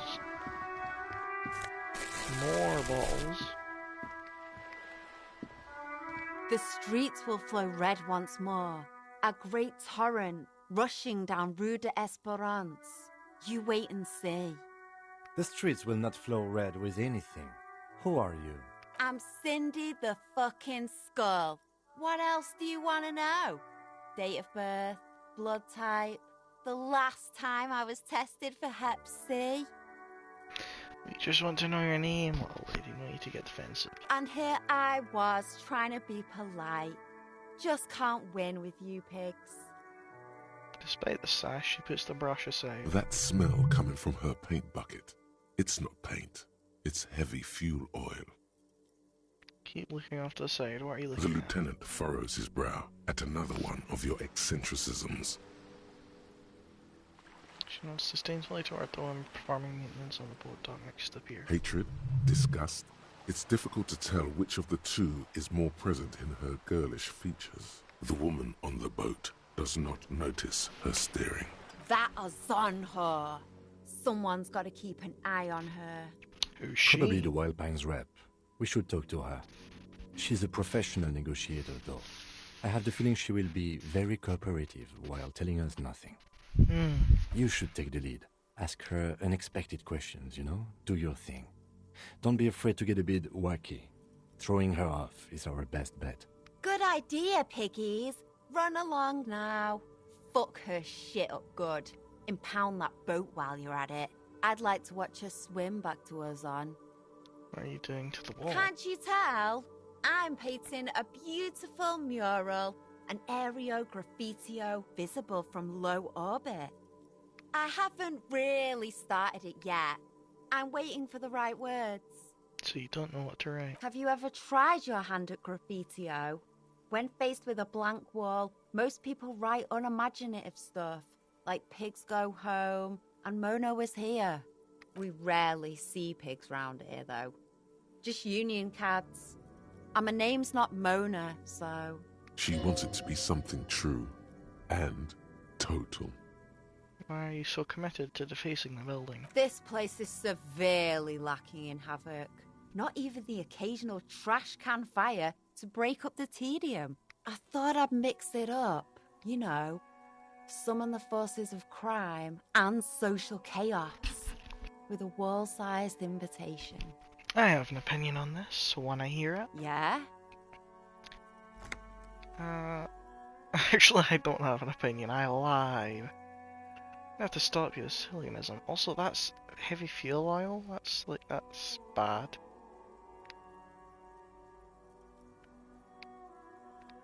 I think that's fine. Lying is cool, I guess. About the recent murder. I ain't no snitch, pigstein. Go forth and forage in someone else's shit. No shortage of squealers in these parts. Actually, there is a shortage of people who talk to us in a normal, calm, informative manner. We weren't put on this earth to make your life pleasant, fucko. Cunt. Red-dyed heavy fuel oil, intended for exclusive use in government vehicles, to be precise. What did you think I was using? Aquarels? Sucked it out of a cop's fuel tank myself. Back in Jamrock. She really did it. She's proud of it too. Fumes are bad for you. Something to think about next time you're driving around in your pretty little piggy carriage. I want to just... Oh, she's so annoying. Watch your back, Ungulate. You've got eyes on you. God, she's so annoying. Door is locked, she can't get in. Could I use the... Why is it still showing things here? Smoke around the balcony.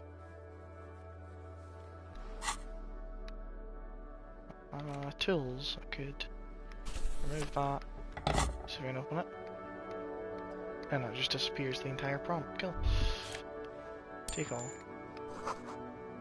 Above, tarp slap in the wind, forgotten hammer. Yeah, forgotten hammers and nails rust. Okay, let's put this back in our hand.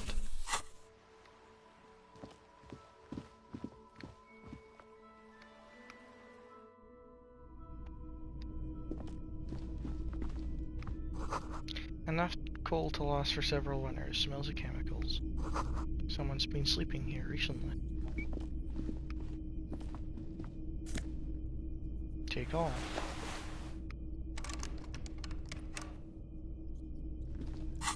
Alright, we got some genes.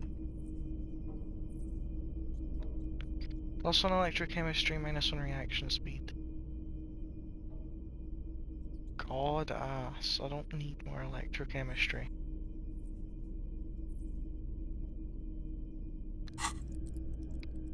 You know what is electrochemistry anyways? Yeah. It's drugs. I don't need more drugs right now.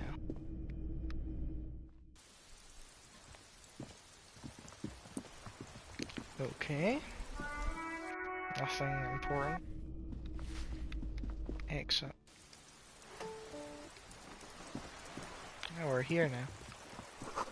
Inside the frame of a motorcycle in repair and the tools used to disassemble it.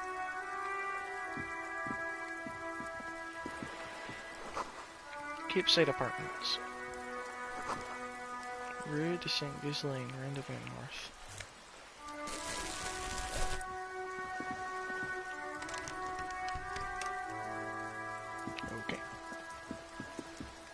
fucking wall again. Is it just gonna go and just... Just an ordinary wall. Nothing to see here. I can try again. Yeah. Why? It's a wall. An ordinary wall.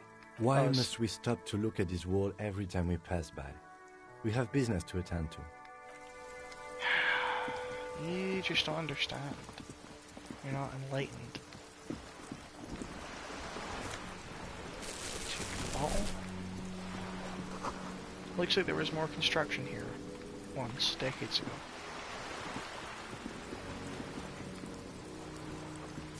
More stuff? Yeah. Docking reserved for residents of Rue de St. Ghislaine, 33. Your room and the whirling isn't much bigger than this slope. It's worth more than you'll ever earn in all your life. Shadows on the water, green plants under the cabin surface.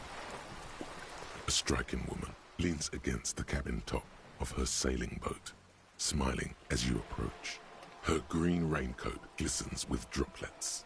A silk scarf is tied around her throat. Good afternoon, officers. I'm Joyce. Okay. Joyce L. Messier. I represent the board of Wild Pines, the owners of the harbour. You gentlemen must be from the RCM. Joyce L. What does the L stand for? Beaton, my maiden name. Her bony hand dangles from the sleeve of her oversized raincoat. RCM? What's that? I'm a little foggy here. I meant you, the Revachol Citizens Militia. The police. What gave us away? Nothing, honestly. I've said it to every drunk in town, and you're the first one who's responded. Oh, shake her hand. Why I'm not? glad to see you here. Her grip is tight and I cold. was dispatched to handle a strike, not a lynching. Anything I can do to assist the RCM in this matter, I will, gladly. That is good to hear, madame. My colleague will take the lead on this interview. I should let you know that he is recovering from an unusual medical episode. Very unusual. But I can assure you of his ultimate competence. Yep, I'm just so competent. How interesting. I wish you a swift recovery. In the meanwhile, you have my full cooperation. And Yeah. the full cooperation of the Wild Of Pines course we group. do. It's hard to get a read on her precise disposition, but she appears helpful. You seem rich, can I have some money? Yeah, ask her some stupid questions. Is what you want to say, but it isn't that easy, is it? Well, why not? Look at that lady. Take a gander. Squint What your nice eyes. fabrics, what lustrous hair. Why, yes. Tucked away under that sturdy green raincoat, almost rustic in its simplicity, a silk shirt and matching scarf around her gentle throat, while dull orange pearls hang from her earlobes, red from the cold. Her light green eyes scan you, full of knowledge and worry, wealth and all its possibilities. Now look at you, you misery-clad simian, barely able to tie your own laces. Your armpits are lakes. A scythe of booze precedes you. Your hair sticks to your forehead, and your underwear feels uncomfortable. You're poor. Poor as balls. You can't ask this person for money. You're too... My goddamn working man, I'm not ashamed to shake this leech for some dough. You think your little communism protects you from this feeling? No. The more demeaning it is to grovel at her feet.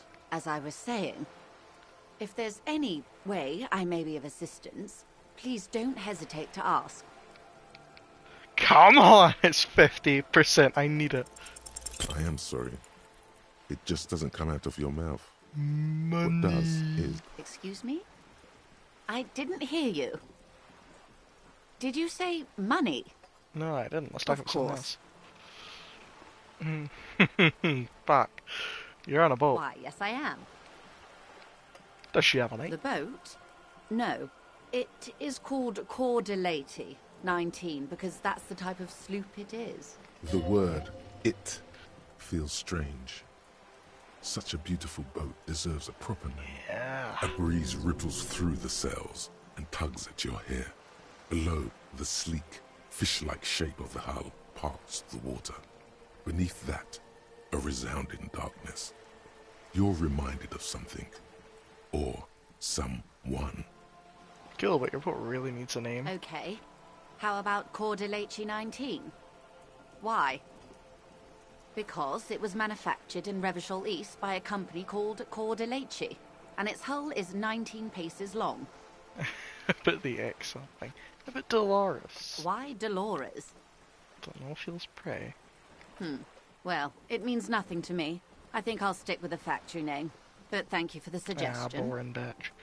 Okay, but what kind of boat is it? It's a pleasure craft. A 19 pacer.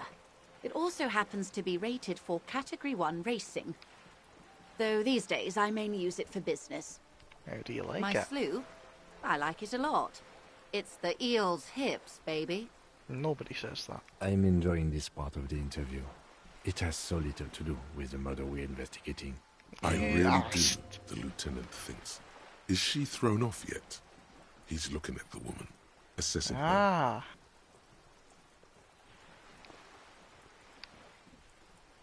Not a lot of people on boats, are there? Of course there are.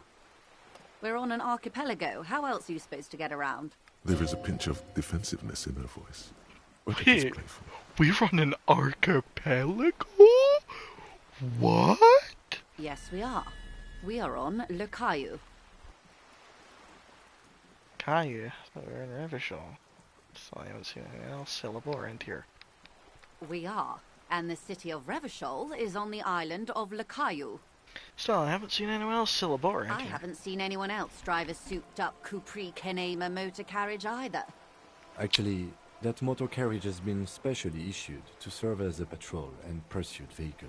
It's for crossing long distances in the greater Revachol industrial harbor. It's not a toy. Neither is this. A toy, I mean. It's a machine for crossing long distances in the Bay of Revachol, between the city and the islands. Can I open this here? Yes, I can. Guess it's a thing here.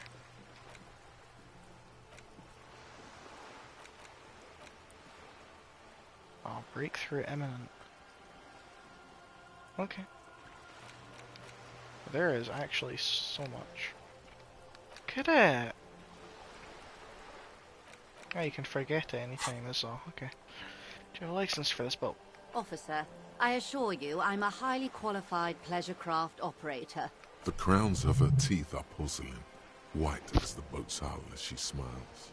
Qualified pleasure craft operator. So charming. Where's the damn license? Let me see your I just license. renewed its safety inspection last month, officers. It is completely seaworthy. In fact, it's taken part in not one, but two insulindic regattas. Even finished once. What happened to the other time? The other time, I would have finished the race were it not for an urgent work matter. Much like the one I'm on now. Still need to see a license, man. Actually, you don't. Pretty sure I do. I police. It is a little known fact among those who police that the Wayfarer Act specifically denies the RCM the authority to demand anyone's operator license. Can you forget the stupid Wayfarer Act? About the boat? Good. Okay. So... Can you tell me about the Everything. strike? Right up to, but not including, trade secrets. What if I want to hear a bit the trade secrets, Mrs. Joyce? First, you'd have to repeal the Emergencies Act of Trade in Aliments. That gives me the right to silence. It's quite the octopus. An octopus? I will slay it. Good luck is only kept in place by the vested interests of half the civilized world, including your own. What the ma'am means is that the Emergencies Act and the RCM both get their authority from the coalition government. But I am derailing us. You wanted to know about the strike. How's your role in this? Precisely. I believe the official title is Senior Labour Negotiator. In practice, I'm a grocery clerk. I relay the union's demands to Wild Pines and return with Wild Pines' counteroffer. And how are the talks going? They're not. That's the problem. The union stopped all negotiations. Now they won't even let me into the harbour. There's a 2-metre 20 racist behemoth. What can I say? The union employs a giant covered in tattoos. A racist giant. I guess that's part of their big tent organisation now. Were the talks during Let's before the say luncheon? I was not making the kind of progress I'd hoped for when I first arrived. And when did you first arrive? I arrived 3 weeks ago. Yes, in the middle of February. The bay was still partially frozen then. I prefer to do these things on site, like the RCM. But the strike began in December. I wasn't the original negotiator here. I took over after Mr. Gaumont hit a wall with Mr. Clare, the union boss. Mr. Clare refused to speak with Gaumont despite concessions he'd granted the union in prior negotiations. This isn't the first time the union has gone on strike. Heavens no. There have been 2 prior strikes. Both times the union won significant concessions, including overtime pay and a medical plan. This time their demands are more, I guess you could say, aggressive. What happened to this Gaumont? Mr. Clare told him to... how did he put it? Fuck off, midget. Gaumont is short of stature, you see. Ah. Not cool. Keep in mind, this is a negotiator Mr. Clare has worked with before, and who was more than fair with him and the union. What are their demands? There are leaflets everywhere, and banners. What did they say again? Oh yes, every worker, a member of the board. Over-aggressive, call me posturing. Oh god, the ability to be a maniac in this game I like. But I want to be normal. I like it. We'll see, I don't know what to think. Fortunately, they explained it. Every time the Wild Pines group makes a decision about anything, it needs the signature of each of the 2,200 workers in its Martinez terminal. Just so you understand, this is but one of 22 terminals owned by Wild Pines. Essentially, not only are they kings of the company, they are also kings of the 72,000 employees of Wild Pines Group. The king is dead, long live the workers. It's pretty funny, actually. They're having a blast. But how can they afford it? After 4 months, my assumption was they would prefer a more practical solution. What are you gonna do? I'm not sure. Naturally, I assumed that was just their opening position, a hard-nosed tactic with a side of mockery. But there's been no follow-up, just the same nonsensical slogan repeated over and over again. And now, people are getting lynched, I hear. Behind the whirling in rags. A disastrous situation if there ever was one. Excuse me, from whom did you hear about this lynching? I first heard it from the boyer at the gates. The one whose very name advertises his aversion to work. I think he said it was, "Call me mañana." This checks out. Okay. What happened to this? No, that's that. Tell me about this union boss. Everard Clare is a man of the utmost integrity. If you can say one thing about him, it's that he always puts the interests of the workers first. Of course not. Everard is fantastically corrupt. I imagine he has a thick, viscous goo where you and I have blood.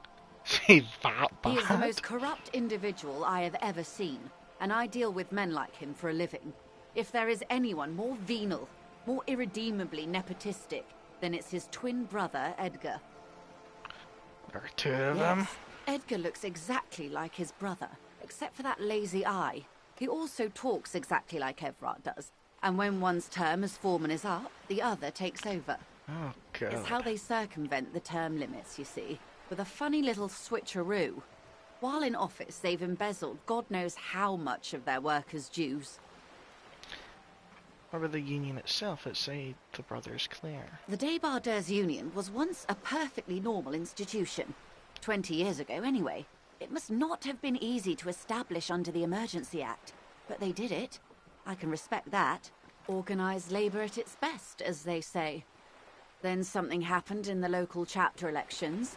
The Brothers Clare came and transformed it into a... how do you say? A mob. The Débardeurs are a crime syndicate. Sad as it may be, I suspect we'll be forced to cooperate with them. Refreshingly honest, officer. The company has tried appeasing in the past, but I'm afraid our concessions have only emboldened Everard and his brother. And your opinion, Detective, if I may ask? I'm a curious and talkative person, you see. Would you say the socialist mob. Débardeurs Union is... Prefer not to have an opinion on these things. Oh. Socialist mob. Giant leech. Of course, officer. One more thing, you said something happened in the elections. I'm glad you asked. There was a woman, the previous forewoman of the Union. She disappeared. Disappeared? Yes. On the last day of the local chapter elections, her daughter phoned in and said she wasn't running anymore. Or coming to work. Ever. End of story. Eerie. Downright haunting, if you ask me. The Wild Pines suspected foul play, but what could they do? It was a union matter. The point of the presentation is, these kinds of things happen around the Clares. Watch out when you're dealing with him. Okay. Thank you for your concern, ma'am. We'll be just fine. That's all I need here. Of course. How else can I help? The Wild What Pines. we do. I'm afraid I don't speak for Wild Pines as a whole. It's a giant undertaking. So what do they do? The Pines' core competency is logistics. Container shipping, freight, that sort of thing. See those airships there, blinking? Those are the shipping side of things. Okay. And that is the terminal. Another subdivision deals with energy, oil and gas exploration, offshore platforms. Much money does Wild Pines have? I'm not at liberty to discuss the company balance sheet, but I can tell you that last year, the company booked more than 20 billion real in revenue. A billion? Exactly, it's a billion. Wow. 20 billion is a large number, but the conglomerate employs 72,000 people. They all need to be paid. Then there are capital improvements, interest payments. A wave has the slope. She grasps the mainstay for A balance. conglomerate the size of the Wild Pines is like a shark. If it stops moving, it will die. Then what becomes of those 72,000 families? It's a tremendous responsibility. Where does Wild Pines get all these billions? They started as an exploration and cargo fleet conducting trade between the Samaran and Insulindian Isolas 250 years ago, when pine ships explored the South Seminese and charted Lomantang on behalf of the suzerain. Centuries of care, deliberation, and madness have gone into this endeavour. Vessels pass through the great unrest to re-emerge with apricots in tow. The logic of the system is totalizing. It's taken everything from its employees to build it. What does such a huge system want with a place like this? You mean aside from being the terminal's legal owners? Who are responsible for moving 8% of the world's cargo? 8% of all the cargo in the world? That's quite the endeavour indeed. There are no minor cogs in the system. Each terminal must be accounted for, lest the entire system break.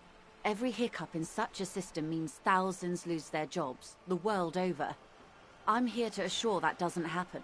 With your help, hopefully, says her warm tone. What can you tell me about this lynching? I can try again. Herd of billions! Quite a few things, I'm afraid. I like that. Oh yes. The information I'm to share with you includes sensitive trade secrets. For the sake of my employer, I have to ask for your names and badge numbers. Of course, ma'am. We should have introduced ourselves. I am Lieutenant Kitsuragi from Precinct 57. And this is my colleague from Precinct 41. I'm afraid he doesn't have his badge at the moment. I hope mine will suffice. How curious. Why is that, Detective? Awkwardness washes over the conversation. The woman doesn't like this turn of events. Remember when my partner told you I'd recently suffered from an unusual medical episode?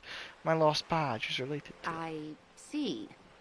So, are you saying you lost your badge during the course of this episode?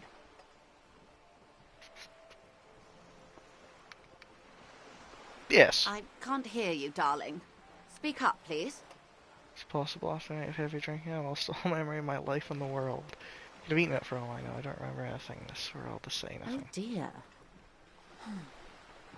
I suppose this does explain some of the more curious turns in our conversation. As I said, ma'am, his technique may be very unconventional, but he is an officer of the RCM. Of course, I sympathize, but I'm afraid I simply can't Yeah, share anything more Rabbit. until I've seen that badge. Hang on. She's a professional negotiator. She should be open to some sort of mutually beneficial arrangement. How do I negotiate my way out of this? Feelings. Come on! Every time, even when it's a high one.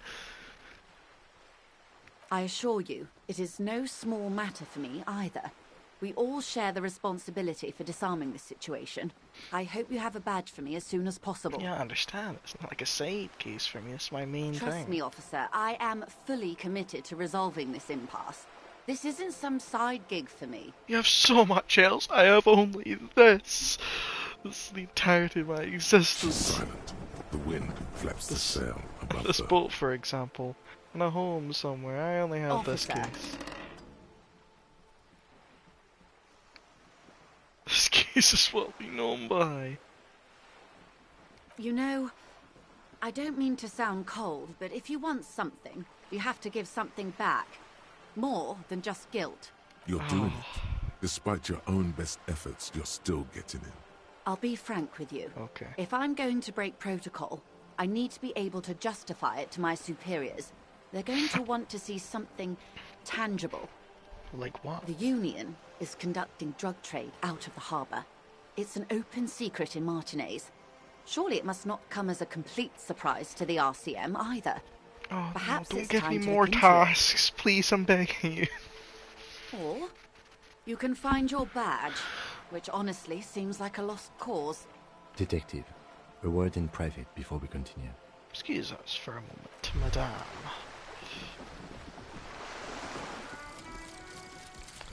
Got a complete white warning. Okay, we'll see what this is. I don't actually know. Well, the guy gets smaller and smaller. You're over what the doll is the world. The bonuses. 10% zoom out distance on motor exciting caps. Raised by 1. I mean, is that worth it?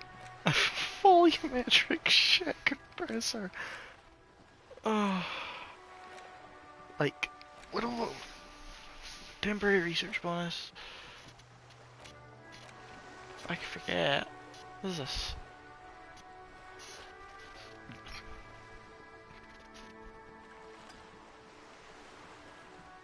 '15th Indulge. What is this? Fuck it.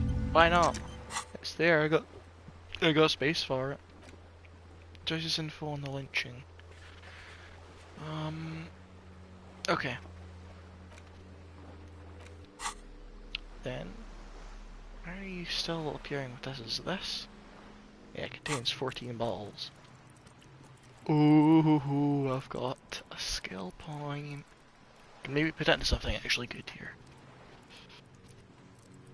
I've already got all of this, so maybe we try one of these other ones. Like perception, maybe? Maybe put it into perception. Yeah, this is like... Yeah, physique is very... brawn over brains, but... savoir-faire. Stun with immense panache. Master machines. Oh.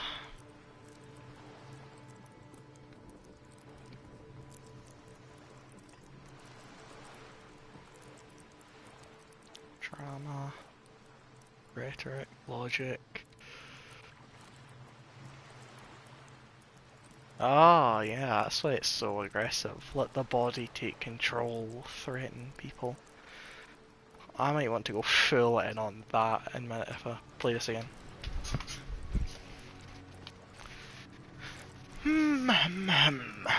Oh, I don't know. I mean, I have one in everything. Maybe I should put one in this.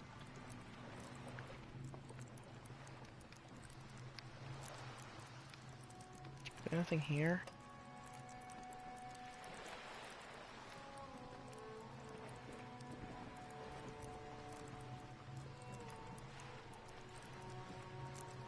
Fuck it. put one in there. Ah, yes. This is not going quite as I hoped it would, Detective. Yeah. Honestly, I was expecting you to use your unorthodox technique to keep her off balance, and not volunteer us to be her henchman. Oh, so we're henchmen This woman is now. running circles around us. She might have known about your misplaced badge all along, or she's simply an adept improviser. Either way, we've played straight into her hands. He doesn't let it show, but there is a limit to how much the consequences of your unprofessional behavior can cost the investigation. Sorry for putting us in this situation. We'll handle it. I'm sure you will, Detective. Well... Oh, that would be fantastic, but do we have the time? The world is large and your badge is 8 by 6 centimeters. You could request a new one from your station, but that would literally take months. Would you propose that we don't investigate the drug trafficking? No. If there is reasonable suspicion, we must investigate. Otherwise, she could claim we are siding with the Union, or that we are on their take. We'd never hear the end of it. What I propose is, we ask her, then we investigate, briefly. But do not share the outcome of this investigation with her. We tell her it's done and demand for her information on the lynching. Okay. Fucking leave her for now. Got better stuff to do.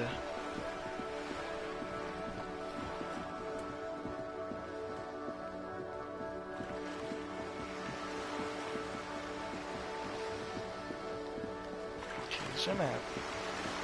You really can zoom out far.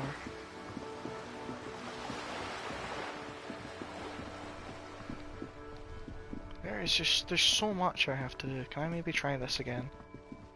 In fact, money. Money. Can get some money. What was the thing there I haven't interacted with? Close for winner. Please use main entrance. Yeah, it was worth doing. Money gained. Anything good? The lottery's probably stored fuel here. Now they store booze. Oh, money. Such a thief, actually. It's crazy. A foreign car kept in good condition.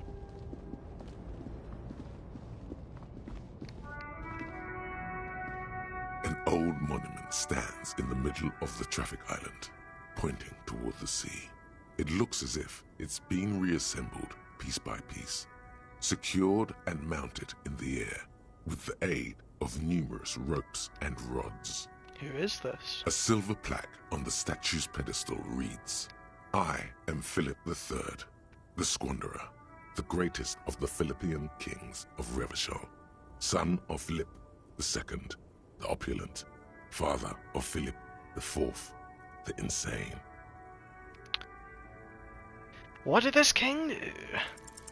What did he do? We never find out. You have no idea what you did a week ago. How would you know what this guy did many centuries ago? High above you, the king stands triumphant. Hey, shut up, bro. I don't want to hear it. A bold slogan, human ox covers the track. Okay.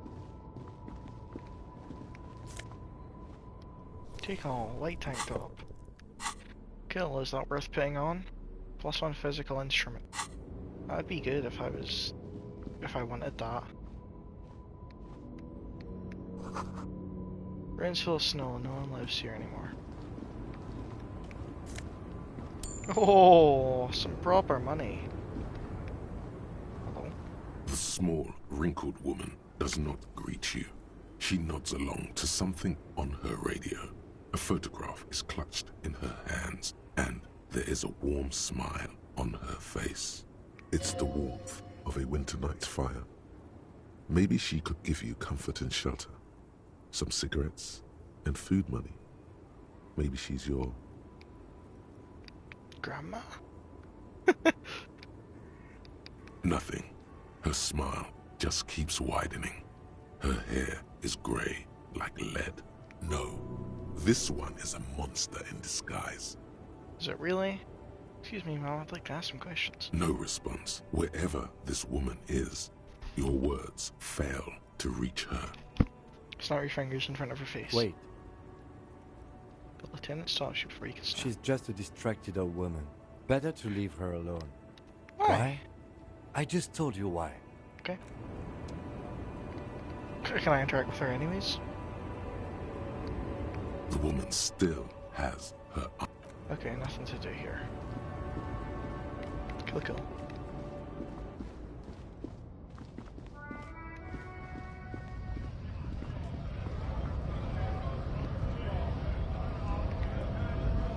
Bastards!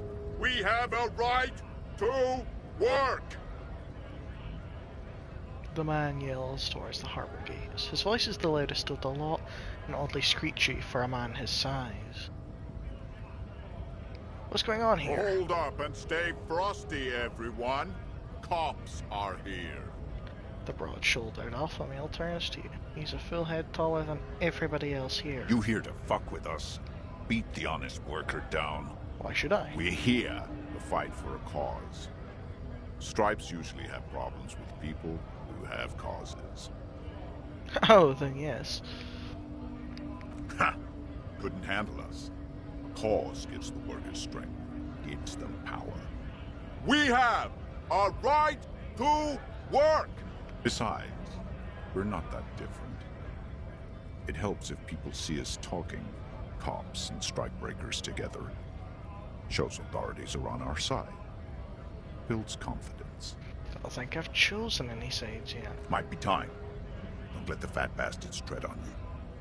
Cops tend to side with the higher-ups, but you're essentially still workers. I don't trust cops, but I can see you understand the right to work! Right to work! What kind of cause are we talking about? Rights of people. Rights of workers.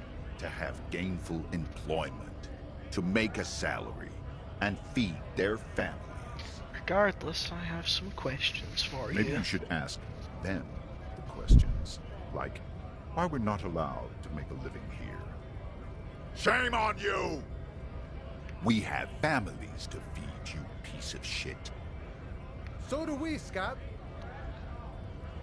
The loitering man hollers in return. Want to get to the harbour too? It's a strike, early strike breakers. Have fun. Union shits are on full strike. Don't think they're going to let you through the gates. I'm trying to meet their fat boss. I'm interviewing people about a murder that took place here behind the hostel cafeteria there. I know nothing about a murder. His reply is snappy and terse. The mention of a killing sends a barely noticeable shiver of tenseness through him. Interesting. Why so tense? What are you talking about? I'm not tense. Yes, he's tense. And dangerous. Somewhere below it all. Right to work! It's shameful. Cops doing nothing.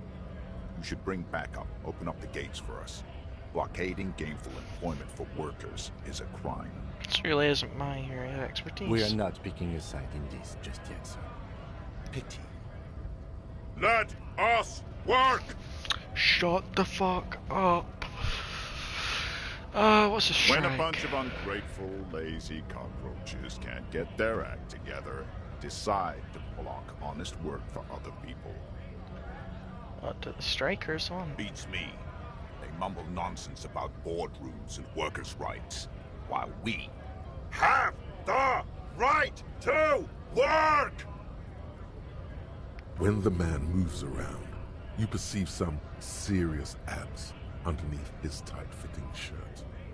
This man is in shape. Maybe There's don't try and something pick a odd fight. in the way he carries himself. His set of clothing looks vaguely mismatched. The different pieces of the attire seem ill-fitting.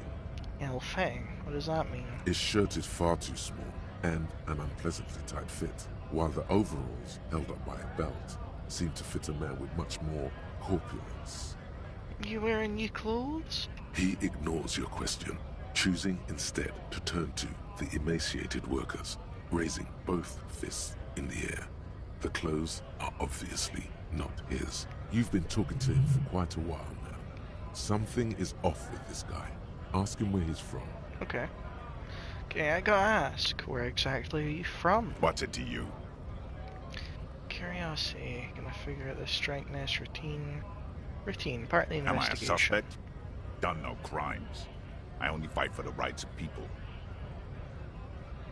I already got that. I'm interested in your background. We're all workers, right? Workers stick together. Came from the eminent domain, in Jamrock. Backgrounds in odd jobs, heavy lifting, cargo hauling, bouncer work. I know the drill. A bouncer where? If you've been in a lot of bars, maybe it's one I know. Worked at Territorial. Ring a bell? Yeah, I think I've been there. It was a long time ago. Okay. Where are all these strike breakers? Honest men and women, with rights, to work, to be useful. Not toys for corporate interests. The man runs a hand through his steadily graying military hair. We came here to help the harbor run smoothly in time of crisis. If union fucks don't want work, they ought to let in those who do want work. I have a question. Why do all these men follow your leadership? You think they follow because I'm big and loud? No. They follow the rules of the market, the rules of the economy, because they were given a job to do! What exactly is your goal We were here? promised work. We'd be in there, working, if the bastards hadn't shut the gates. And you're unable to breach the entrance? Main gate's locked. Would take heavy ordnance to bust it open. Could try to get in through the secretary's office. Door's locked. The guard's blocking the way to the access panel. And I don't mean the scrawny mess punk either. I mean head measurer. Or whatever he is. Oh, we heard that before, didn't we? Wait, head measure? Huge Seminese guy standing up there on the overhead passage. Won't let anyone by. The access panel is right behind it. How bad could one guy be? You seem capable. Bad. Standing on a narrow bridge, he's got a strategically advantageous position. And he's trained. I don't know how the Union has a trained killer up there. But that one's no joke. And my men are tired and hungry. They're workers, not fighters. Have you considered storming him, like all of you? Why don't you go arrest them instead? I'm sure they've done plenty of criminal shit. They have that look. It would be better for the neighborhood if you went home, at least for now, if you can't get in anyway. No! They will give up eventually. Or get drunk. Leave the button unguarded. Then, we charge. Well, it's just never gonna fucking happen, is it? I'll leave, I suppose. Nothing to it here. Even up here? Scab? Call me mañana. Scab asks a man with jolly eyes, telling us What did he just call you? Oh no, not this again. You just got away from that fucking kid. Exactly, as a scab. I'm not listening to you, Half-Light. Shut the fuck up. They're kind of a worm, content with mere survival. They come, they want to do our job for shittier pay, screwing over both themselves and us. Everybody loses. Hold on, where'd they all come Beats from? me. Somewhere in the ground, I think. You don't seem to like them Gotta be much. bloody stupid or freaking evil to Scab. Or I guess, scared maybe. But scared of what? Of who? Personally, I'd rather beg than scab. If the gentleman shouting on the street came begging, maybe they'd have gotten something. Try talking to them? We've explained the matters, but they don't listen. This lot would be reasonable and go home if the big guy wasn't riling them up all the time. I don't want to... I'm gonna ask if he called me a fag. Jesus. I'm allowed to say that, that's just... That means a different thing over here. It's a perfectly normal word. Alright. Anyways, yeah, I'm a scab, pure and downtrodden. With your fist. Right to work. I'm a scab, I'm a cop. I was just messing with you. No one's ever seen a cop scab. Imagine, you cops going on a strike, But then another cop comes in and says, let us cop for less money. Speaking of, what brings the RCM here? To the Wild North? Come to see the strife? I've come to Martinez investigating a murder. Murder, huh? That sounds like a lot of hard work. You'd never see me investigating a murder. It's actually very fun and easy. I don't believe you. Post L'Aventurier said the same thing. They tried to get me to be their postman. So fun, so easy, they said. It's just walking. It wasn't.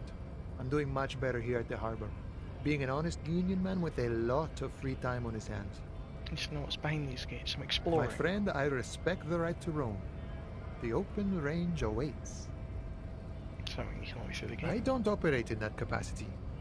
I'm not a granter of passage. The passage grants itself. Beneath the jolliness, he suddenly seems doubtful. That simple? I just walk in? Aye. Walk right past Measurehead and go in. Past Measurehead? Yeah, the 2.5 meter tall Semini Supremacist. Ho ho! Walk Okay. right past him. Then press the button to unlock the door. Then go past him again. And you enter the arbor through the office. It doesn't seem like it's going to be that easy. Don't worry, I'm sure it's not completely impossible. For example, you could best Measurehead in a physical confrontation. Absolutely not. Oh, hello. What the fuck? Yo. There's a fucking nasty spider on my wall. Bro. Don't you know I have arachnophobia? You're a disrespectful One second. I'm a big old pussy. When it comes to spiders, I don't like them.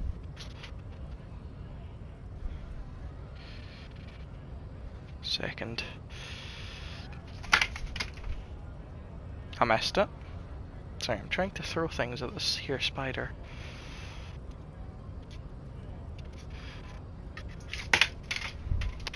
That's miss number 2.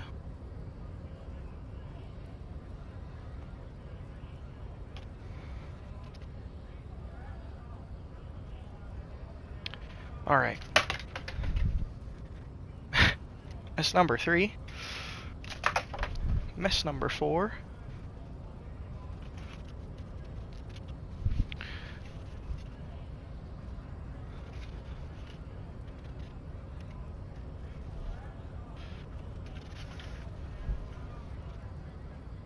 Ew.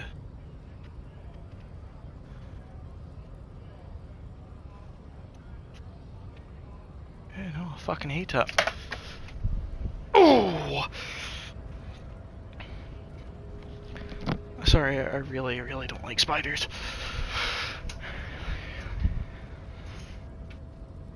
And I just had to go and smash that one.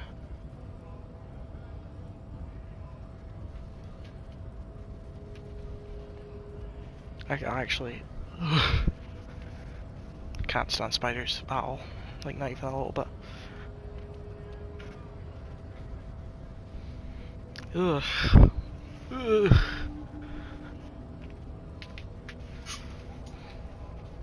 Fucking hate them. Disgusting, rotten things.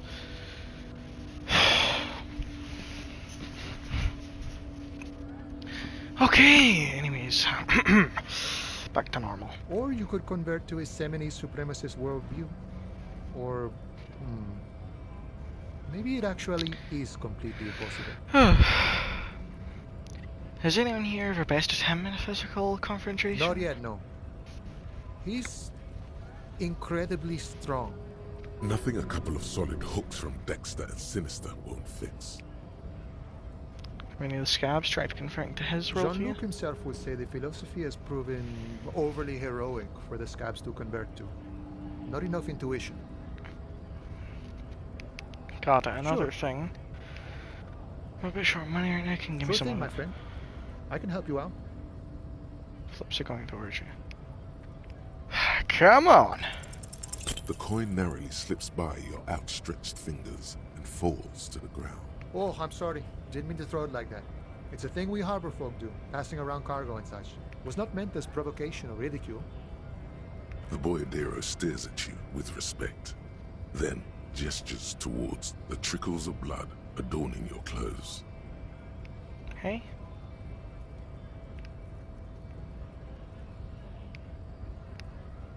Think Kitsuragi picks up the coin and hands it to you. Appreciate it. Right, always glad to help out the RCM. We're on the same branch, you and I. Humans, I mean, not slithering scabs. Come to Martinez and this murder. What's the strike about anyways? You know, serious business. I'm sure the big boss will be glad to tell you.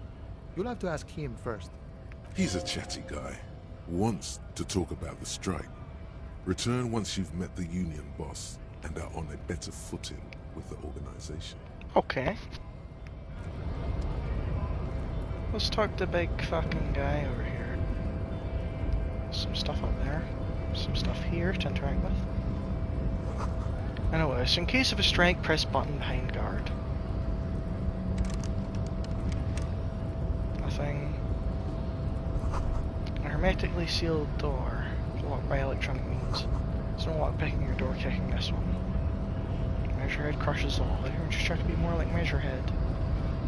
Hi, Measurehead. How you doing, buddy?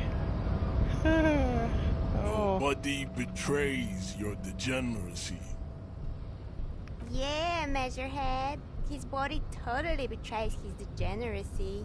You don't understand what the fuck he meant. What do you mean my body betrays my degeneracy? You have succumbed to Al-Ghul. Ah. You reek of it. An invisible sword of Al-Ghul emerges from your throat. You cannot see it, but others can. It is making the woman in my company sick. Smell my breath. Kim, is it really so bad? It's not good. It's like a rat crawled into your stomach, got drunk and drowned. Wait, Al-Ghul? Yes, Al-Ghul. What is Al-Ghul? Al-Ghul is an ancient Ilmaran poison, a parasitic fungus that has colonized your race. It is a trick the desert pygmies played on you for humiliating them and stripping them of their land. You mean alcohol? Correct. My small skull servant. You're right. I'm a servant of Al-Ghul, but I still need to enter the harbor. No, you don't. You need to get another drink. Occidental Haplogroup B4 is done giving orders around here. The influence of the ham sandwich race is waning. The race stuff isn't important here. I just need to help me do my job, Begging please. for help. Attempting to pass fear for cooperation. How far the Occidental Haplogroup has fallen. You were once a noble and powerful race. You gave the world eugenics, electricity, and powerful weapons of war like missiles and aerostatic aircraft. You made great gains in metallurgy, race theory, and statecraft. You dominated lesser cultures, like the deformed Hemians and the inexplicably potato-obsessed Khoikos. But now your ascent to the genetic summit has halted. You are obsessed with sadness and with frivolous pop culture. You will be superseded. Isn't that right, babe? It is, baby, yeah. You know it. Fucking whitest There is a forever. button right behind him, just out of reach. It must be the one that opens the door to the harbor. Come on, I think you can move it 20 centimeters back. It is my task to keep the degenerate drunks from entering the harbor. Push him out of the way, not a chance. You're gonna get fucking decked, mate. Fuck it. That is right. You should leave the stage of history with dignity by inviting the other races to a great world war. Bring your troops to the Simonine Islands and to Boogie Street, and we will pulverize you. When you are gone, we will build a museum for you. The walls will be lined with bottles of Al-Ghul, your beloved beverage. Inside, we will store the odes to homosexuality you call art. This is your chance. Oh shit. He's talking. Rip into him with a punch and catch him off guard. Half-light don't, No, half-light don't, half-light don't rip into anyone. You're sensitive. Remember? You serve the Union, don't you? Aren't they white? Don't be vulgar. White or not has got little to do with this. The race enigma runs much deeper than that. But you still serve them. How does that factor into Mr. your life? Clare is a man of vision and means. He has the will to confront polycultural capital. Something your race, naivistic communists, never did. Also, to serve is noble. Communism is pretty cool. Your petulant individualism has only contributed to your race failure. It is lax and moronic. Enough of He this. looks toward the harbor, motionless, the tattoos on his face like a web of stone. Minus one suggestion is against it. Oh god, low 17. Ah, we might die. We might die. I'm willing to do it. I'm willing to try. Isn't it this mug? He does not so much as glance at the object. Know nothing about it? Stop showing me your pathetic cup. I have no interest in it. Does he strike you as the kind of man who puts mugs into trash? Where are those tattoos of yours supposed to mean? Racists are generally not very good examples of their race. Change your stories, the lorryman down the street. I am not like them. I am craniometric perfection. I have taken the trouble to permanently draw a phrenologic grid on my skull and features. This should dispel any doubt. You sure I'm not craniometrically superior to you? You exhibit forward projection of the jaw, indicative of schizophrenia and sexual inaccountability.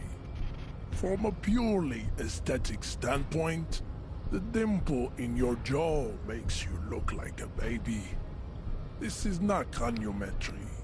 What else? It is impossible to see any more of your bone structure. It is covered in the ravages of Al-Ghul. From what remain of your features, I can see fleshy lips, baldness of the head, and long arms relative to lower limbs. This leads me to conclude you are not a police officer. You are a common criminal, an offspring of murderers and sailors from Sur la Clé and Vesper, and possibly even the degenerate sheep herders of Ubi. Interesting, so my ancestors were Sur la Clé and the other Vesper. Your racial heritage is uninteresting. It is the same as all Rivasholians. Your parents and their parents made the decision to reproduce while under the influence of Al-Ghul. That is the only reason you are here. He's right there. It's almost impossible to get it on unless you're both drunk. It's too scary when people are sober. Okay, knock him out! Uh-oh. No, don't do it. How did this happen? Your little fist is in his giant hand, and he's squeezing it. It hurts.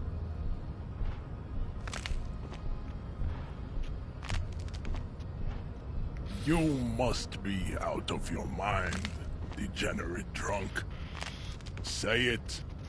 I am a degenerate alcoholic. Good.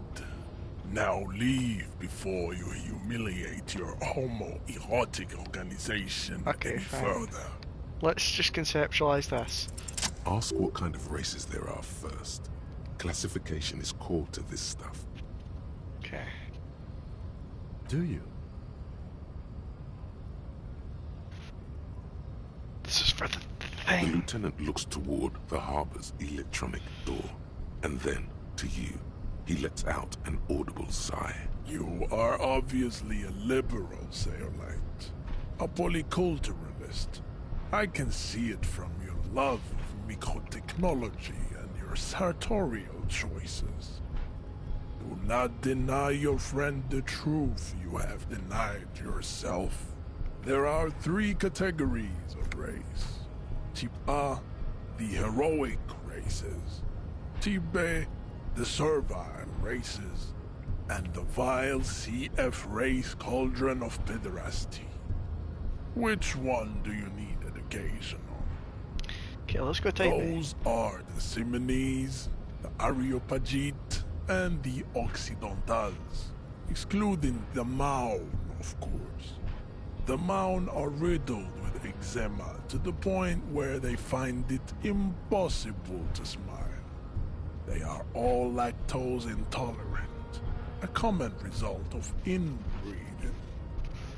A receding genetic pool has led the Maun on reprehensible street parades. In Maun cities like Stadskanal and Vredefort, wearing wooden clogs on their feet and little green tassels on their hats. Who exactly are the Maun? You know them by the names of their nation-states. The Oranese, the Gotwaldians, and the Königsteiners. My people simply call them Maun. The Maun are proof that you can have too much Occidental racial purity and tassel-centric culture. Inbreeding has led to a lactose-intolerant subrace whom no one can take seriously. Okay, got it. Who are Type A then, in your view? Vespertines and Messenians of Vesper and Messina, the ancient Meteorans of Meteo by the golden Pisantic Sea, the Suren of Sur-la-Clé, and even the North Königsteiners, all have Type A race propensities. The other large Mondial civilization, the Mesk, are too yellow and oleaginous to count as a heroic race. True, they are violent and expansionist, but they have a glandular problem. Overproduction of sebum. Sebum is leaking into their brains, making them listen to El Mariachi music and eat toxic minced meat-based food, which in turn only produces more sebum. And who are the Seminese and Areopagites? Fuck off, I'm not pronouncing that. Areopagites. As proven by the Maun and the Mesk, Occidental Type A is in retrograde. The Seminese and the Areopagite are on the ascent. That was close. The Seminese are. The indigenous people of this, the Insulindian archipelago. The Seminese inhabit the southern islands. I am Seminese, from the stock of Ulmuir on Ile de Fantôme. And the Areopagites? The Areopagites are the master race of the Ile Maran deserts. The Simonese are descendants of the Areopagites. We came here during a heroic migration from Ile Maran to Ansuland, thousands of years before the lactose-intolerant Maun-ridden Occidentals discovered this place. What's the difference between the Seminese and the Areopagites? The Areopagites are sleek, long-headed. The Simonese are powerful, mesomorphic. The former is an immutable progenitor, unchanged since the Super Isola of Pericarnassus. Ancient brains rest in their slender skulls.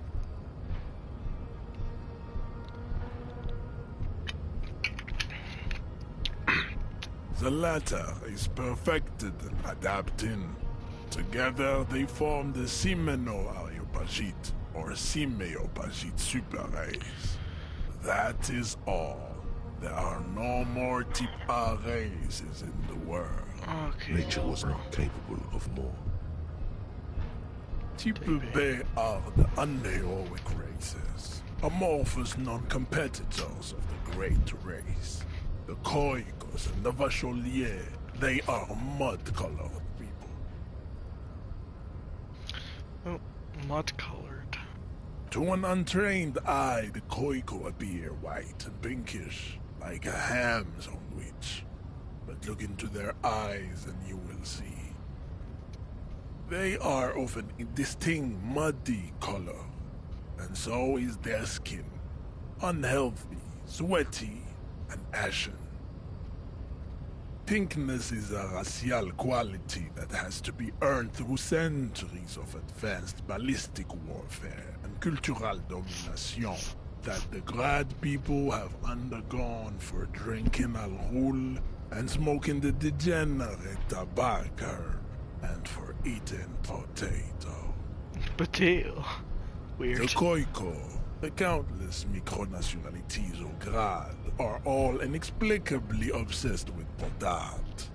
The only thing they like more is dividing into microscopic ethnostates, like political amoeba. Shit, I've got to retrieve the stuff I threw at that spider, but now I'm worried because the fucking spider might not be dead. I mean, how the fuck do I know? Could you tell I hate spiders? Like with every fibre of my being. To the point I will literally throw anything I have at them. Just to get them away.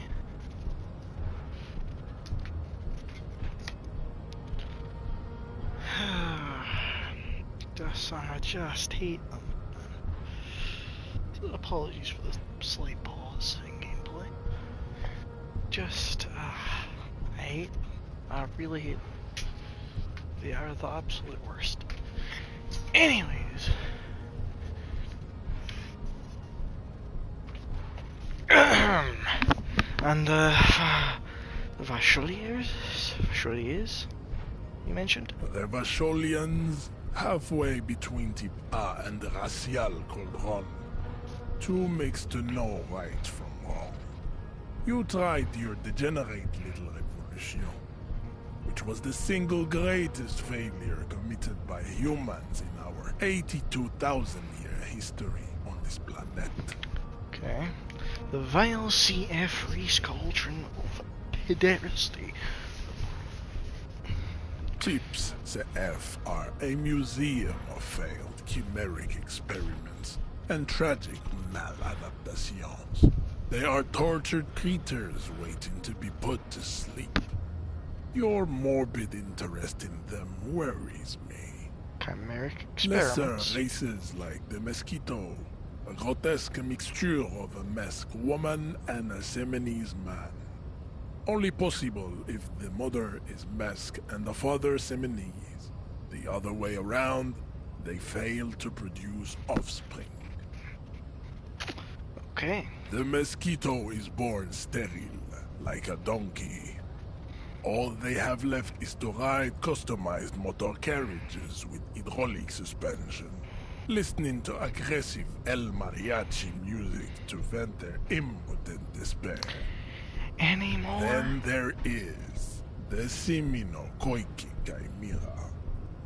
Are you sure you wish to know of the Simino Koiki Chimera? It is not an aesthetic site. Yes. The Koiko, as you know, are very servile, especially when they meet the rich man. Racial scientists have toyed with the idea of crossing the Seminese with the Koiko to produce a super worker of Seminese strength and Grad servility. This will never happen. The Seminese and the Koiko may have similar interbreeding problems as the mosquito. We will never know precisely. No Seminese man could maintain an erection in the suffocating potato stench of a Koiko woman, or Koika. Okay. There is a strange sadness in his tone, a less than heroic melancholy this time. You seem kinda blue about this, Measurehead. The heart that pumps the hemoglobin is mysterious, and so is its dark will. Enough of these personal matters. Have you been educated to all the Rasotip now? Yeah. He does not seem angry, nor does the woman look affected. She just twirls her hair. Perhaps they've been through this and established an accord. No, they've been through all the types to understand advanced race theory. You understand nothing. To solve the great race enigma, you have to first ask yourself, what is the race enigma? You have not even worded the mystery, let alone solved it. Will you let me into the harbor if I do? We will see. Access to the Union is important for our investigation, but there may be another way in, without becoming a race theoretician. Am I mildly worried he might take it seriously? The lieutenant thinks. Yes, I am, he concludes. I am worried. I won't take it seriously. This is just playing to their hand. Intentionally, though, to get them to trust us. How do I word the mystery? You need to internalize what you have heard here today, then return to me. This clarity does not come instantly. Oh, let's discuss something I else. cannot possibly imagine what else we have to discuss, Tibere Vasholian. Your love for disco music and venereal disease? Let's just leave. So,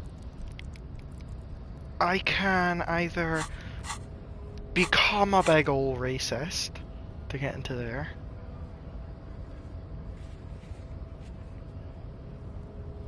So I can become a big ol' racist, or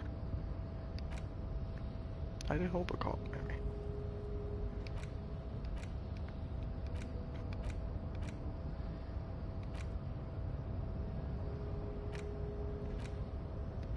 You know, volumetric shit compressor. I mean,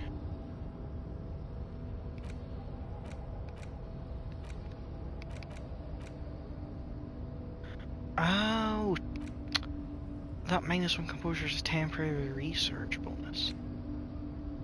Right. But it only lasts for the time of this. Let me just speak to Kim over here. Hi. I'd appreciate it if you didn't force us into situations where I may have to shoot random civilians, because that won't get us anywhere. I'm not even sure the one bullet my chamber holds would even prick that Hulk. Okay. Alright, fine, I won't do it again. Let's think of something else. So, we shouldn't do that.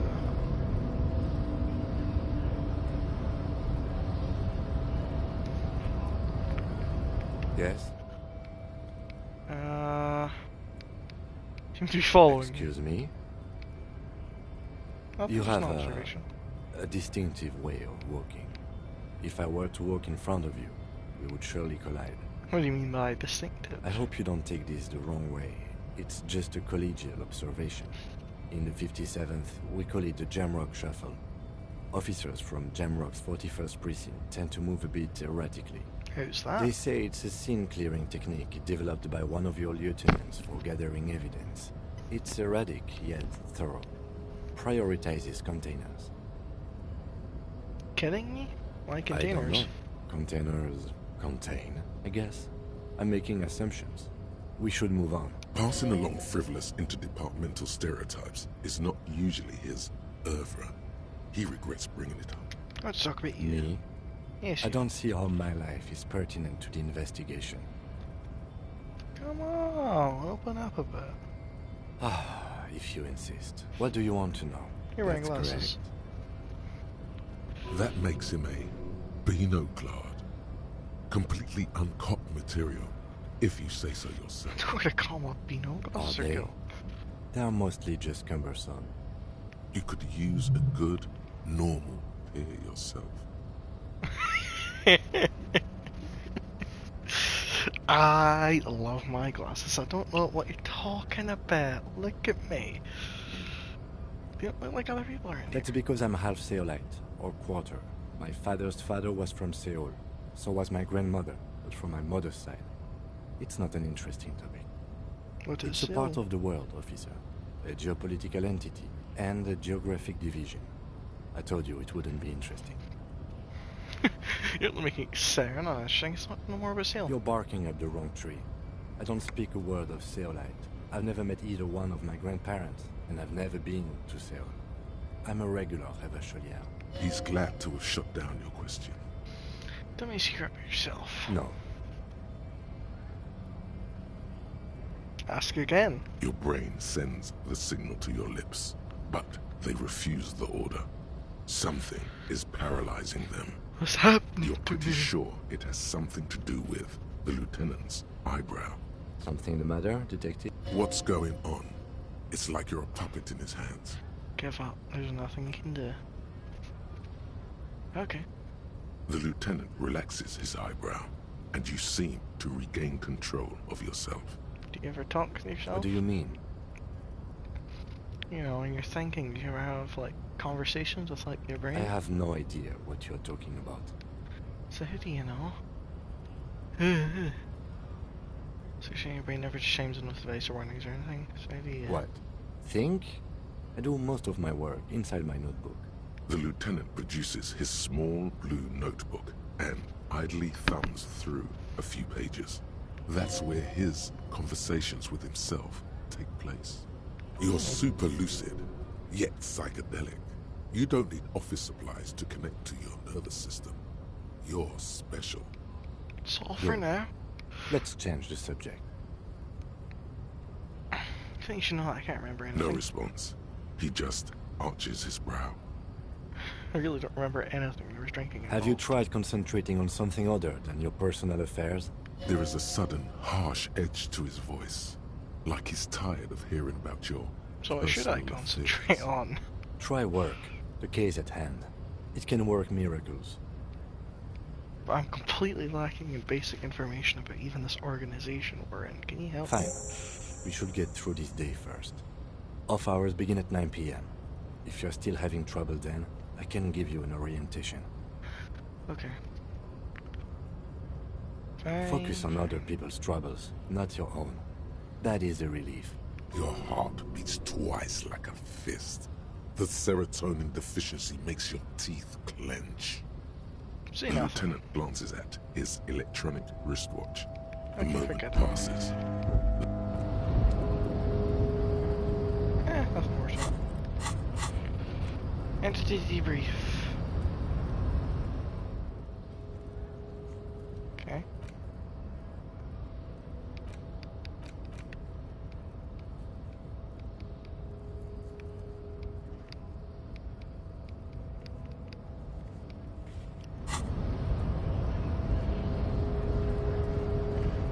Well, I don't know if I should actually do that or if I should... I guess getting past the man ain't that simple after all. So, what now? Nothing. Oh, what the fuck? What the fuck?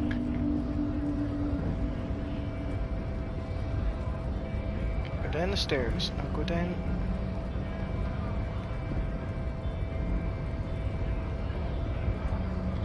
There we go. Just come in at there. Okay, what the fuck? What the fuck are we doing right now? We can maybe go back and try and see the body. In fact, first, money. God, I'm all over the place. The tear machine stands in the corner. Insert Your my balls. bottles clunk into the machine, and the money appears. Do you know what you should do with that money, kiddo? Fuck off, electrochemistry. Please. You're doing me absolutely no good.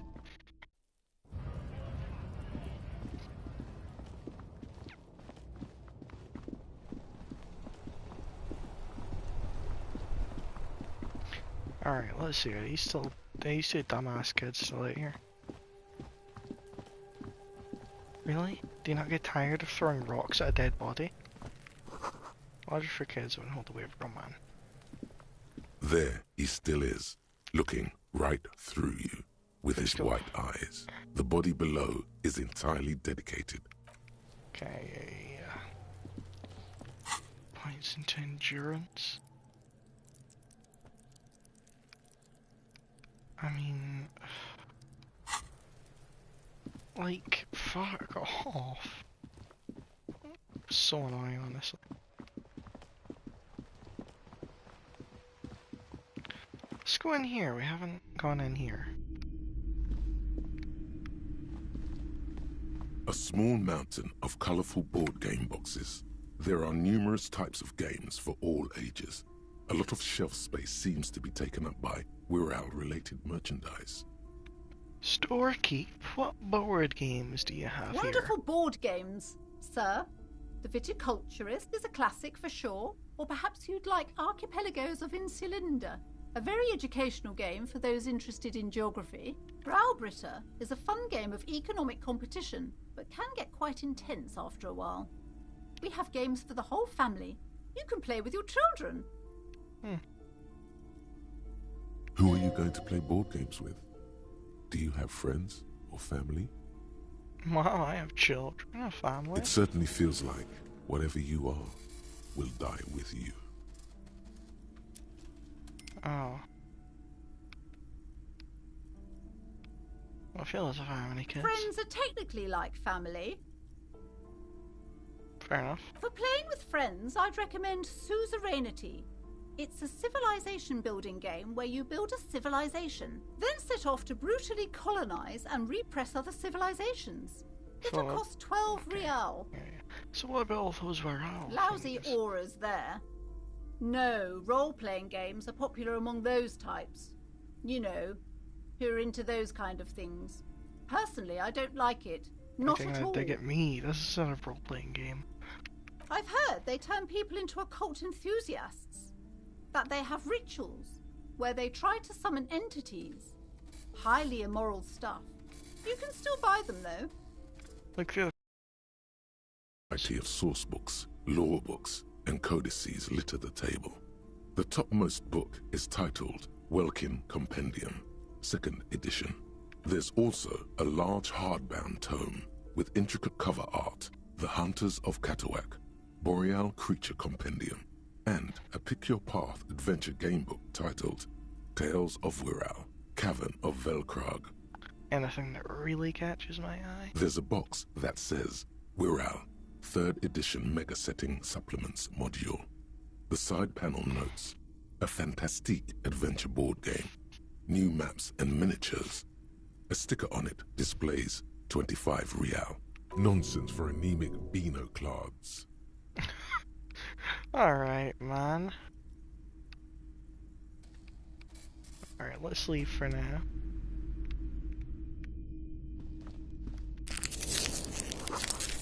Did not realize they just do one. Gift books and molten candy. The display rack is brimming with worn paperbacks featuring an extremely muscular, sword-wielding barbarian on the cover. Nearly all the titles contain the word Hyundal somewhere. Storekeep, tell me about the Muscle Man books. Oh, Man from Hyundal. A very popular series of adventure novels. They're awfully immoral and violent books. Why are they so popular? Blood and violence, scantily clad women, epic narratives, all those mystical things he encounters. They're bound to grab those with little imagination and nothing to do. Sounds good. Which one should I start with? What does it matter? They're all the same. However, the customer is always right, they say. If you're a novice of the series, I'd recommend Hyundalaman, the man from Hyundal. It's supposed to be a good introduction to the series. Okay. You can look through the display of books. Rows and rows of Hyundalamen blur your vision. You make out some titles. Man from Hyundal and the Mammoth Riders. Man from Hyundal, Return to Hyundal. And the solipsistic Man from Hyundal and the Hyundal Man. Good God, how many are there? Maybe 100. Man from Hyundal and the Sages at the End of the World. Man from Hyundal and the False God. Man from Hyundal and the Scorched Earth. Man from Hyundal, the Hyundal Colonies. Man from Heimdall and the swamp beast. Man from Heimdall and the snow crabs. Good lord. Those snow crabs are worse than they sound. Is that all? Not even close. Man from Heimdall in hell. Oh, for fuck's sake. Man from Heimdall and the forest of slaves. Man from Heimdall under the lake. Man from Heimdall. Heimdall burning. There's even The Trial of Death, a pastoral combat gamebook set in the world of Heimdallaman, and so much more. We about finished? Jesus Christ, man. Okay. Pain threshold, the books call it to me. A twinge at the back of your head makes you flinch. Your eye starts twitching. What is this? Your hand reaches toward a book with glossy cover art of the very muscular man from Heimdall in chains, kneeling in front of a staircase leading to a throne. A woman sits on the throne, leering at the man. She's laughing at him, belittling him. Between the throne and the Heimdallaman lies a bonfire, casting shadows on the wall. The shadow of the woman's headdress looks like a pair of devil horns. The title reads, Man from Heimdall and the Devil Woman. Wow, who could have guessed that fucking title? Ah! Oh, fuck. I've accidentally switched my telly to another channel. Don't do this to me now. Don't do this to me now. Yeah, that should be fine now. Good, great. How long have we gone on for? Okay. I really got lost in it, actually. No, I really just got totally lost in this. Did not realize it was going for 5.5 hours. An all-women devil woman? Especially those leering types who seem to wear nothing but an armored bikini. There's also some sort of a snake lizard beast slithering around her abdomen, chest, shoulder region. The display rack before you is burdened under piles of Man from Heimdall novels. I could buy them, actually, but I'm not gonna waste anything on that. I think we'll finish exploring this and I'll be at all sports magazines tucked away in a dark corner. Yeah, I don't want to spend any more time. The book collects the national recipes of Arda. They're all about lake trout.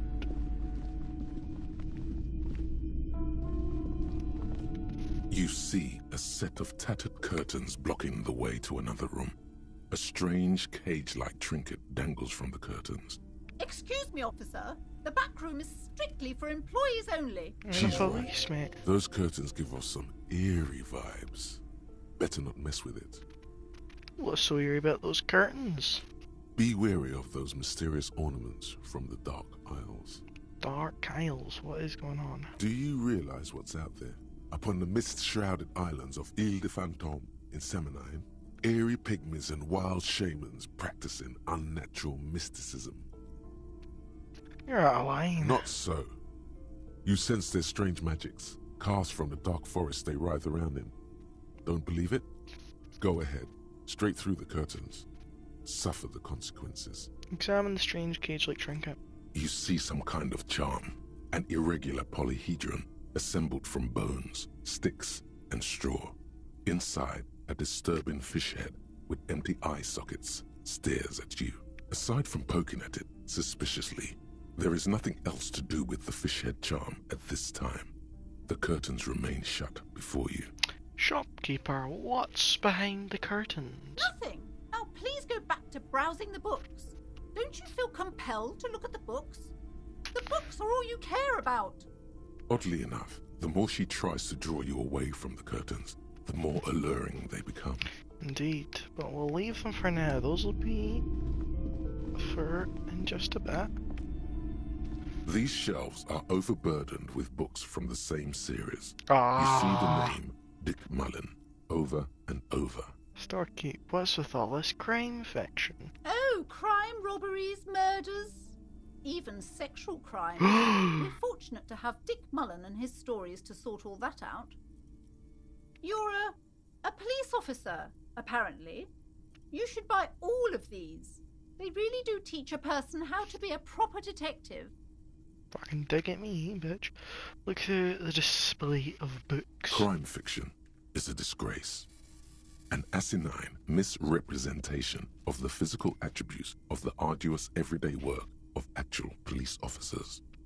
Can't disagree with that. These books greatly overstate the excitement of police work, glossing over how long it takes to actually follow up on leads and eliminate dead ends. What's more, they completely ignore the psychological hardships of year after year coming into contact with people during the worst days of their lives. Not a single mention of all the stress this work creates upon the officer's family. Detective fiction just doesn't tell the truth at all. Now, would you like a list of all the books found on the shelf? Sure thing. You see Dick Mullen on the job. Get Me Mullen. The Stalwart Adventures of Richard P. Mullen. Dick Mullen and the Murder in the Orchard. The Sordid Affair of Dick Mullen. A killing is declared. Dick Mullen in the Murder House.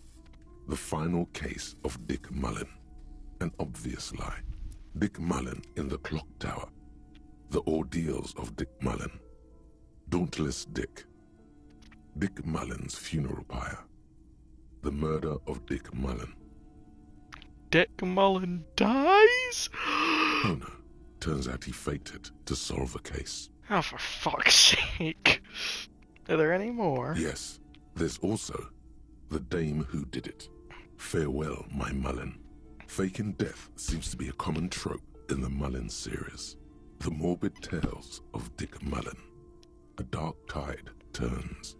It keeps going. Tragedy calls for Dick Mullen. Another one with fake death. Oh my God. Of course, Dick Mullen, the murderer. In order to catch a murderer, Dick Mullen must become the murderer. Come on. This is not the way real police solve crimes. The real police are some 20 kilometers away, sitting in an armored motor carriage. Come on, Chester. Tell the story again. Aww. Again? Man, I tell that one at least once a month. It's not that interesting. The fuck it is. And these guys haven't heard it. You see, Chester here... He's gonna say the last line? Gosh, why? Chester faked his own death once. A very fucking dangerous case, ain't that right, Chester? They almost got you that time. Yeah, sure came close. Alright, so I was tailing this guy called Francis the Shoe. Inside of the motor carriage is thick with cigarette smoke. Outside it starts to rain. After all this, you still haven't found the answer to the one question that matters. Who is Dick Mullen? 42% will win this one because it doesn't actually fucking matter. Your attempt to grasp at the answer fails. It seems very close by, pulsating just out of reach. Well, fuck that, I guess. It's a tome of fascist magic, rather candid. A quaint picture book brochure, very colourful.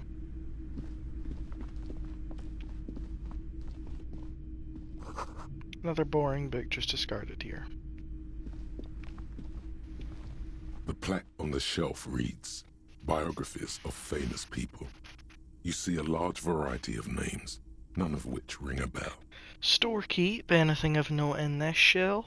I would say... The Greatest Innocence. Yes, most certainly. It's an important educational tool, delving into the depths of history, religion, and their relation to innocentic power. Who or what is an innocence? A very influential historical figure. But surely I don't have to tell you that. You're a law officer, and law officers have at least some education. You're annoying. The book is also very daring. The author aims to re-examine the universal understandings of the innocentic system, creating a fresh vantage point and a shift in the tired order of things. So you recommend Certainly, it's prudent for a person to have at least an elementary understanding of history and society.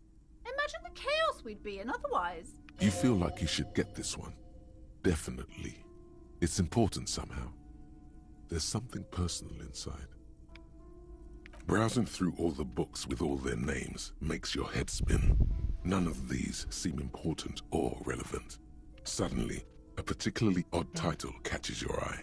It reads, High Speed Love, the tragic true love story of Jacob Irv and Alfie Delatraz. By High Speed Love chronicles the romance between two of the finest tip-top tourney racers in history.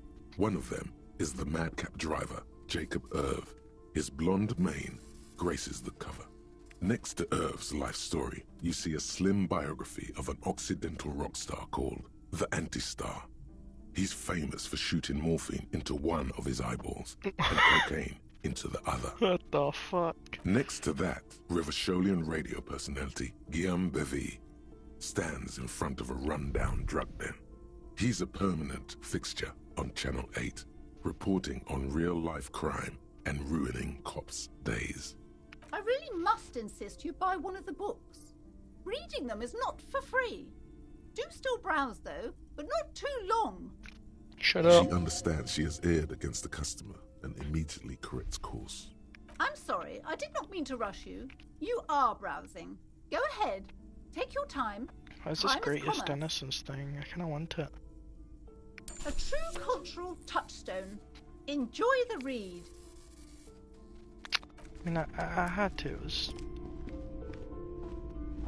It was Several telling me maps to buy it. have been attached to a bulletin board hidden inside the alcove. They're held up by small pins. The board has come loose from one corner. The maps look old and faded. Your eye catches a map of Insulinda, a map of Revachol, and a map of Martinez. Look at that map of This large Insulinda. map displays archipelagos. You see a constellation of small dots on the light blue emptiness of the Insulindic Ocean. The largest in the northeast is La Caillou. You are here. Another, far away in the southwest, Seminese Islands, Ile de Fantôme. Wales. Ozon, Laurentide, Fas à la Mer, Archipelagos, North Arcade Islands, all just specks of dust on the vastness of the Insulindic. On the edges of the map, the color fades into a blur of dotted lines, black and white. In the northeast, a dust mite stands on the north coast of Caillou, in a bookstore.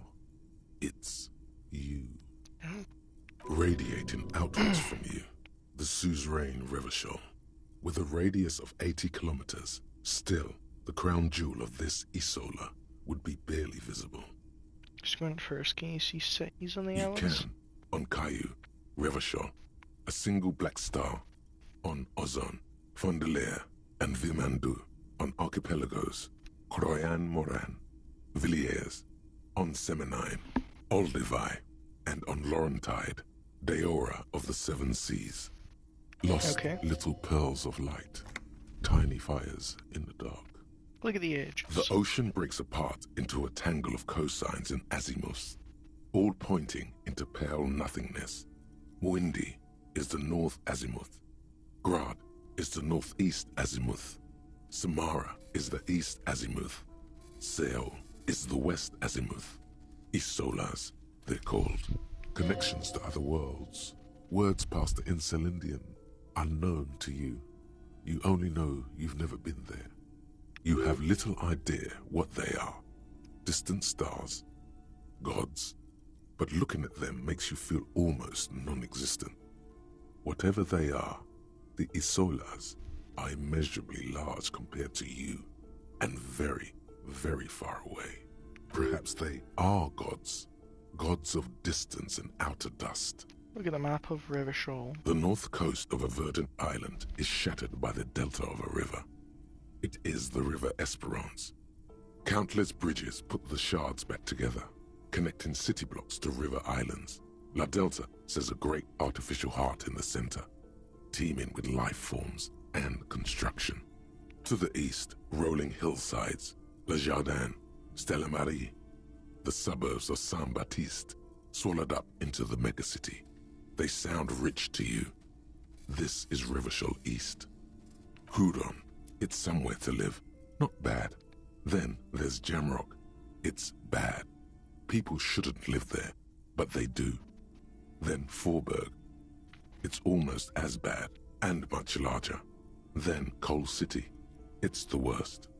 And Martinez? It's so small you can't even see it on the map. No, wait. There it is.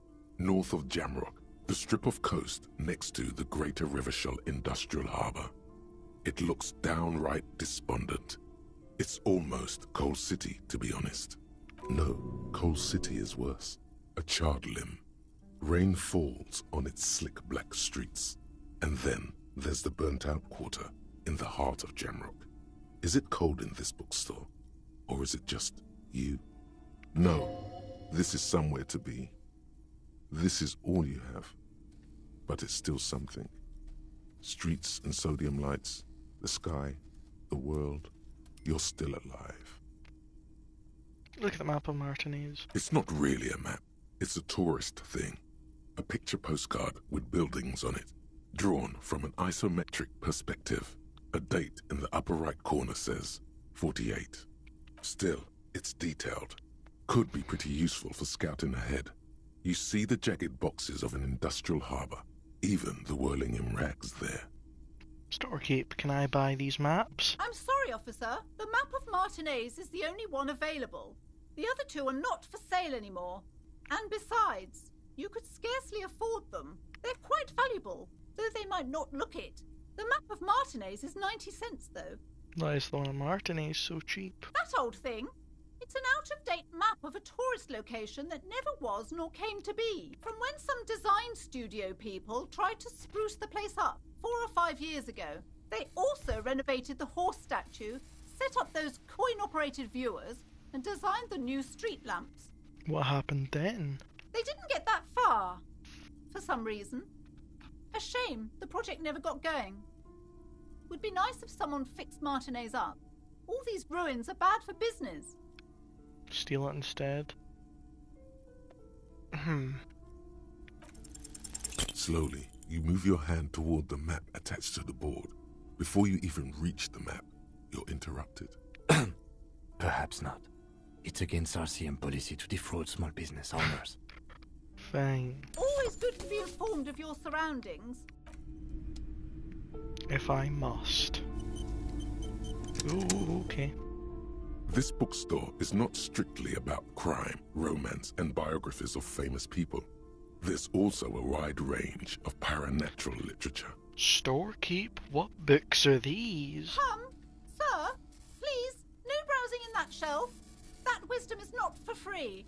I can't have you end up, like, opening a police store next door and stealing my customers. Oh no! I'll look through the Amidst shelf. the various books, you find one written by someone named Matthias W. Dundas. It's about wholeness, unity, balance.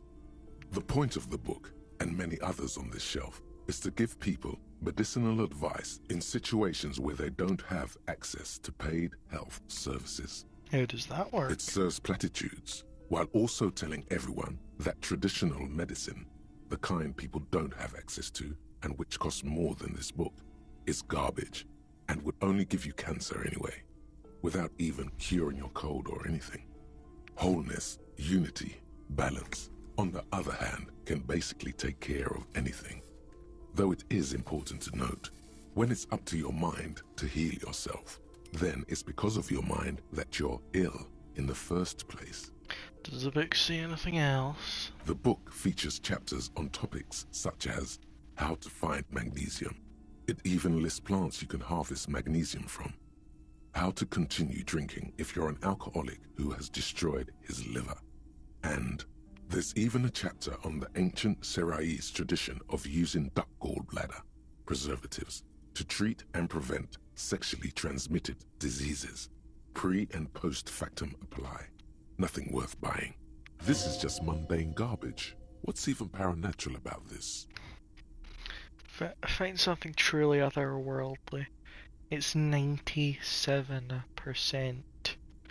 Oh my god. If you feel this, I might cry. The throbbing in your Thank head you. increases with every passing moment you gaze at this shelf. Suddenly, as if out of nowhere, a small green book becomes apparent. The title of it reads, Medicinal Purposes of the Pearl. What's the pale? The book contains very little explanation on the matter. This knowledge seems to be taken for granted. What's that about? The book contains descriptions of various pseudoscientific therapies, alternative medicines, and folk remedies involving the Pale, also known as le territoire. For example, it recommends vigorously swatting one's naked body with a venik, or hand broom, made from the leafy twigs of a young birch tree from the near Pale. Okay. Even better if you can find someone else, preferably a large man dressed in nothing but a towel, to thrash you while you're spread naked and helpless on a cool slab. Yeah, bro, keep that in the bedroom. Just saying. Sounds invigorating. It is, and good for the circulation, too.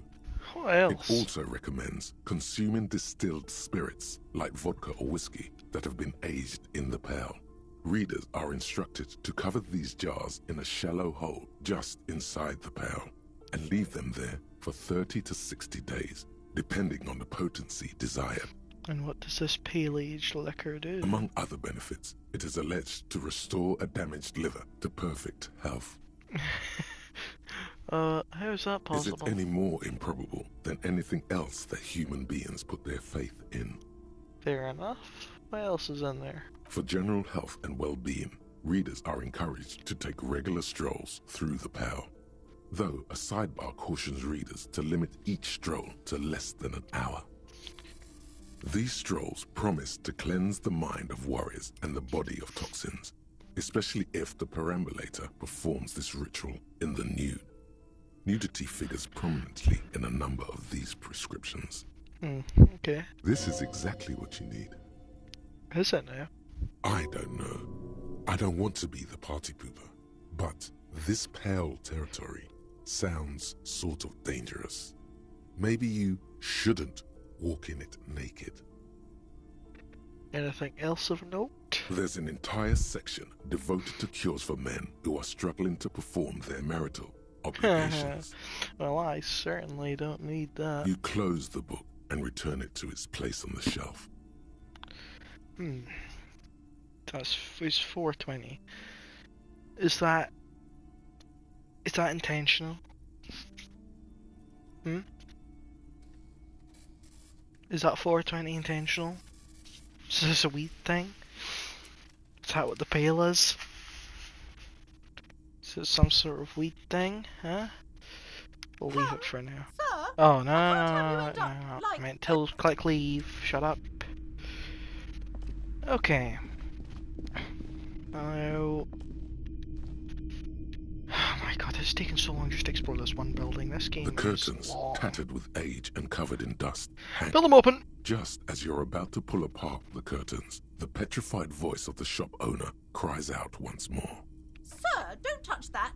I told you it's off limits for the customers.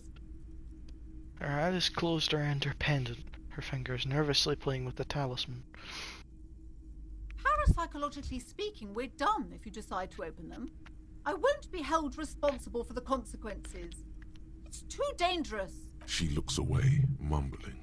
Why is everyone always messing with the curtains? Why can't they just buy books like normal people? Maybe don't draw so much fucking attention to them.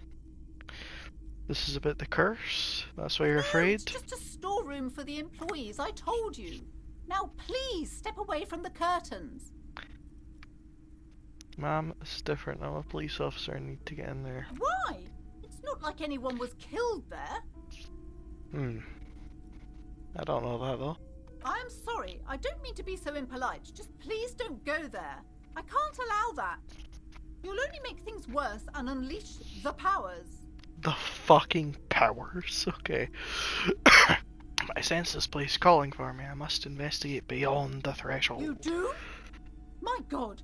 Even more reasons not to mess with the curtains. Just step away, dear sir. I don't care. You can't stop me. I'll open them. Please just talk to me, officer. Come here and let's talk this through before you decide to do anything extreme. Lies. Rip them open, we say. yeah. There is something mysterious about the curtains. Be careful. I'll be careful, but I want to see what's in there. The curtains, tattered with age and covered in dust, hang before you, as if Fine, taunting I'll you. talk to the shopkeeper first. Okay. Welcome to Crime, Romance, and Biographies of Famous People. My name is Plaisance.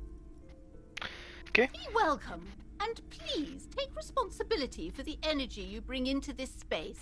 A golden pendant hangs around the woman's neck, in the shape of what looks like a tiny fish head trapped in amber. Obsessed with fish heads, much.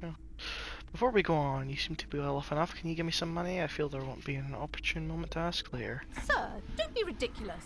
I certainly will not give you money. I would be doing you a grave psychic disfavor. Just say you don't want to give me money.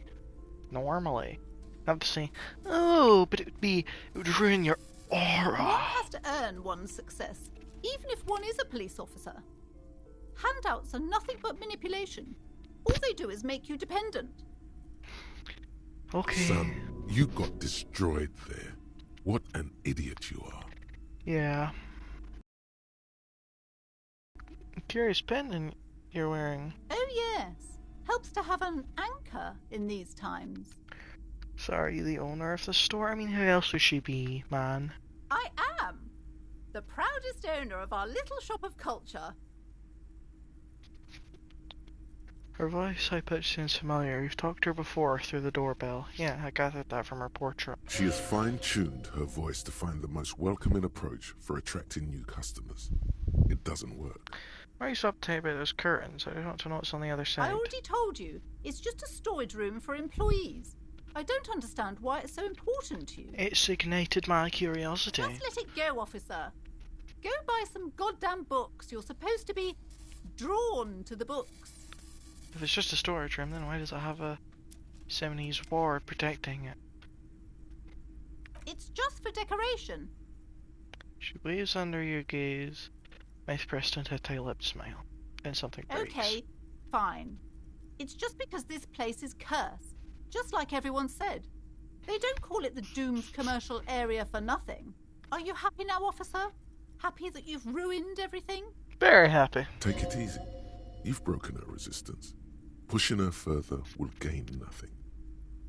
How does this curse manifest itself? The curse is so much worse than you could imagine. It's a disease, eating at the very foundation.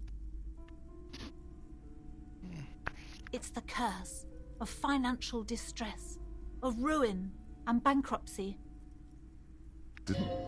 Didn't that curtain just move? Okay, I'm a little confused. What does that mean? Everyone knows that all the previous companies in this building have sooner or later declared bankruptcy, and their malicious spirits are still here, feeding off bad business practices and disappointing income statements. There's something wrong with this building, I can tell you. Ever since I arrived, I've sensed an eerie lingering presence, as if I was unwanted here. Sounds familiar. Strange, I feel unwanted too. What does it mean? Truly so? Perhaps the dark energies are leeching off you. You shouldn't stay in the store too long. It may be dangerous. Why don't you just tell me right away? It's the curse. It's not good to talk about the curse, not in detail. The negativism, it's dangerous. Talking about the void wraiths angers them. Such wraiths may prove a formidable enemy. Suit up. Have you sought help from anyone? Yes, I've contacted numerous parapsychologists and even a pair of Simonese mediators. They provided me with the wards. Oh shit. Oops. The wards help to keep the doom at bay and protect us against the darkness that lies further in the building. Even though now I fear it's not enough. Is your pendant part of the wards as well? Oh, this? No, it's a special Himian amulet, blessed by desert pygmy shamans, with a spell of compulsion. It's to compel people to buy books. There are numerous spells cast throughout the store. I had the books anointed with a different inducement spell, for example. It's guaranteed to boost sales 15%. Would you like me to take the case? I can investigate, see if the curse is real. Most certainly not. I don't want anyone who's not familiar with the psychic arts to get involved in this mess. Stay away. Leave the spirits be, so they can return to their slumber. Who says they need to sleep? Psychic arts? Sounds right down our alley. I have a few more questions about the curse. I want to buy a book. Daughter's not signing. So, yeah. Okay, but please, only a few questions. The woman before you scans the store. Her shoulders I want to buy a book. Goodness, you were already doing good, browsing the shelves. Why'd you stop? Don't you feel compelled? Go, go. Get back there. The books await you. So what type of books do you have? Everything is on the shelves. Take a look yourself. The shelves compel you, don't they? Okay, I'll take another look. She smiles and nods, seemingly relieved. Your daughter is the one standing outside the store, right? Annette, yes, my daughter. I hope she wasn't slacking off again with her nose in science fiction. Tell me, was she at her post doing her job like a proper girl? Yes, of course. Wonderful. Did you talk to her? Yes. Great. On a scale of 1 to 10, how compelled were you to buy books? Her opinion of her daughter depends on how well she lured you into the store. Oh, well then, it's fucking a 10. Oh, 10 out of 10 score. My precious, her dedication brings joy to my heart. If you have children, I hope they turn out as great as my Annette. All this pressure's made her really anxious. You know, she's been chewing her nails. God. I've told her not to do that. It's such a disgusting habit. She'll get over it. Anxiety is a part of life. A part of hers, too, clearly. I don't think she can do anything about it. She can, if she has enough willpower. This is what's called growing pains. Life isn't easy. Life doesn't give breaks. Come on, ma'am. It's obvious she can't do anything about it. You are placing an unnecessary burden on a young child. That is true, and obviously the market, but maybe an exception. Everything is wrong, even I know that, and I usually don't know anything. She stands stiff and severe, silently fuming. 10 or so seconds pass without change. Oh no. Hold on. I need to invite her inside and apologize. She must be freezing out there. There. I don't know what to say to you. My husband, he tries to teach me business lessons. I have what my mother called a dull mind. All this stress. It sounds like both the husband and the mother treat her the way she treats Annette. You're like Annette to your husband and your mother. Oh, well, my mother was horrible, of course. Absolutely perverse energies around that person. But my husband... My husband is completely different, of course. Is his husband Annette's father? Yes. My husband is a successful entrepreneur east of the river. If only he were more involved in the business we're running up here. No matter. Soon we'll both be off for Grand Couronne. Grand Couronne? What's that? It's a proper place to live. One of the most peaceful neighbourhoods east of Jamrock. You may know it for its massive housing projects. Most of the buildings are empty at the moment. It's a great opportunity to get ahead of the crowds. Better times ahead for sure. And your husband's also involved with the bookstore? He made the initial investment. Since then, he's been what you might call a silent partner. Is she an only Yes, child? I'm afraid so. A real treat she is. It would be nice if she had... No, we couldn't have afforded more children, really. Not in this economy. Why not? We're quite busy people, you know, my husband and I. Quite busy. Children are a lot of work. You don't look like a father, so I don't expect you to understand. I'm sorry. I'm sure you do understand. She told me she doesn't go to school anymore. She's been too busy, helping me here. So she studied at home this trimester. This is a temporary solution, of course. I assure you, I of all people understand the importance of education. She will be back in school the moment the store takes off. Alright, I had something else in The woman mind. looks aloof, her features much softer. Occasionally she glances at her daughter's silhouette. So I've helped Annette and I'm the master of psychic arts. That's 72%, yeah? Fuck it! Slither up to her, you silver-tongued fiend. Show her what world-class perfidy looks like. What if I don't want to lie? You're not lying. You're giving her peace of mind. The means are thus justified. Okay. Well, I came here to help. I've handled paranatural situations before. Are you sure? Don't think I haven't seen charlatans before. Since the psychic emanations from afar, the sleeper beyond calls out, I've returned from the void apart from a long line of paradetectives. No, we'll see the first one. I'm not sure I can trust your claims. Honestly, you look like a bit of a drinker. I'm sorry for being so blunt, but... Hey now, hey. You need the booze to focus, alright? Back off, electrochemistry. I'm not drinking. The lieutenant keeps his usual stony calm. He silently picks out his notebook. Go ahead then. Rock her world, he thinks. I'll compose some notes. I admit I've had my share of drinks, but only because the spectrum is parapsychologically taxing. You keep the necessary drink the spirits are to contact How the do void. you know all this? Here we go. Your wars brought me here in the first place. The Semni's blood also runs through me. We still live in the shadowy isles. The wild wise men taught me their rituals. I am the void revenant. I have powers to depad all the bad energies. You're part Simonese. Oh, it means our meeting couldn't have been mere chance. The hand of fate guides us. Yes, indeed. But I am not the only one at risk. I have to think of my daughter. You are certain you can help us? Keep us safe? I can't allow any collateral damage to hit us. No problem whatsoever. Your family is safe. The phantoms are no match for me. If you promise, good officer, then you might be our last hope. Do you swear it? On my honor. Thank you, sir. There's one more thing I haven't told you about yet. The entity. Do not act surprised. You know of these things, sire. Of course, the entity, for I have sensed its presence. You have? The entity takes the form of a woman, a witch probably. I've suspected that she must be connected to the curse ever since I first saw her. Did you know that she lives inside the chimney? Chimney, the passage between heaven and hell, of course. Yes, that chimney is part of the building's central furnace, and it's enormous. She has barricaded herself behind some metal security curtains. So just like a homeless God knows person, what you she's think. doing there. Some unnatural magic, I assume. You should go find the entity and ask what happened to all the companies in the building. What is the source of this curse?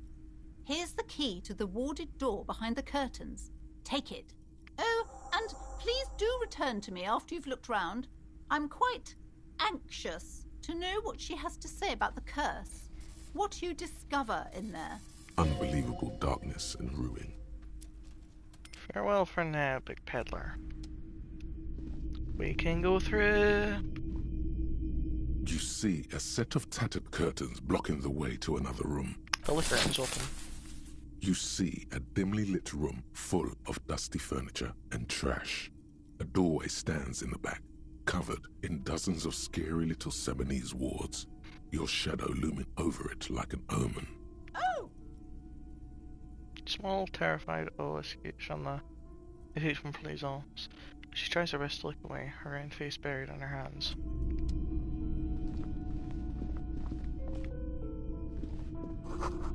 Ghostly silhouettes of hairdryers. A vaguely androgynous portrait of a man. Merely looking at that unmanly haircut threatens your masculinity. A heavy door with a missing handle stands before you, covered in dozens, if not hundreds, of Seminese trinkets and charms. It appears to be locked. Knock on the door. Only an echo. No one is there. Unlock the door with the key. After exerting some force, you manage to turn the key. It's eerily silent. The door slides slightly open, letting a draft of cold air into the room. You feel the tiny hairs on the back of your neck rise up, as if someone's standing right behind you. An uneasy knot forms in the pit of your stomach. Touch the back of your neck. What is this feeling? Outside, the wind howls in from across the bay. The building at Rue de Saint-Ghislain stands like a matchbox on its side, with men inside, like little wooden sticks ready to catch fire. Yeah, I didn't realize it was salt. I don't speak French. I gave up French. I chose Spanish instead. So. A panicking woman squeezes the pendant around her neck until it leaves a mark inside her palm. A man, a few meters away, stands frozen with a key in his hand. Somewhere inside, a spider is spinning its web. No. I'm gonna go in first. I'm the manliest man alive. It's a gem. Oh. Oh, there's something. The store on the other side is closed for the night. Come back tomorrow.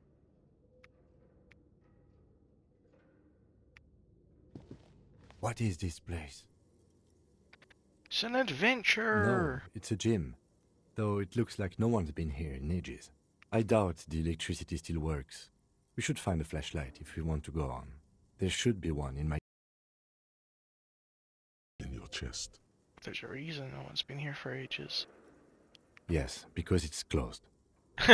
No need to look for supernatural explanations where a banal one will do. Now, let's go get the flashlight, shall we? Okay.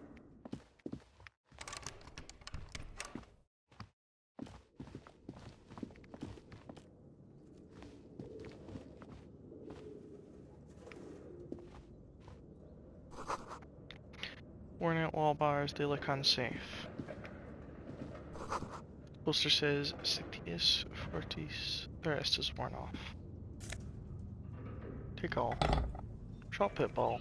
Oh, that'll work for the bowl, I think. Sand is dripping from a punching bag. Left it, come on! A barbell lies on the floor. The color has worn off its weight plates. It's 60 kilograms. Your triceps hum at the sight of these weights. Show the world what kind of beast it's come on.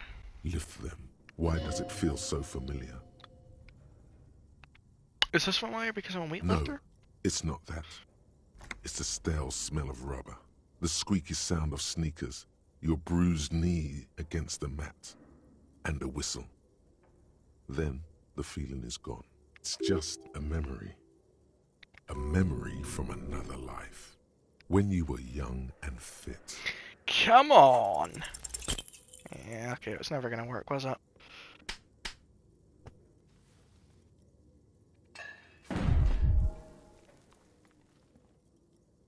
Ow. You managed to hoist it off the ground, but the barbell feels wobbly and dangerous. Your hands slick with sweat. Turns out you're no beast, just an old man with bad form. See? See? This place is cursed. Seems like I'm a little out of shape, or maybe these gloves just suck. He actually comments on the gloves. Proper weightlifting gloves would definitely afford a better grip. Well, here's a shame.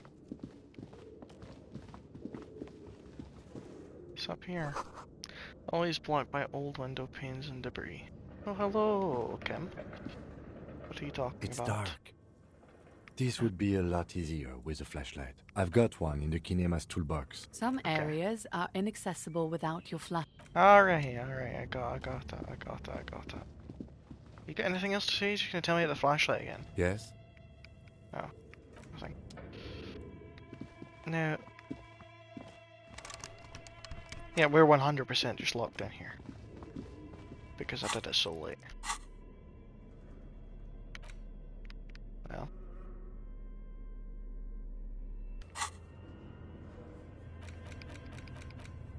I mean, look at the amount of shit you have to do. I don't want to drink though. I wanna better this man. No drinking or smoking.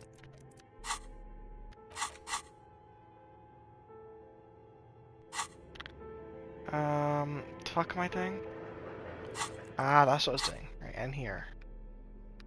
Interact It's with the this. letter you found in the trash. A cabbage of it takes Read the about case half file. an hour to piece one together, using the system you've devised. Which one do you want? The unsolvable case. A.K.A. Leslie and Burke. A.K.A. The public indecency drunk and the property damage drunk is a cursed case. It has been passed from unsuspecting officer to unsuspecting officer for 10 years. On January 29, the unsolvable case made its way to you. Why you accepted it, it is unclear. Every officer, and indeed most civilians in general, know it's unsolvable. You were so drunk, you didn't remember what it was when you signed on. That, or you were high. Leslie will always take his pants off when he's drunk. Burke will always trash everything. It's just what they do. It is their nature. You cannot change the nature of a man, and you can't lock them away because public indecency and small-scale property damage are not punishable by incarceration. The only way for Leslie to stop flashing his genitals to bypassers and for Burke to stop dismantling signage and rear-view mirrors would be for them to stop drinking alcohol, which, in their 40s or 50s, it's hard to tell because of their distorted features, is a medical improbability on par with you ceasing to produce the expression. It's back. Can we just keep them off the streets? You would think that, but you're wrong. Where's the fun in exposing your genitals or breaking stuff in your own home? No, Leslie and Burke are on the corner of Main Street and Perdition, because that's where the action is. Proceed. Threatening, fines, dragging them to the station, locking them up in the hellholes they live in, locking them up in the station, hypnotherapy, even trying to get the local gang of Zemyaki to take them out. The Zemyaki gave them ethanol, so Burke and Leslie would expose and rampage even harder. You tried it all, and still the complaints wouldn't stop, as they hadn't stopped for 10 years. It's plain to see from the files that you, Satellite Officer JV, and Special Consultant TH had more important cases to attend to. You uncover cross-reference to several ongoing investigations, each brought to a standstill every time you drive down Main Street. Because there they are, on the corner of Perdition. And what is Leslie doing? Good, you're learning. If the files are to be trusted, that's all there is to it. That and Burke breaking things, and the fact that they're both drunk. But then again, so are you. The case becomes considerably less comic one day when Burke takes a swing at your ledger. He must have it confused with the property he likes to damage. But the joke's on him. You're drunk out of your mind on potent Pilsner.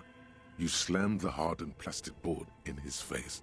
Then you proceed to beat him unconscious with it. In the process, the ledger sustains damage. The compartment within, reserved for permeable documents, is jammed shut. You stop your assault on the now unconscious Burke to open it, but are unable to do so. The officer began to cry, reports Leslie, who, at this point, is tending to Burke. Kill them. They broke it. No halfway. And at us. I think he was trying to kill Burko. While trying to kill Burko, you slowly come around. The permeables compartment is open. You've smashed it open on poor Burko's kneecaps.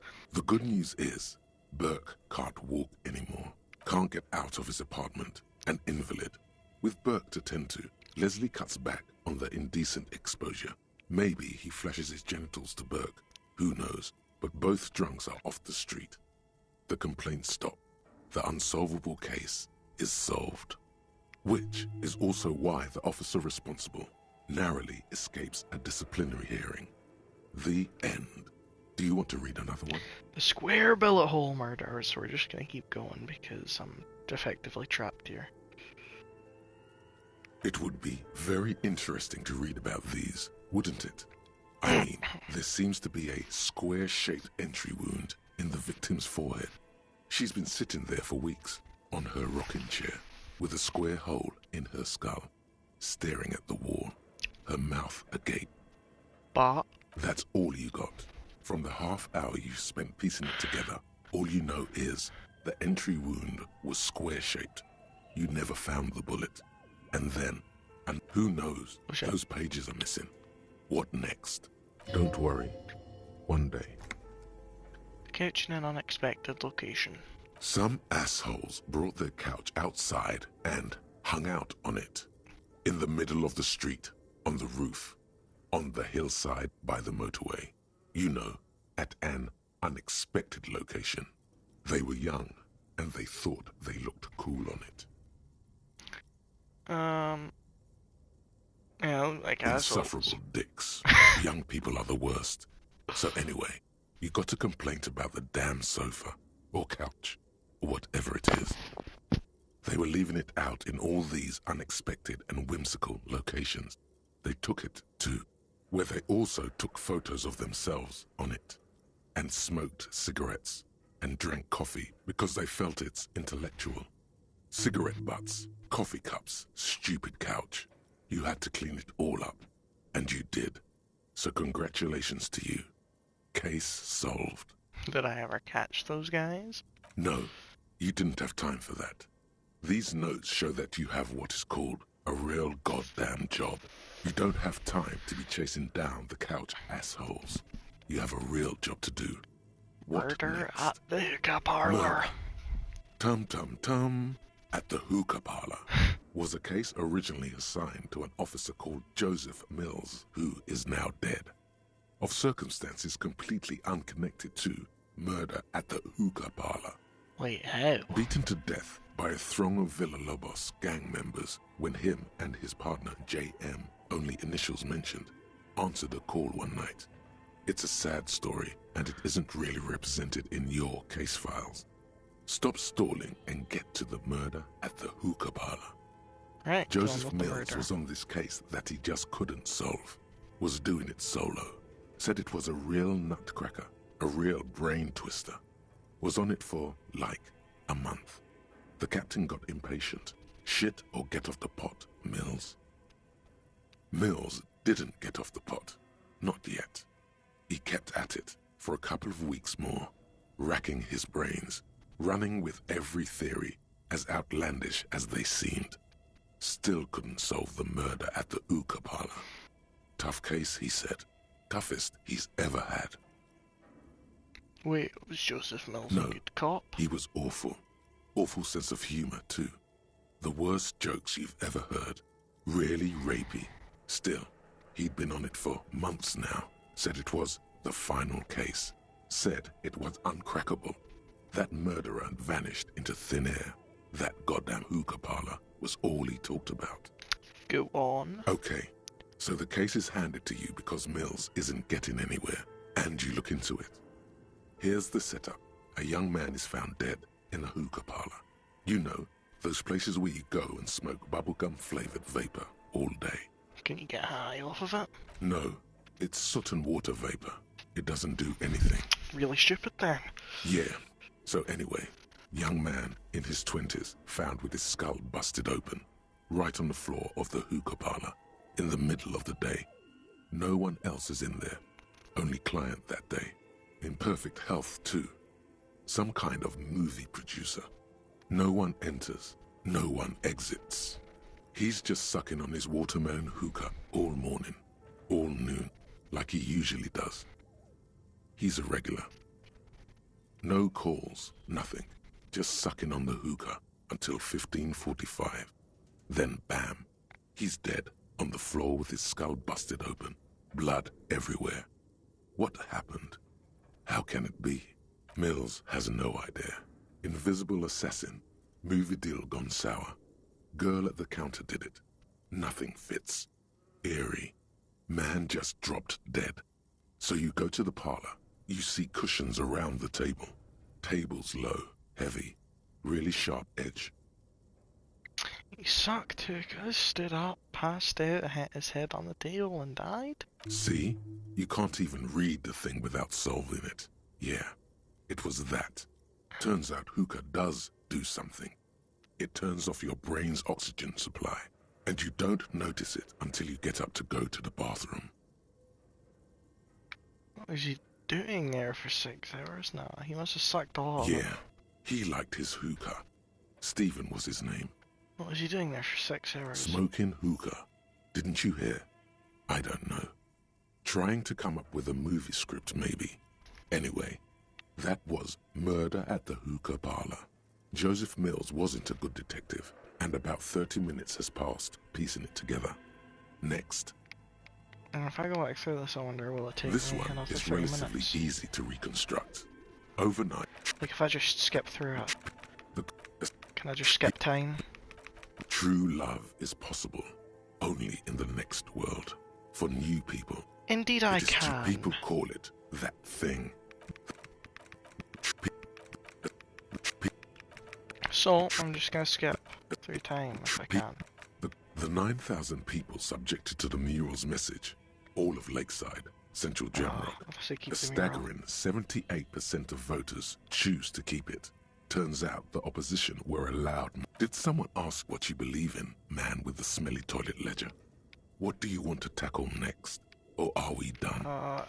If I just do the stuff I've already done then. AKA, you the threatened. It's plain. No, he must have killed. He can't get out of his apartment, which is also why the officer responsible. Not much has changed in the meanwhile. Cool, I am totally stuck here. The 15th Window Drive. That's nice. Hey. Psst. Look around. Psst. Hey, you. Who, me? Yes, you. Word on the street is you're ready to start building communism again. How come there's word on the street? You keep saying things like, down with the bourgeoisie, eat the rich, sodomize the landowners, impale all people who have more than 25 real in their pocket, literally murder all human beings regardless of their political beliefs. I haven't said anything like that. Stuff. Okay, not in so many words, but don't deny it. You're about to rip off that mask of social democracy and reveal the monstrous seven-eyed lamb of global communism that will devour and masticate mankind. Everyone can see that.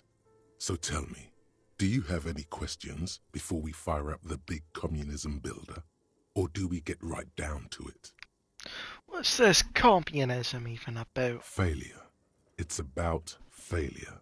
Failure? Yes, abject failure. Total, irreversible defeat on all fronts. Absolutely vanquished, beaten, curb-stomped and pissed on. Until you came along. You will reverse the fortune of the workers of the world. You alone, against every living thing, against every human alive. 800 trillion real in the hands of an impossibly well-organized ruling class. Towering city blocks of bankmen who have the ears of prime ministers. Million-headed armies of nations and the love of your own mother. You against the atom, the charm and the spin, where the whole world failed. Matter failed to bend to human will. Human will failed to get out of bed and tie its laces. You alone, single-handedly, will rebuild the dreams of the working class. You are the last communist. Now get to work, comrade. I'm not a communist. Very well. I guess no one will build communism then. Tell the working man it's over, unless anyone has objections. Did someone mention cocaine? Are we doing cocaine? No. I'm sure I heard someone say cocainism. Anyone? Anyone else? There's no one? There's no one. Okay then, lie down and let the water carry you downstream. Goodbye, communism.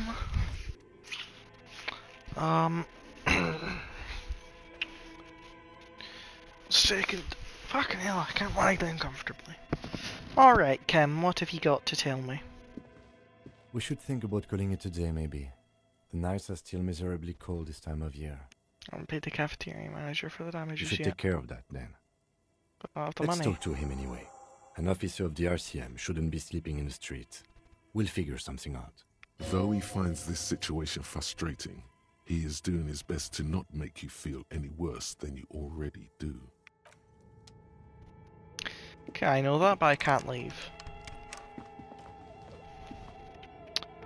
Alright, like... I Yes? can't do that. can I... So I can't go down here. Yeah.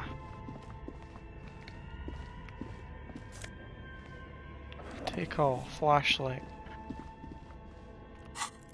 Well, we got a flashlight.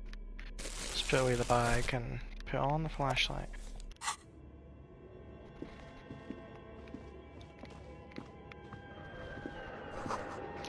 A large demijohn full of strange liquid. While I must stare at you in the dark, stuffed and mounted. Your shirt rotors covered in spider webs. They remind you of blades. Well, in that case, go to this one first. A naked mannequin torso. A strange yellow color. Oh, $3, nice. Blue velvet, soft to the touch, moth button.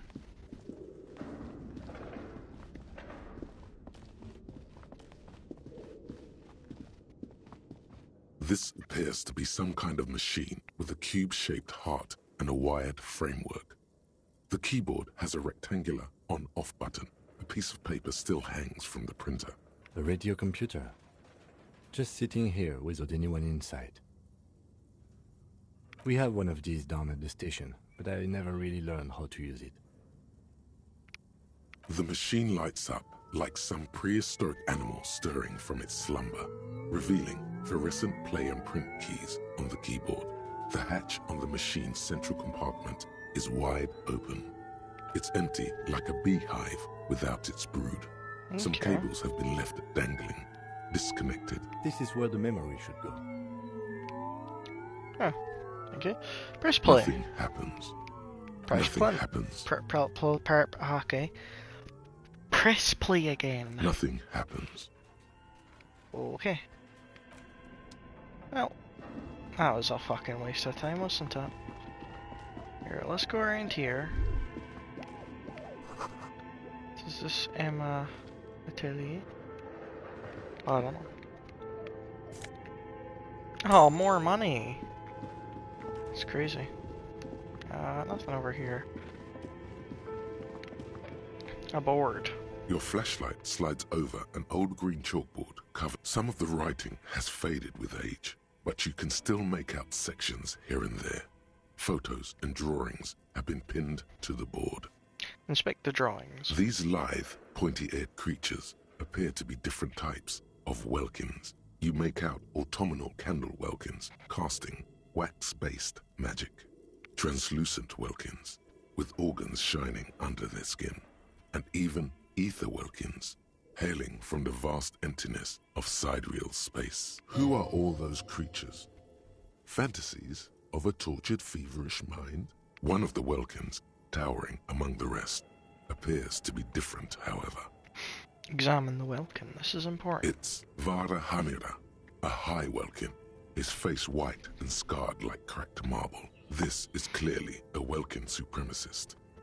The note says, all non-welkin races will be purged. The Haldor, the Twarg, the humans, and even headless men, all of them, purged. Imagine a world filled only with welkin. Green welkin, dread welkin, and the high welkin to rule them all. An inordinate amount of time has gone into drawing these little welkin creatures. Why would anyone spend so much time on this? Some people really like building a world, I think. Even if it's just for a game. A little bit of meta commentary there, huh? Because this fucking world has clearly had so much time put into it. It's taken me, what? Going on 7 hours now, just to experience this much of the game. And I don't feel any closer to finishing it. I haven't taken in the body from the tree yet. And it's been 7 hours. Think about that for a minute. Who are these creatures? Who drew them? Are they real? I have so many questions. This looks like concept art for a project. It's not really real. One of them is a Welkin supremacist. Mm-hmm. Political commentary. That one has a great beard, too. Well, this has been educational. Let's move on from Just the look at those welcomes. details. So much effort. And for what? All gone. Inspect the photos. The photo collage depicts barren, icy landscapes wrapped in perpetual night. You see permafrost and glacial landforms, dead trees grown in under the snow. Entire oceans have been frozen from shore to shore. There are pictures of settlements on dried-up riverbeds, abandoned in a storm. Animal corpses in the dark, carcasses and bones. Albeit dark and cold, this vision also feels cozy in its own way, like eggnog or morphine, a much-needed respite from our own world. A pinned postcard reads, "The heat-death scenario. A desperate fight for geothermal energy engulfs the world as Wirral becomes untethered from its sun, drifting through the universe." Inspect the schedule. This is a monthly calendar from the year 50. Cryptic words like sprint, daily minimi, and GPI span the marker-drawn grid, the grand scheme of production and money. Everyone is constantly teetering on the edge of the abyss, an abyss of production. These squares look orderly, but beneath them is chaos, worry, pain. Keep reading. What happened? As time goes on, the numbers in the boxes grow rarer and rarer. The board becomes an empty snowfield in the final days. Only failure and regret dwell in this region. Looks like they didn't make it. A note in the bottom left corner of the chalkboard says, "See the prod schedule filament for details." Inspect The handwriting is only partly legible, but you can still make out 3 slogans: "Call in, tune out," "Wirral untethered," and "Heat death of the universe." Outside, a cold wind wraps the building in its bosom. Snowflakes in the wind. An old woman passes what the locals call the doomed commercial area. She tries hard not to look at the bookstore windows. It's unwise. Yeah, but like, what was I gonna say? Yeah, I look at the amount of stuff I have and I think, holy shit, that's a lot. But then also, this has taken 7 hours. Just about. I mean, no wonder I have so much stuff to do. It's been 7 real-life hours playing this. Also, if accidentally getting enough into the game that you spend 7 hours just exploring isn't enough of an ad for this game, I don't know what is, man. Like, I thought, man, maybe I'll play for 3 hours or something. Push. 7 hours. It's honestly my longest stream in a long time. And it's this game. I got completely sucked into it. It's past midnight now. Well, let's just continue on then. This old fireplace is covered in lines drawn in blue and red marker, the mesh spreading over the stone like blood vessels on alabaster skin. It looks ghostly and strangely ancient. A diagram for summoning some time-forgotten being. The symbols seem very esoteric. What am I looking at? Radio frequencies, it seems. UKV 123.6, UKV 123.7, UKV 123.9. Some written notes, too. Sparse and cryptic. Radio frequencies for what? Unclear. It looks like a cardiovascular system split into veins and capillaries. Very advanced. So we're dealing with something medical here. You think so? The web is comprised of radio stations, all lead back to one red heart, titled the Game Master Frequency. A note says, this one can listen in on any station it wants. Looks like a surveillance program. Who's the Game Master? Someone very important. Thanks. The leader of a massive on-air game built by these people. If it's a game, then who's playing? Whoever decides to call in to a call-in station, it looks like. All of this is gone, left unrealized. There's no way a little basement studio working here could pull anything like this off. My God. It's as if the less money they had, the more ambitious their project became. Why do you say that? The schedule. I know doom when I see it. The company was running out of funding. Why else? Nothing. It's just lines on marble. An echo from times long gone. No one has used the fireplace in ages.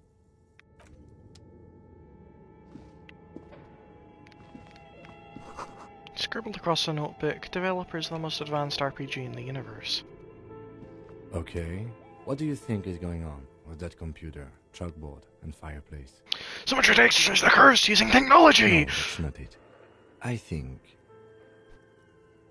You think? It looks like one of those popular pen and paper role-playing games. Only these people were trying to automate it. Make it work on radio computers. Is this just some big fucking meta commentary in this game? Stop that. It's making me uncomfortable. Utter madness, he thinks, as a compliment. How are they planning to do that? Through call-in stations. None of the players have to be physically present. Anyone in the world can participate in the game, as long as they have a two-way radio. Then there's the Game Master frequency that listens in on the smaller call-in stations. I think that was supposed to coordinate the stories, functioning as a master of ceremonies of sorts. His fascination has swept aside other concerns for the moment. He's a little hooked. Has anyone ever done this before? Not to my knowledge. They make automated games in Graz, Messina, Königstein. You know, places with industry. But I don't think anyone has attempted to create an interisolary game before. We just don't have the technology. And this was a role-playing game. Indeed. Those Welkins are a dead giveaway. Role-playing people love that stuff. The world looks like a modified version of the WeWorld board game, with hit death thrown in. What do you think happened to the company? No idea. They stopped filling out the schedule on the chalkboard. Wow. Indeed, it's ambitious and untethered from reality, but...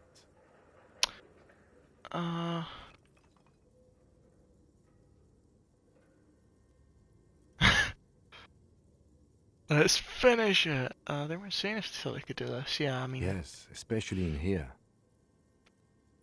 The lieutenant looks around the derelict room. The pipe towel on the rack crosses the floor in front of your feet. Okay, let's keep moving. Wow. Okay. Alright, that's a lot. Honestly, like, I can't keep going at this forever, but I'm... Skis with slipstream printed on the laminated top layer.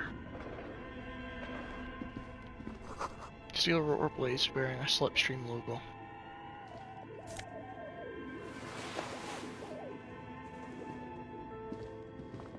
Doo-doo-doo, I know where that goes.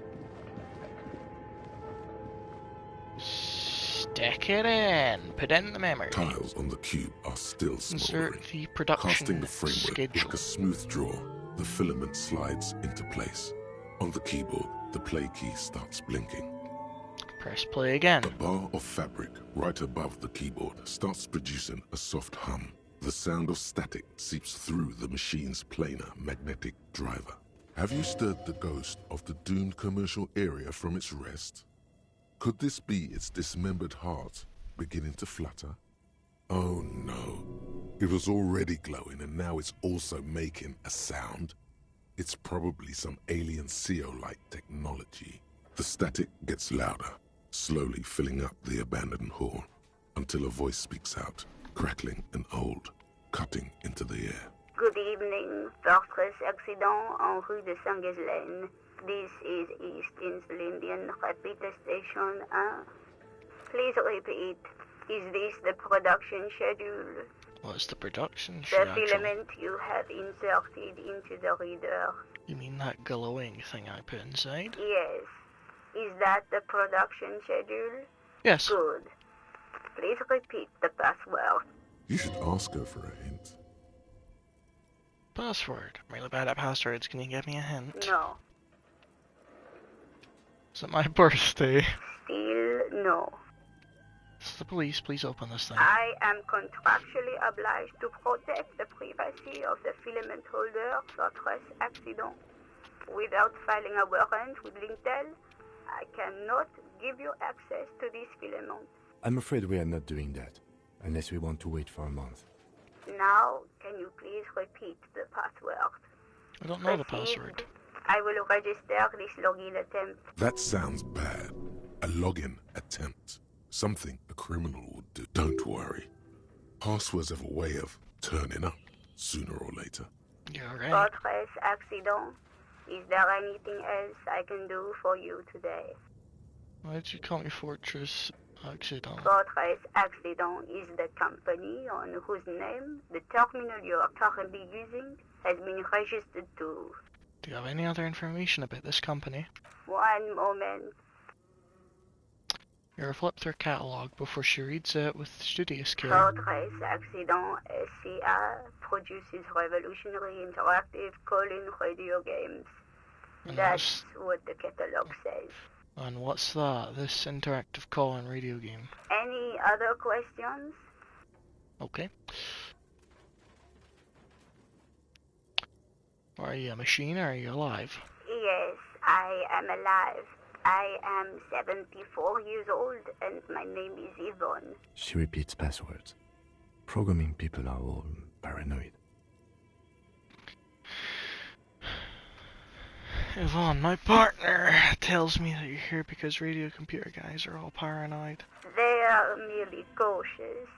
It's my job to protect their filaments as a password repeater at the East Insulindian Station. Okay, but where are you? How did you know where I am? I work as a repeater at the East Insulindian Repeater Station. It's my job to know where you are, Fortress Accident. As for me, well, I am sitting in my cubicle, surrounded by a wall of radios. On an island on the river Esperance, a small woman, all skin and bones, sits in a room filled with audio equipment. Thousands of tiny lights are reflected back from her prescription lenses, like stars in the dark. Okay. Doesn't it get lonely, sitting there all by herself? Doesn't it get lonely doing this job? Lonely? Why would it get lonely? I get to talk to people all day. That's why she does this. Now, please tell me if there's anything else I can do, Fortress Accident. Let's try the password. Good. Please There's not a proceed. password. Don't worry. Fortress Accident. Is there That's all thank for you now. And goodbye. Tiles on the cube are still smoldering, casting the framework in a soft glow. Fluorescent play and print keys shine on the keyboard. Remove the The production filament slides out of its glowing nest. Let's leave. See if we can maybe interact with it in some way. I can interact with the book. The greatest innocence. But put the book away. We're not gonna fucking read the book right now, okay? No, I can't deal with it. Price 50. I don't want to sell it though. It's pretty cool. Okay. There's a door.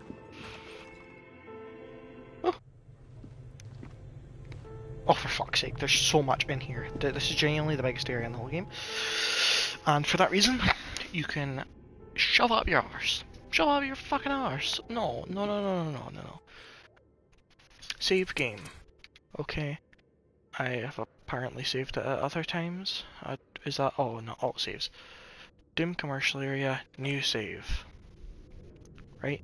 You have saved the game. If I click load game, it shows up with that. Perfect. Good. Great. We go to main menu. We're gonna go confirm. And oh my fucking god. So, I intended to play that game for a few hours. It's now ended up at very close to 7 hours.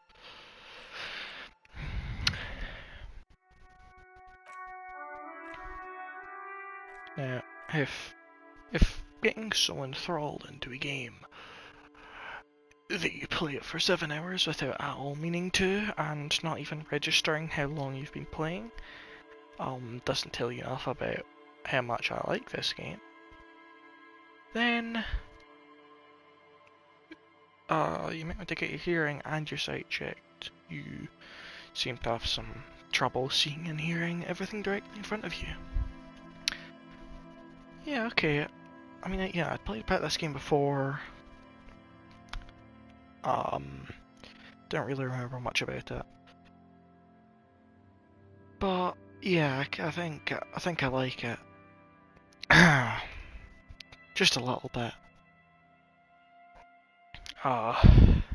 Yeah, just just a little bit though. Just, you know, to the point that I accidentally play 7 hours of it. Yeah, basically, if you haven't got this game, go fucking get it. I got it for like £8 something. £8.24 or something. Because it was on a sale. For this amount of content, like I spent 7 hours accidentally fucking playing it, like... Great game. Great game. Anyways,